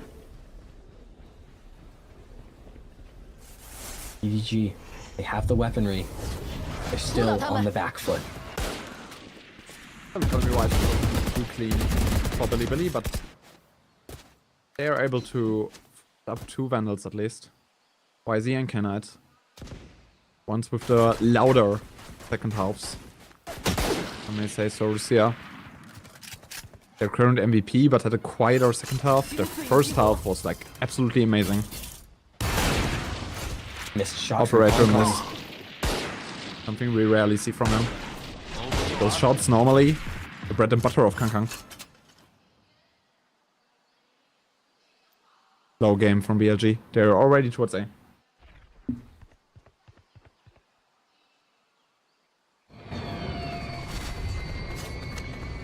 They have Neff inserted over to a tree, but that's the showstopper committed. Sure, Gianni finds it, but the fake was been made for C. Fake was made for C, but there are still 2 players resigning. Pichu and Smoggy. What can you do? How much impact can you have here on the execute? 14 seconds. BLG has to get onto the side. Russia gets an important frag. Smoggy trades. They need to get the spike down somehow. K-Knight is able to do that, but finds himself in a 1 versus 3 situation. Kang. You hear those shots. You saw the head. Still a rough situation for him. The frag onto nobody is important because he is the high health target, but nobody finds his counterpart. 12 and 8 EDG. Still in this matchup, still in this game. But we had another 12 and 8 situation. Yeah, we did. Just last map on Haven, we saw similar score lines. The difference is the money game, right? Billy do not have the money to work with in this upcoming round. They're going to be saving. They're forcing this? They're forcing this up. They're forcing this. He doesn't have a weapon. YZ just has a pistol. But the rest of the team forcing up. It's, it's more or less of a half-buy. Guardian for YZ. Levius is the one for the weapon. They're putting their trust into YZ. Kang pushed up that angle. Jenny also spotted. Tries to stay in the off angle. Over to the entrance of A. Gets pushed off and the rotation of BLG goes straight towards C. They don't want to contest with that A hold. Now 4 players to the better. Only Kong over towards C. There's some Vi's utility to help out if needed. Look at Chi-Chi. He's open. Alone. Yeah, expecting something to come from Breakable, but that's not the case. It's 4 players in B main. And they will execute onto that B side. Nate Sespen from the B side. Given over to BLG. Chinshu finds YZ. Important frag for him. An entry going over to the side of EDG. Russia. Insane push up towards 7, but it's only Neff. 1 versus 3 situation for him with the small weaponry. Nobody's on the spike. And no, nobody is on the spike. Kang. That's that last shot. Neff going down and a force buy. Isn't really something that goes to fruition. No.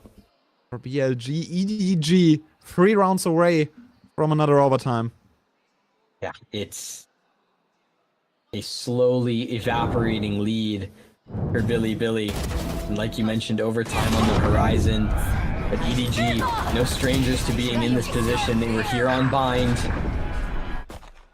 They were close on Haven. They just couldn't get it that far. But now on Lotus. Ready and able. Is Billy taking that timeout. They don't want things to slip through their fingers yet again.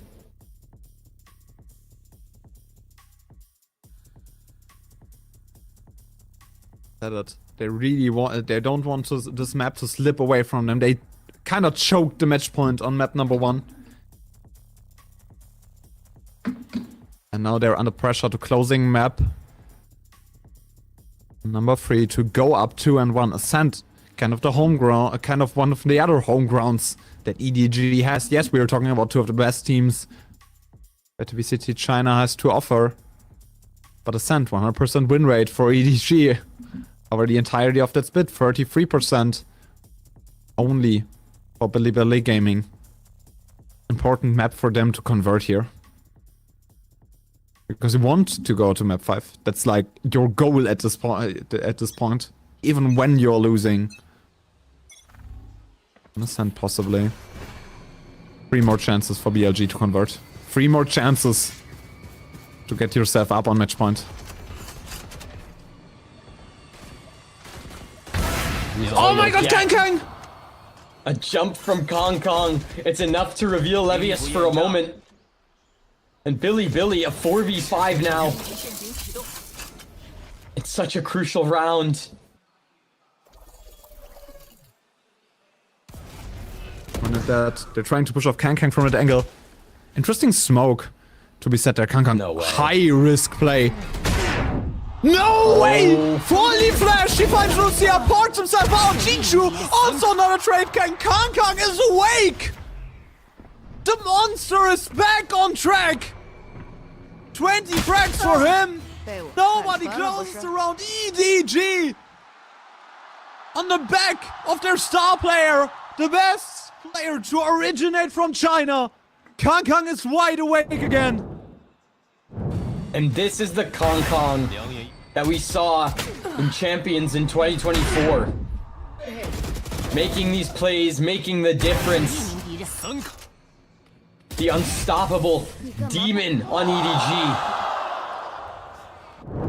He's awake, and he's ready to play.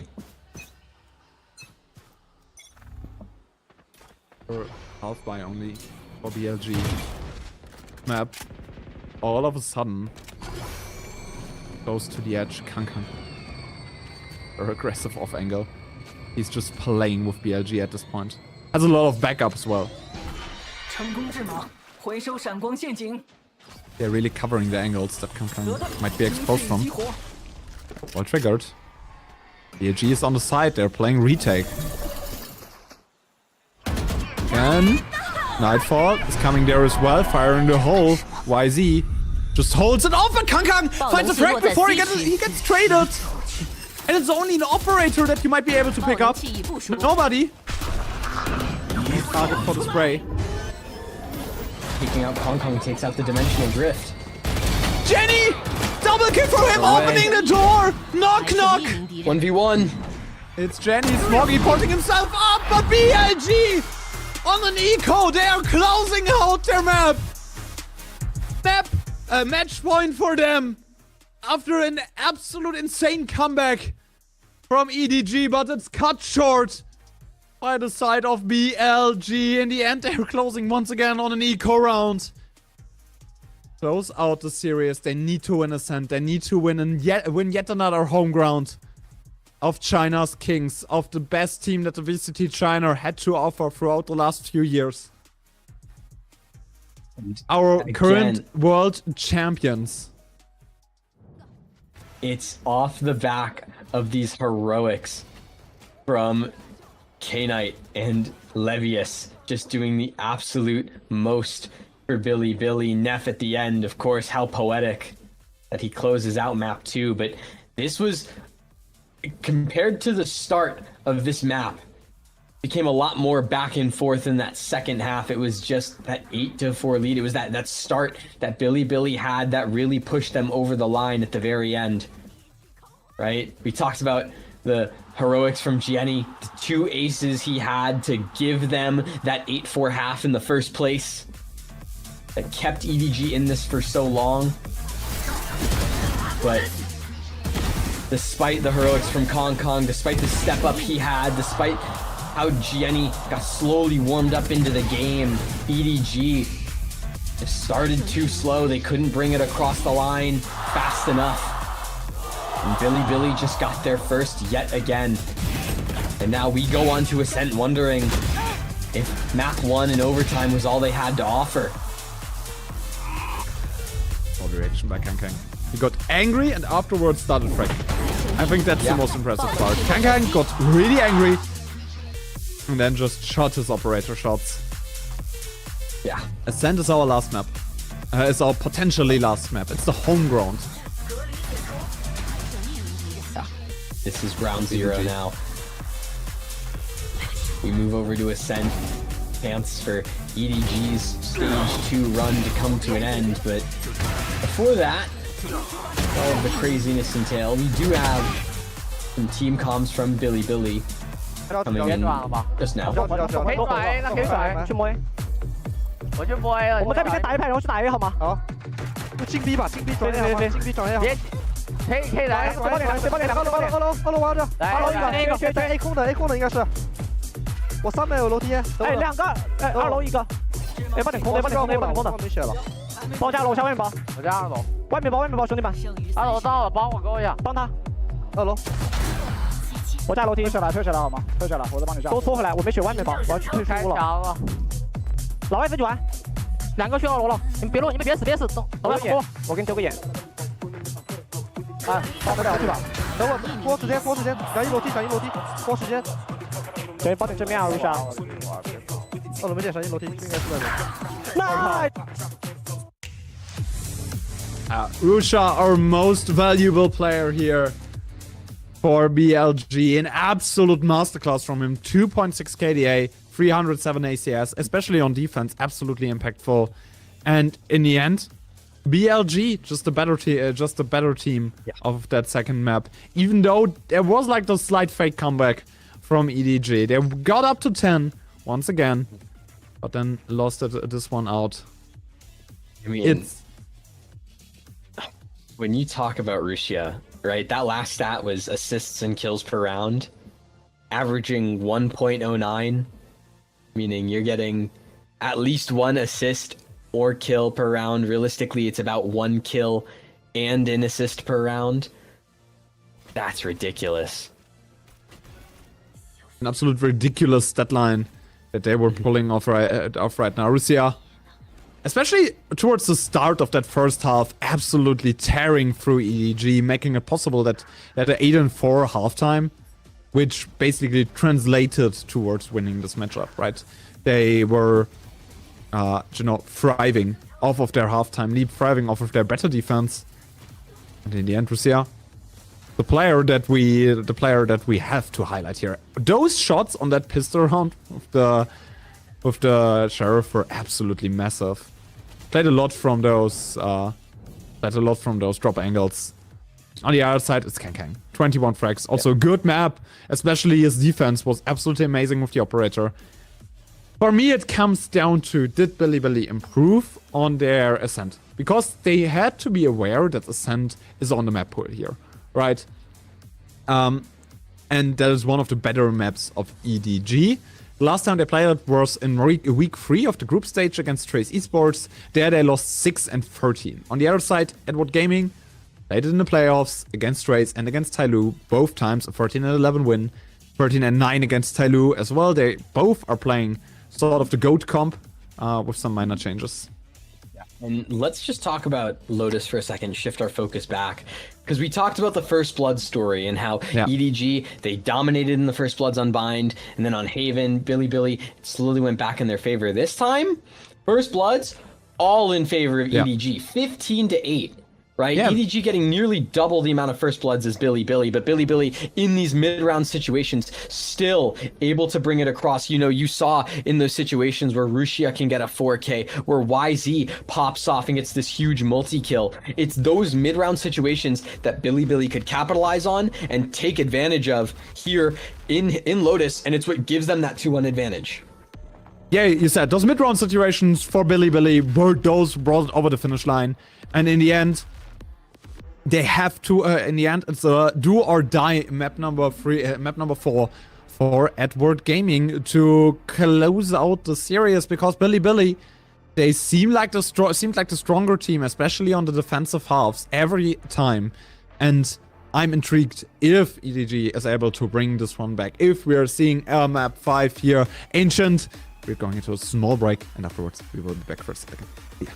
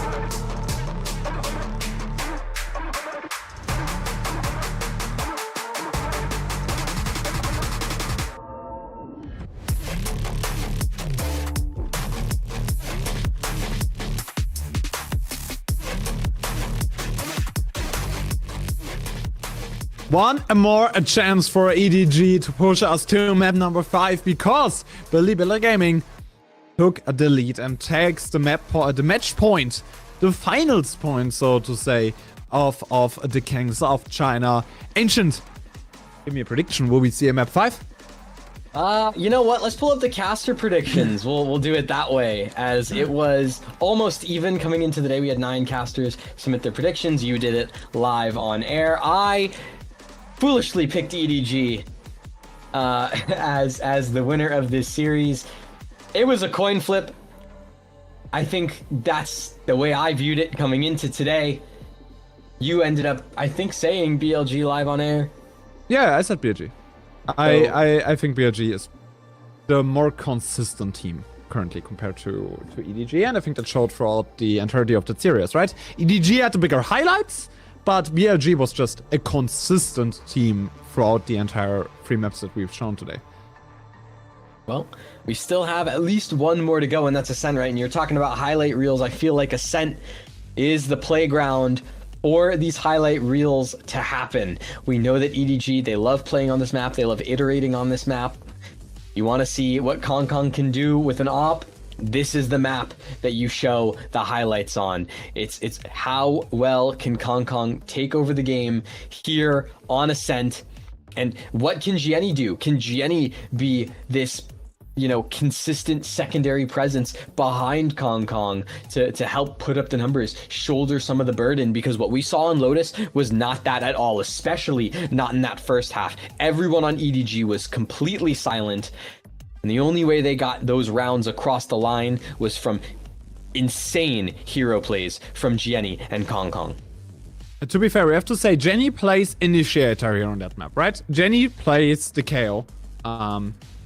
Played the KO in the past on Ascent.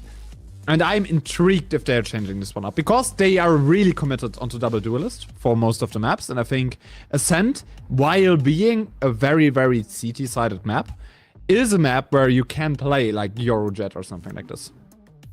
100%. And that's going to be one of those other key features to talk about throughout this, is what this comp looks like. Because we know that both of these teams prefer the GOAT comp, but we know for a fact that Chichu is also gonna end up picking Cypher, right? Like that's feels like an inevitability based on his agent pool and the way that he likes to play. I think if Chichu ends up not picking Cypher here, that will be the biggest shock that will come of agent select. Yeah, for me as well, but I think that's fairly fair to say, because I already mentioned it a little bit during that last map. Both teams played variations of the GOAT comp here on that map, and BLG played the Neon instead of the Jet, right? So the Cypher gets even more value out of what they were doing against BLG, because you have to kill those Cypher wires before the Neon have any value in attacking the side. On the other side, EDG just plays the GOAT comp of Cypher, right? So that's more of a standard solution to dealing with Ascent, and I don't think that they will mix up a lot, because they haven't mixed up throughout the entire day. Like, EDG played that right into comms. They believe that they can win with those double duelist setups, and I think if you haven't changed anything on you know, all of the maps today, probably your Ascent comp won't change as well. Well, we are indeed correct. There it is. The GOAT comps come through. Only change is Chichu goes to the Cypher and YZ goes to the Neon. So, congrats, 100% correct on the agent select. Now, it's just about the pick'ems, right? Will Billy be able to take things here on map 4, or will we end up seeing Sunset? It's EDG, the responsibility of map 5. It relies on them. We enter into Ascent, and just talking about it, it's gonna be scrappy. You know, you talked about the YZ op versus the Kong op on these respective defensive sides, what they're able to do, how much value these Hunter's Furies will have on these Sovas when those get online from K-Knight and Nobody. Yeah, I'm intrigued of what we are seeing from both sides, because it's the last chance that EDG has to really commit onto a final spot, to really cement themselves as the best team in China right now, because honestly, they haven't been throughout Split 1 and Split 2. They have been in kickoff, but afterwards, they were just crumbling, falling apart. They are not the best team in China anymore, but they can prove that they might still be it. We are going to the home ground of EDG. They haven't lost all Split 2 here on Ascent, floating above the competition. One more chance for EDG. Match point for BLG. We're going into this one. Again, it's EDG starting on this attacking side. They need to get something done. It was a very fast push out mid. YZ, though, immediately taken out by Jenny. Billy in that 4v5. Gonna be a rough go of them as we approach the mid round. But Neff. Early aggressive angle. Together with nobody. Really trying to make the main their own. The drone hasn't checked Neff. That angle remains unchecked for the entirety of the round. Dart is destroyed. There's a little bit of space. Oh, Neff has timing. Oh my god. Missed the shot. Levius under huge pressure here alongside Rusia. But a frag falls down to Smoggy, Levius. Already on the ground, Rusia. You shouldn't be able to get out of those situations, Chichu and nobody. Both of those important frags, Jenny closest around, EDG are up and running 1-0. And this is the EDG that we expected even coming into Lotus. The team that's willing to group up, fire heavy, go in. They capitalize perfectly. They play the map well. The macro game looks solid. So they start things off with that pistol, and it's been after some really slow starts to a lot of these maps that they get this pistol. What more that and Kang, huge investment already. Brandon is ends, they're playing the FBX by. A little bit of damage on Kang. Not much else. Slowly moving off B main. And it's no stack for BLG as well, right? They're playing very, very spread out throughout the entire map.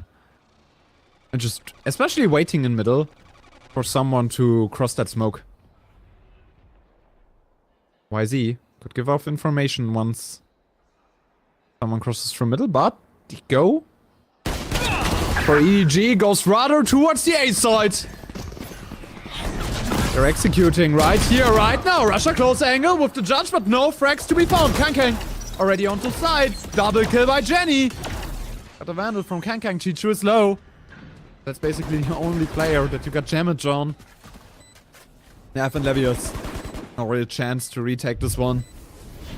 And the FPX spy works out perfectly right now for EDG. Yeah, Kang will be able to get a rifle coming into the next round. Smoggy as well, should he want it. Although realistically, he could just stick with the Bucky and be totally fine. Chichu gets to sit back with this Bulldog, try and farm up just a couple more kills, get a little bit closer to that neural theft. Maybe just try and bait for nobody.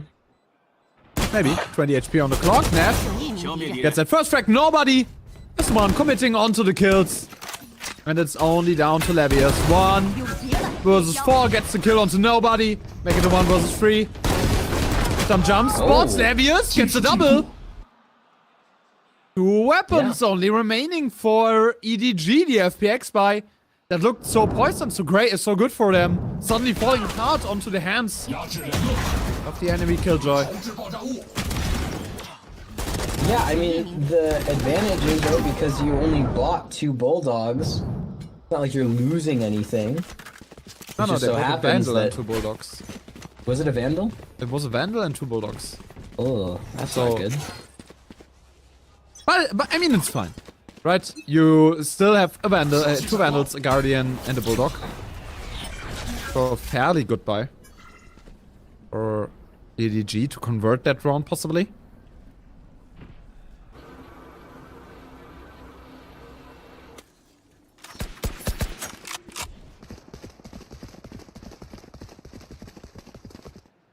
EDG rotate over and Nefto in mid. That's a huge opportunity to grab.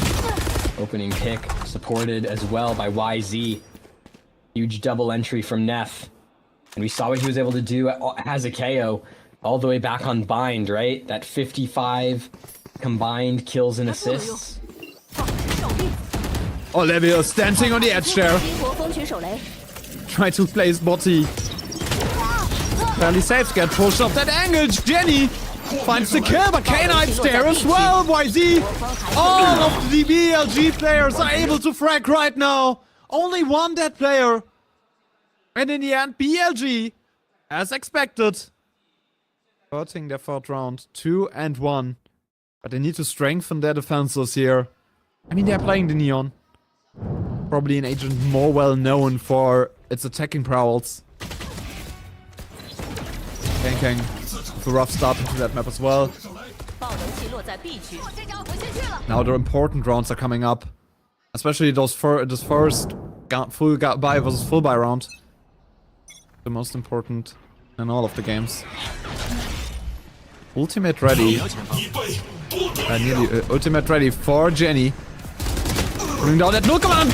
Kang. Open up for him. Chichu gets the second one for his liking. EDG is just running over the B side. Kang pushing through that molly. Might spot the player down there in CT, but lose the 1v1 to YZ. And at this point, it's a 2v4. I think YZ and Rushi have resigned to save in this round. You don't really have the money to go for this willingly. You need to kind of save yourself.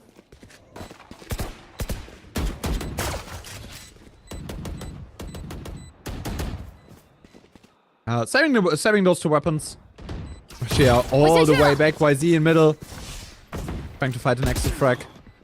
Nobody for him. Russia already found Smoggy. So at least a little bit of economy damage going down there. YZ trying to fight as well, but nobody finds that weapon. That EDG up 3-1. It seems like we are getting an even longer series here. At least at the start.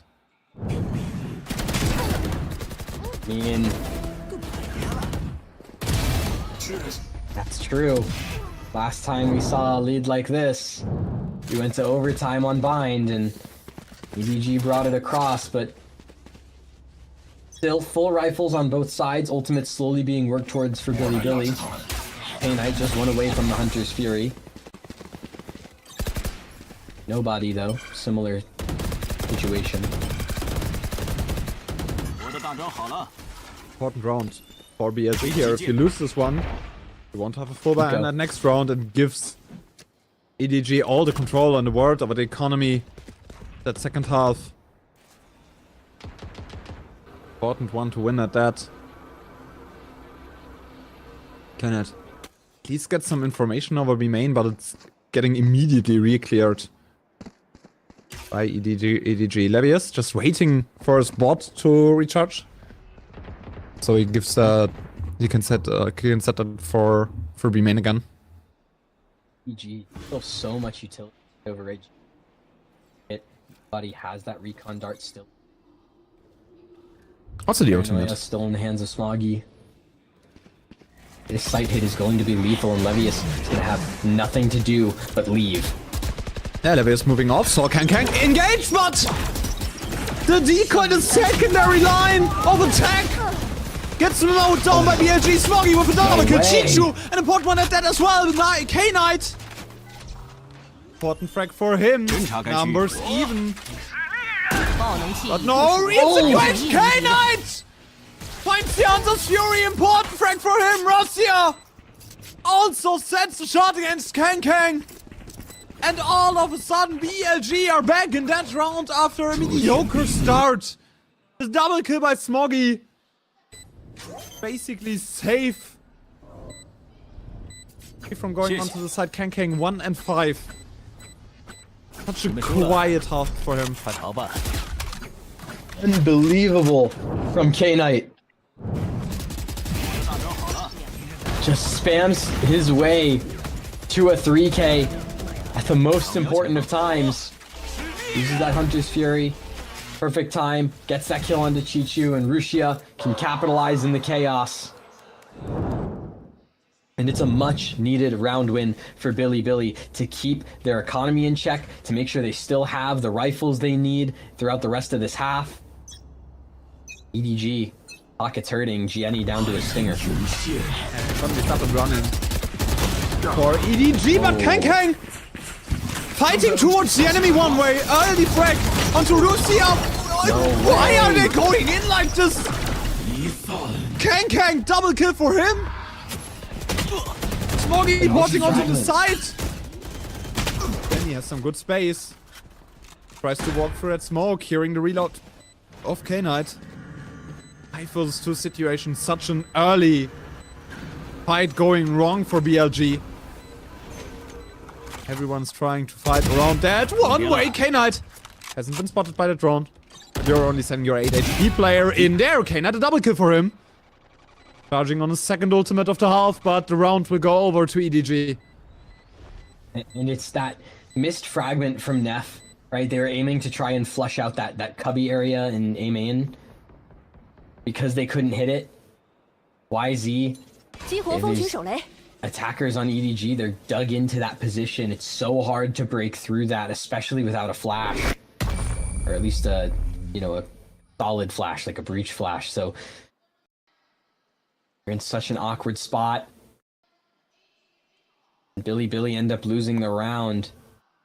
So EDG back to winning ways, back to maintaining that really strong 2-round lead. I don't really like what Bilibili was doing there.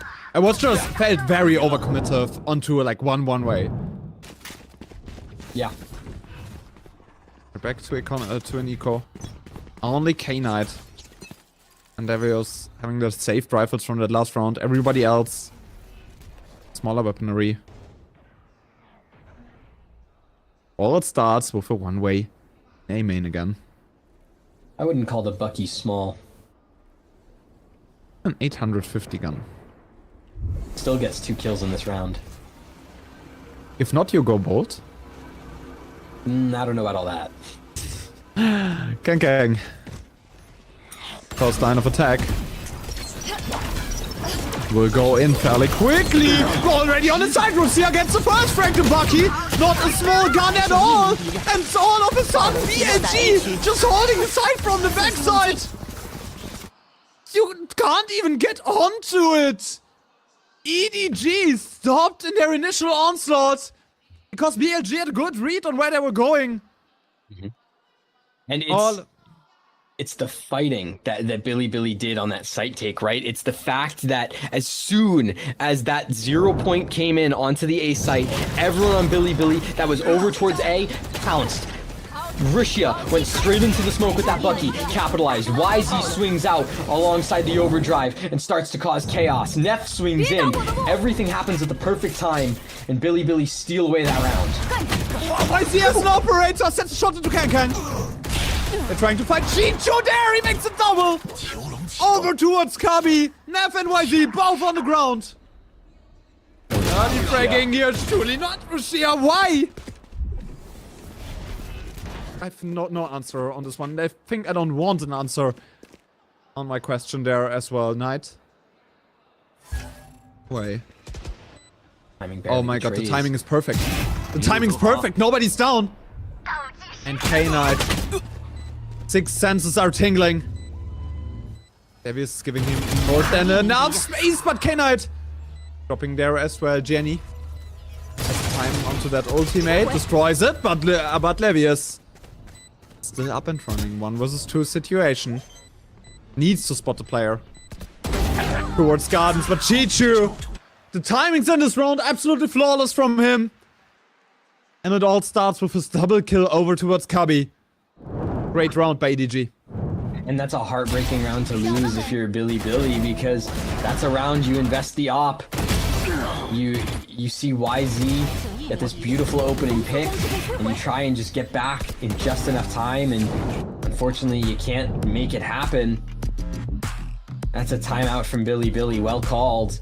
You need to try and readjust now. The weaponry isn't really going to be in your favor. You're going to be at a kind of tough spot economically. EDG still very much in control of this half, looking to possibly run away with a 7-5 at the tail end of this. And especially on a map like Ascent, which normally falls more into the defense, this would be a mental start here for EDG. You equipped Kankan with an operator and Chicho on that Cypher with that sort of performance, and it will be a hard one to close out for BLG. We talked about it like in a pre-game show. You are always sacrificing one of the maps in a best of 5. There's always one map where you're sure you're gonna lose this one if it comes to that. And I think Ascent is such a case here for BLG. But they might be able to claw their way back. Never. You can see heavy investment into this round. Billy. They got the finances together at the perfect moment. YZ still has that op in hand, this time over towards B main. But EDG, the focus is mid, and it always has been mid. But YZ finds Chichu on that opening shot! But the focus towards mid, you need to revamp here. To remove there, but Kankang finds the opposing duelist. Important frag at that. Hogi also with a paranoia. At least a fragment. Some space over to BLG. Can we clear gardens? No command.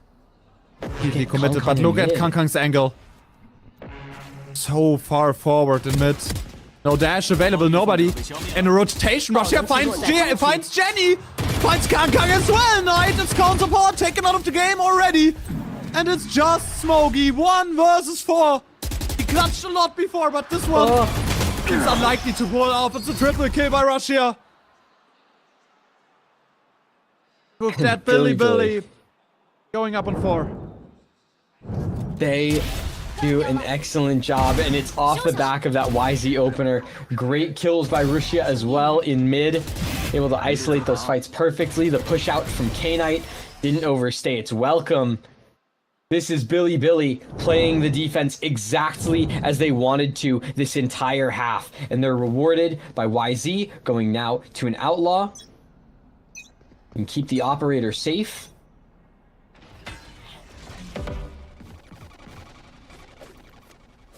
Bye-bye, EDG. Need to retool here on that round. The next one will be the even more important one because you want to avoid the 7 and 5. So from BLG. And then need to win the next full buy. This one here, a rough one to win, especially against the outlaw of YZ. K-Knight also having a great showing on it. Right now, rotation. Going over towards B for EDG. They're not really poised on hitting A.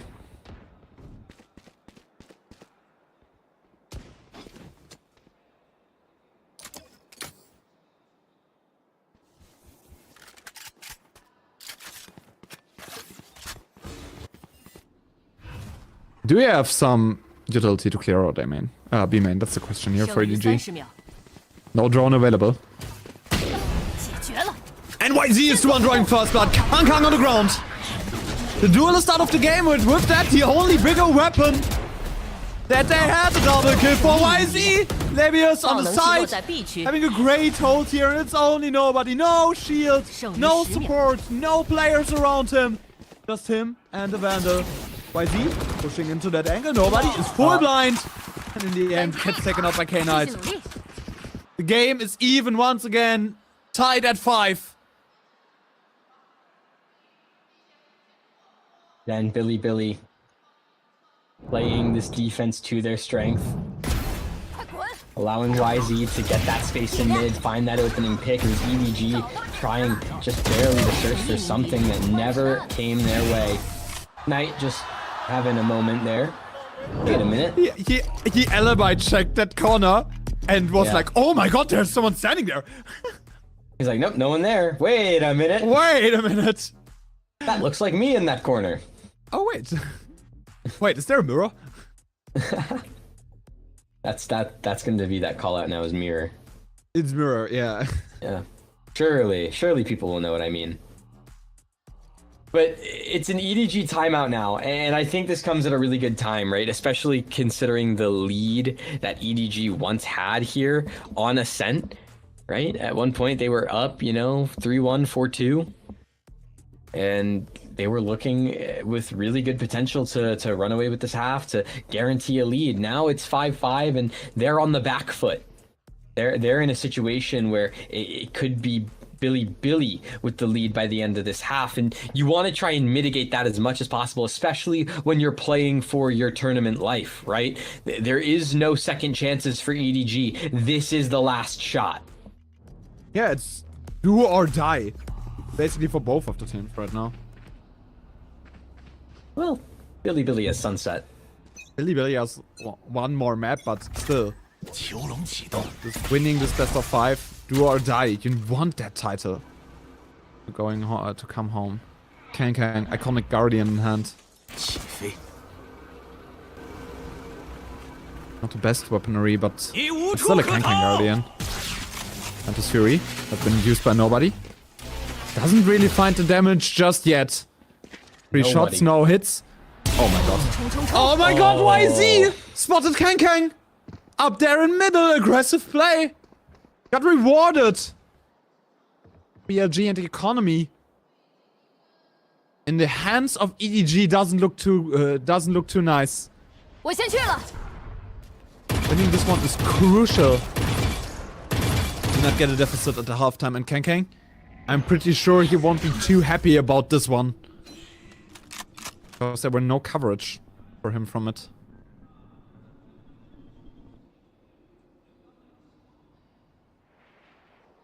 "30 seconds left in the round, EDG. You lost your spearhead of Kong, so decision has to be made. It is going to be towards B. No, it's going to be a B hit. 10 seconds will remain. It's not going to be pretty. It's not going to be comfortable. You're going to have to do it, and you do it off the back of the no command. At least they can shut down the Cypher Tripwires, but they need to be aware of every single angle right now. YZ finds the frag with the operator. One player on lane, already down. Triple kill for YZ. Nobody dropped onto the side. Needs to plant the spike as quickly as possible. Only 3 seconds left. YZ stops the plan, and it's going. Levius closes the round. BLG are up in the lead again. EDG want to get onto that side? No! YZ, our young talent, says no and stops you in all of the tracks.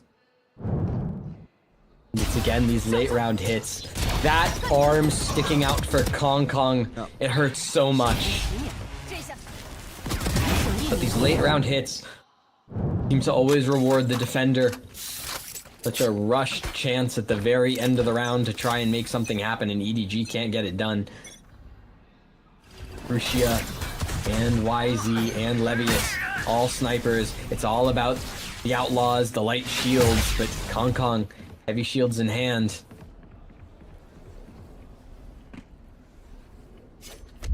At least something like that.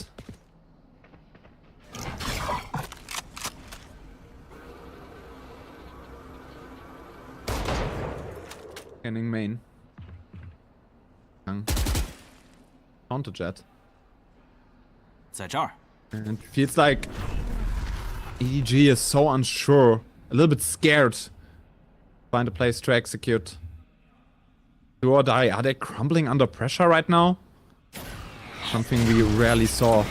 Over from Dan Kang already onto the side. A little bit of spray. K-Knight does get nobody, but at least there is a trade kill for Kang in place. All of the players know now Chichi's ultimate. Absolutely crucial for what they were doing. Nice flash coming out here. K-Knight and Lev stealing away this round. Clearing out the area. Smoggy! From main! He shoots 2 heads into the hearts of all of BLG's fans. Unbelievable. The fact that we are sitting at a 6-6 half after all of this. Neff does so much in hell. And then it's this 1v2, both players low. The Guardian just taps away perfectly. You can see EDG. There's nothing to celebrate yet. Just smoggy things. True. It might not be pretty what EDG is doing right now, but it's effective. 6 and 6 at the halftime, and I mean, we talked about this a whole lot, right? It's still a very defensive-sided map. It's still a map where CT is highly favored. And yes, while you have the Neon, it's still a far stretch to believe that after EDG's attacking performance, they will lose on their primary favorite map, that they will lose out on defense. And reminder, this is the best half EDG have seen all series long. The same one that took them to an overtime victory on Bind was a 6-6 half. So, Billy, a lot of work to be done here.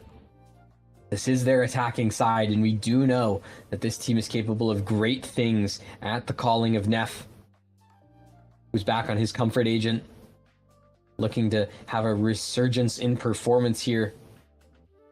The only question is, how much can YZ find on the Neon? That's the big question. They need to have a flawless half here. That defense, especially with the Cypher, is gonna be very, very hard to crack. Your KO needs to play perfectly. It's all about Neff. Neff is the key player that we need to highlight here, because those knives are crucial to what BLG will be doing. But Neff's already on 9 assists again at the halftime. It's not his game 1 performance, but still something to look out for. Gianni? Hold on, wait. No, Gianni is 10-9-9. Oh wait, Jenny is 10-9-9. I'm lost. Gianni's moving like prime Neff.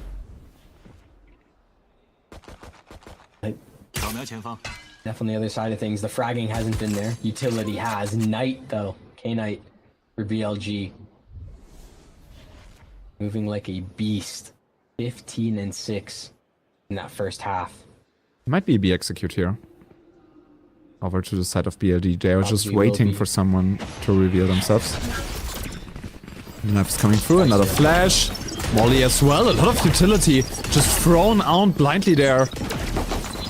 For Jenny, and the execute for BLG just runs right now.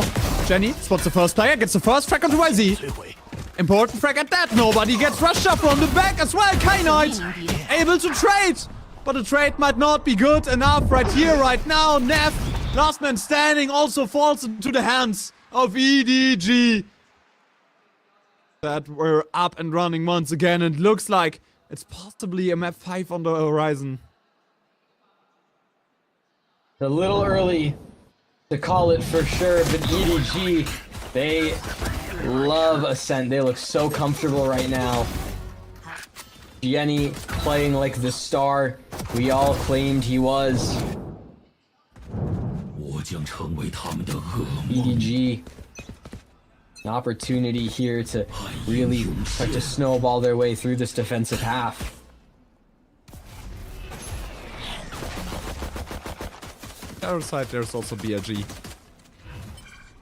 That ecoed a lot. I won a lot of eco rounds against EDG on that first frame maps in the best of 5. Slowly but surely there will be movement towards Garden. Monkey has a flash in hand. And play off of the contact of Jenny. For something to happen. First flash, they're trying to fight this one aggressively. Paranoia down there as well, Jenny. Find bodies, but doesn't find a frag. Still a slow game for BLG.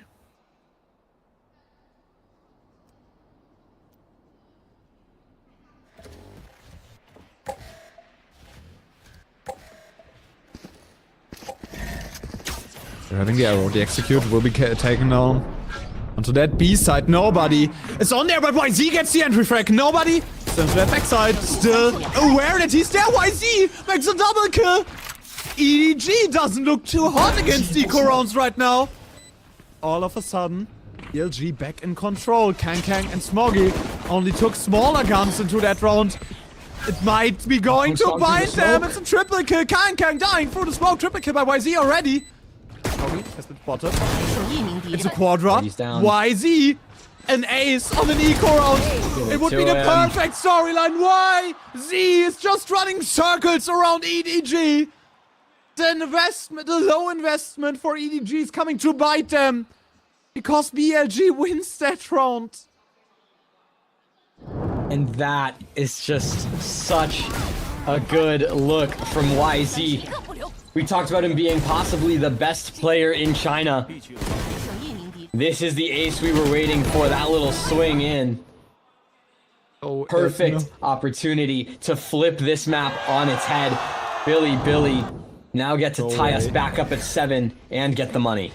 I think that's like round 4 or 5 that EDG gets eco'd. Probably this best of 5, and it can't go this way. It's like the biggest problem they're having right now. Kang. Oh, dashes up very closely. In the end, also Jenny dies. Try to push out over there from Kabi. Smoggy has been spotted. Levius just fighting towards middle. Double kill for him as well. Kang all on his own there, and BLG are back in the driver's seat. Full economy control over that second half now. Yeah. They're dominating here in the money game as we approach the middle section of the second half. The lead back into the hands of BLG for the first time this map, as a matter of fact. Well, 6-5 at one point at round 12, but still have almost full weaponry, full bank accounts behind them. B main under pressure yet again. Chichu setup be tested once more. They will also be playing execute there. We spotted as well. They heard that teleport. They are not. I think they're not quite sure if it's more a main control with that Omen TP or if he just fake TP'd out of there. Yeah, and Kang rotated already. The operator up and running there. I don't know if the drone spotted it. That would be the most important question here, and the execute is going down onto the side. Smoggy finds YZ fully blind. First strike for him, Kang. Oh, they know where the operator is, but Kang makes a double kill. Casual Kang moment, but Neff and Knight also flooding the side. In the end, it's only nobody. The last player to rely on the spike is getting planted. Nobody. Okay, Knight. Surely not a 1-versus-2. That's no way you can do this one. Nobody. 88 HP on the line, but he's looking in the wrong direction. He's looking in the one direction, and Neff finds that kill as well. 9-7. Full buy versus full buy. 1 by BLG, sending EDG into another eco round. And again, in these moments, IGL for Billy pulls it across. Neff in the 1v1. Good reposition. Wonderfully done. And Billy, they're hype about it. On the peak of double digits. An eco out for EDG. Sheriff's down the line except for Smoggy's Marshall.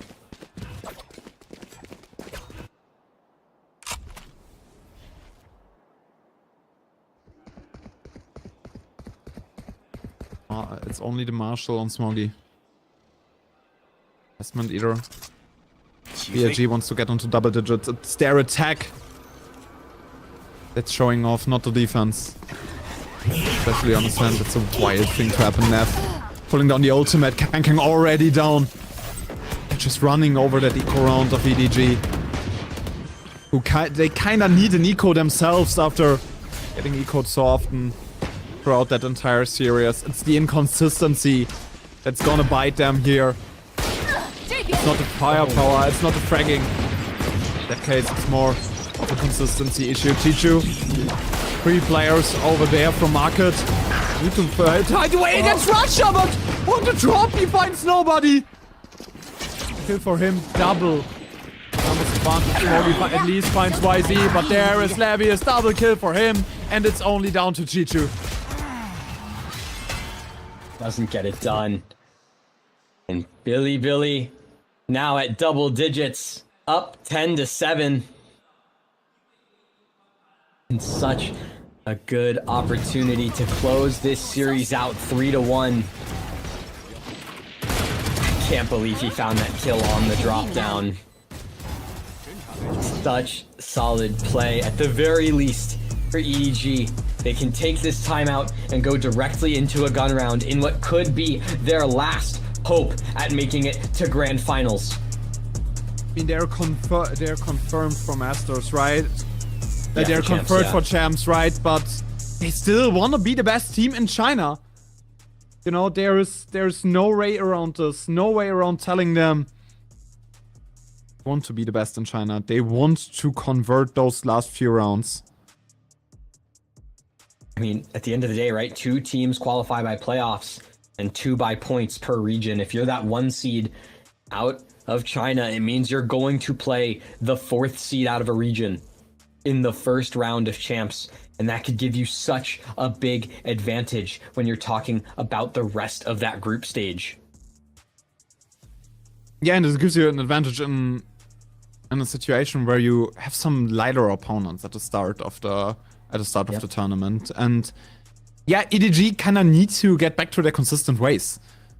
They're highly inconsistent at this point, and they kind of have to go back to their basics, to what they know. One more full buy for them. You don't really want to go back 11-7.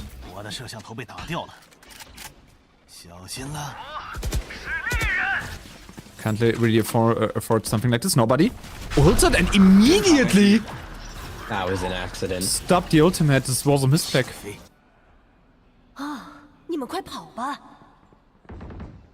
Such a high stake situation. They're using the lockdown already. Yeah. To get onto that B side.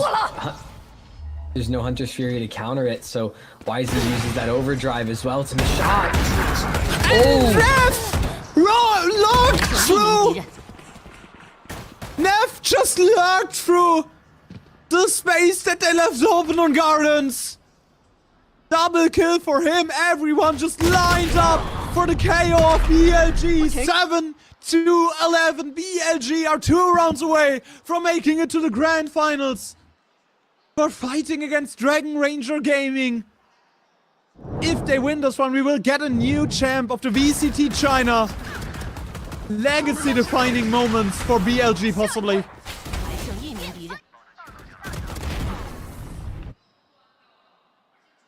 For BLG, who's never won a domestic trophy here in China. The opportunity to make it back to the grand finals for the 3rd time this year. Could this be their chance to lift that VCT China trophy? Time's the charm, right? What they say. Best of 5. To step up in moments like this. 1 away from his knives. He gets a frag here. Things might be possible. The blade spawn. Good option for him. Nice flash there. But I can't really find a kill. It's still a very low YZ. No kills to be found. Levius is the one killing Smoggy there in A main. Complete control over the side right now. YZ pushed forward, but a little bit too much maybe, Russia. The 1v1 for him, and he wins this one against Jenny. Still numbers advantage over to BLG, and piece by piece, they're deleting the hopes and dreams of EDG. The match point seems inevitable, and Russia converts a 12-7. EDG on the brink of defeat. 6-1 on their defense only.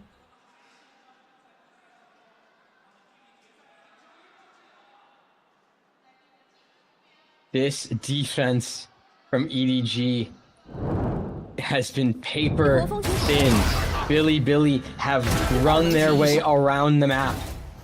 throughout this half. Nearly flawless. Kainheit, Rushia, Neff, all having moments of brilliance, and now what could be the final round of the lower finals for VCT China. I think this is post operator shot. One more time, the big gun to convert around, but look at the space YZ already got. And I think Jenny didn't spot him! YZ! The opener, the possible best player in the VCT China right now, YZ! Finds an opener in middle, but Smoggy deletes K-Knight off the server. Important moment, important to bring the numbers back to even.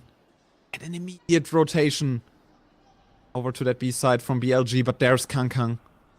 Glass cannon operator tucked into the corner, waiting for BLG to make a move. But they're not poised to hitting mid. YZ has already taken a little bit of space there. King has knives up and running as well. YZ has the angle there as well. Nobody down. Numbers advantage back to BLG. They should know that Kang is possibly on that side. The operator shot. A second miss at that, but this time Neff can't fight against this one. YZ already with a triple kill. That's the saving grace. You can't No way he finds himself back in that situation. 1 versus 1. Russia versus Chichu. Chichu here to save their season. Russia win that 1v1. Chichu falls back. And now takes the 1v1. Russia has the timing. Welcome to the grand finals. BLG defeats EDG for a spot in the matchup against Dragon Ranger Gaming. A third final straight for BLG. The Kings of China are officially dethroned. No more titles this year for them unless you win champs. And EDG back to 0.0. Back to the ground. They need to work themselves up. Still a phenomenal run for EDG, a team that had to reinvent themselves after a lackluster stage 1. The champions of kickoff, the champions of champions in 2024. They find themselves here. And it's Billy Gaming for the 3rd time straight this year, going to the grand finals of VCT China. You can see the love on stage. I mean, these are two teams. They've been playing each other all year. Absolutely. And for Billy, another chance at a trophy here in China is finally on the line. Been a very long road for this team. Number 1 out of the group. Looking like the best team in China at points. The question was between them and Shilai, who would win? Well, Shilai unfortunately fell to DRG, who's waiting in the grand finals for that final best of 5. We might have 2 Ascension teams winning the VCT China back to back, but BLG is in their way. We are going over to the interview with our translator. One translator line.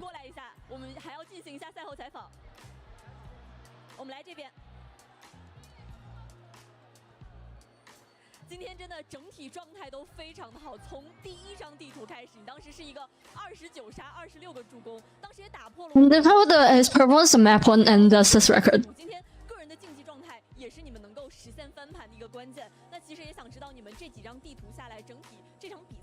And what's the mentality in general?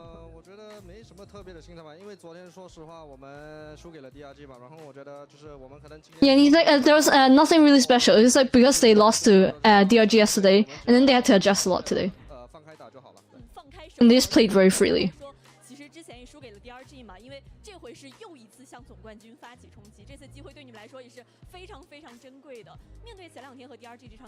And what do you think you lost against DRG?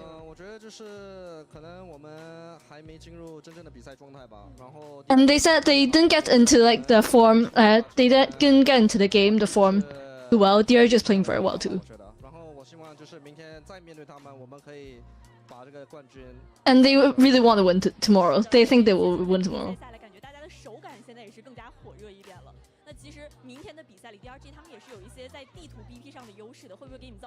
And what does he think about like the map ban advantage for DRG tomorrow?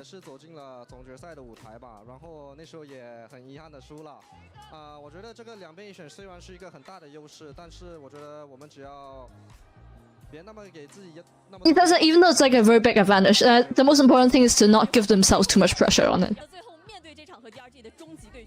And anything else we want to say? And he's like, you guys better be careful. We're not gonna lose tomorrow. And that's it for the interview.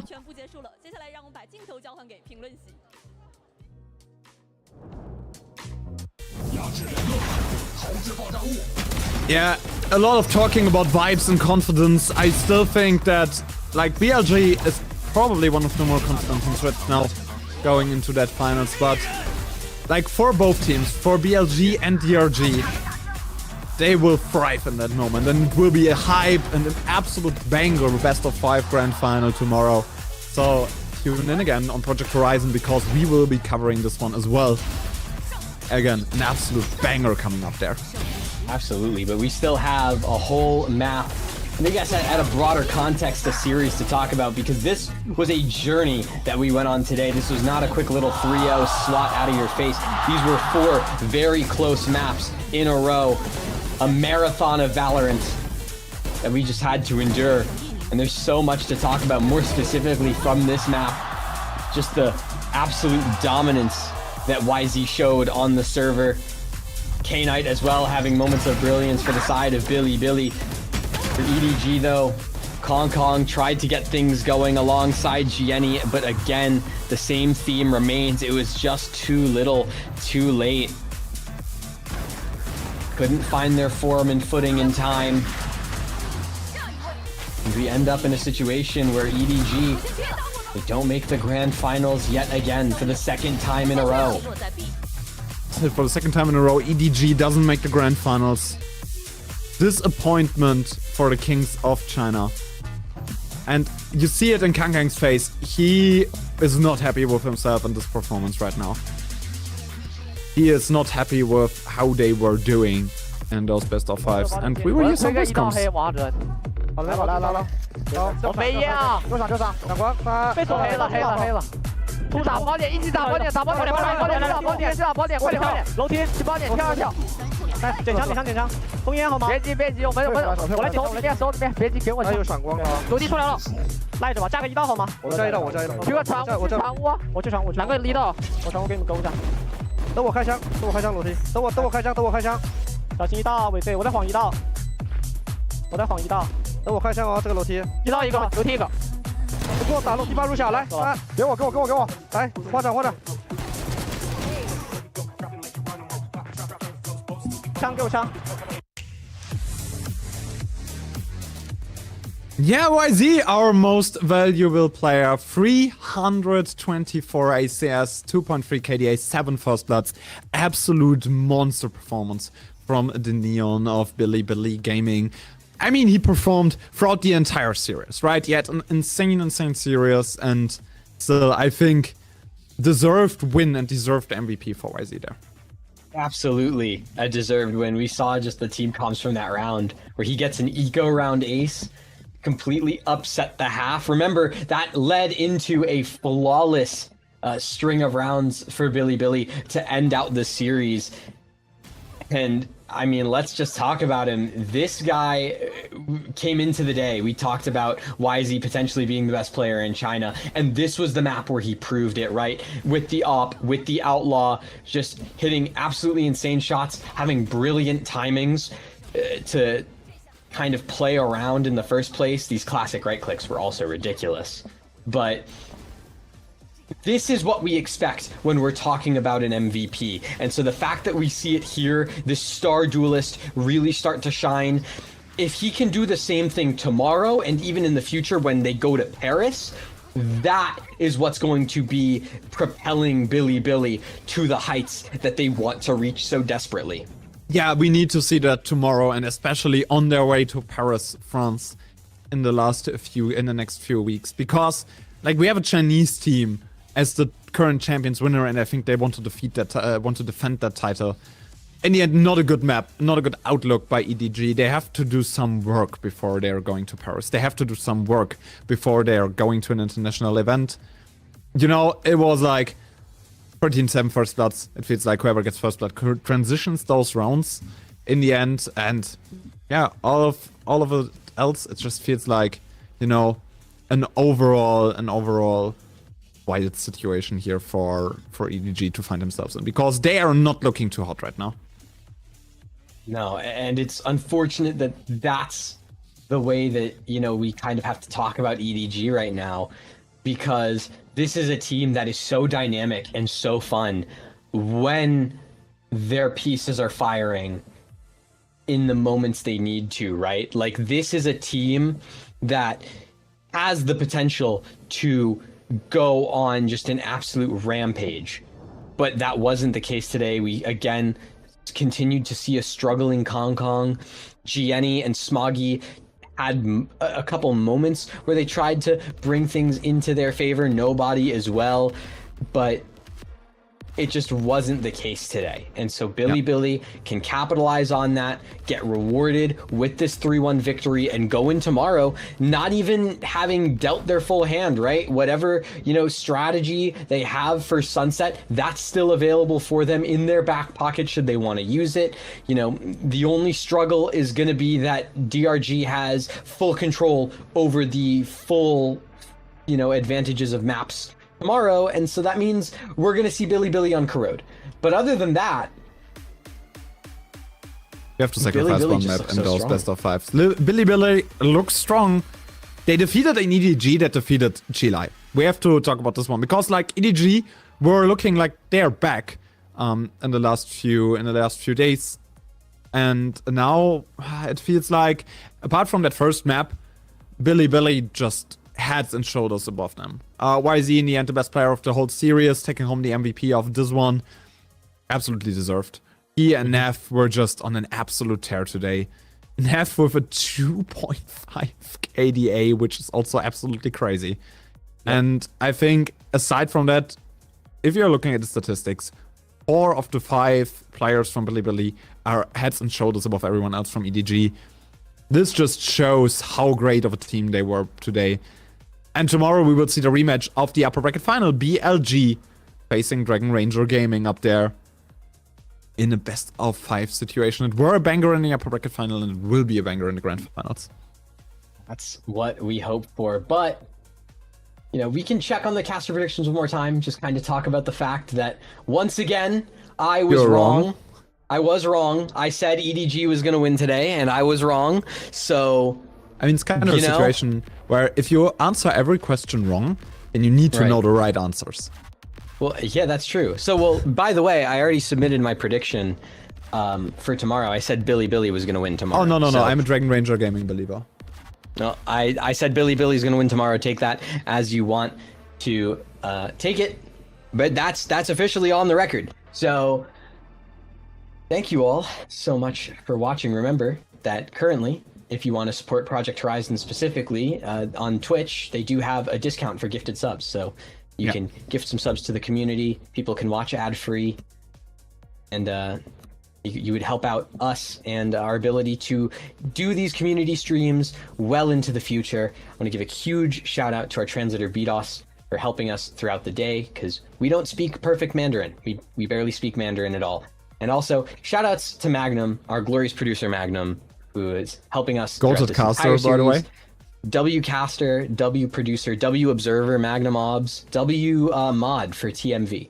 So yeah, thank you all so much for watching. And remember, tomorrow, the same time, got that show match, and then right after, it's DRG versus BLG. Don't miss it, because it's going to be a finals for the ages. It's going to be a finals for the ages. Thank you all so much. If you want to support us, our socials should be right below us if you want to support us as the casters. Again, thank you so much for all the support on Project Horizon and on the broadcast here. We give some love to our whole community. And we will be back tomorrow with our grand finals with some other casters. Have a good evening, and we will see each other. Bye bye.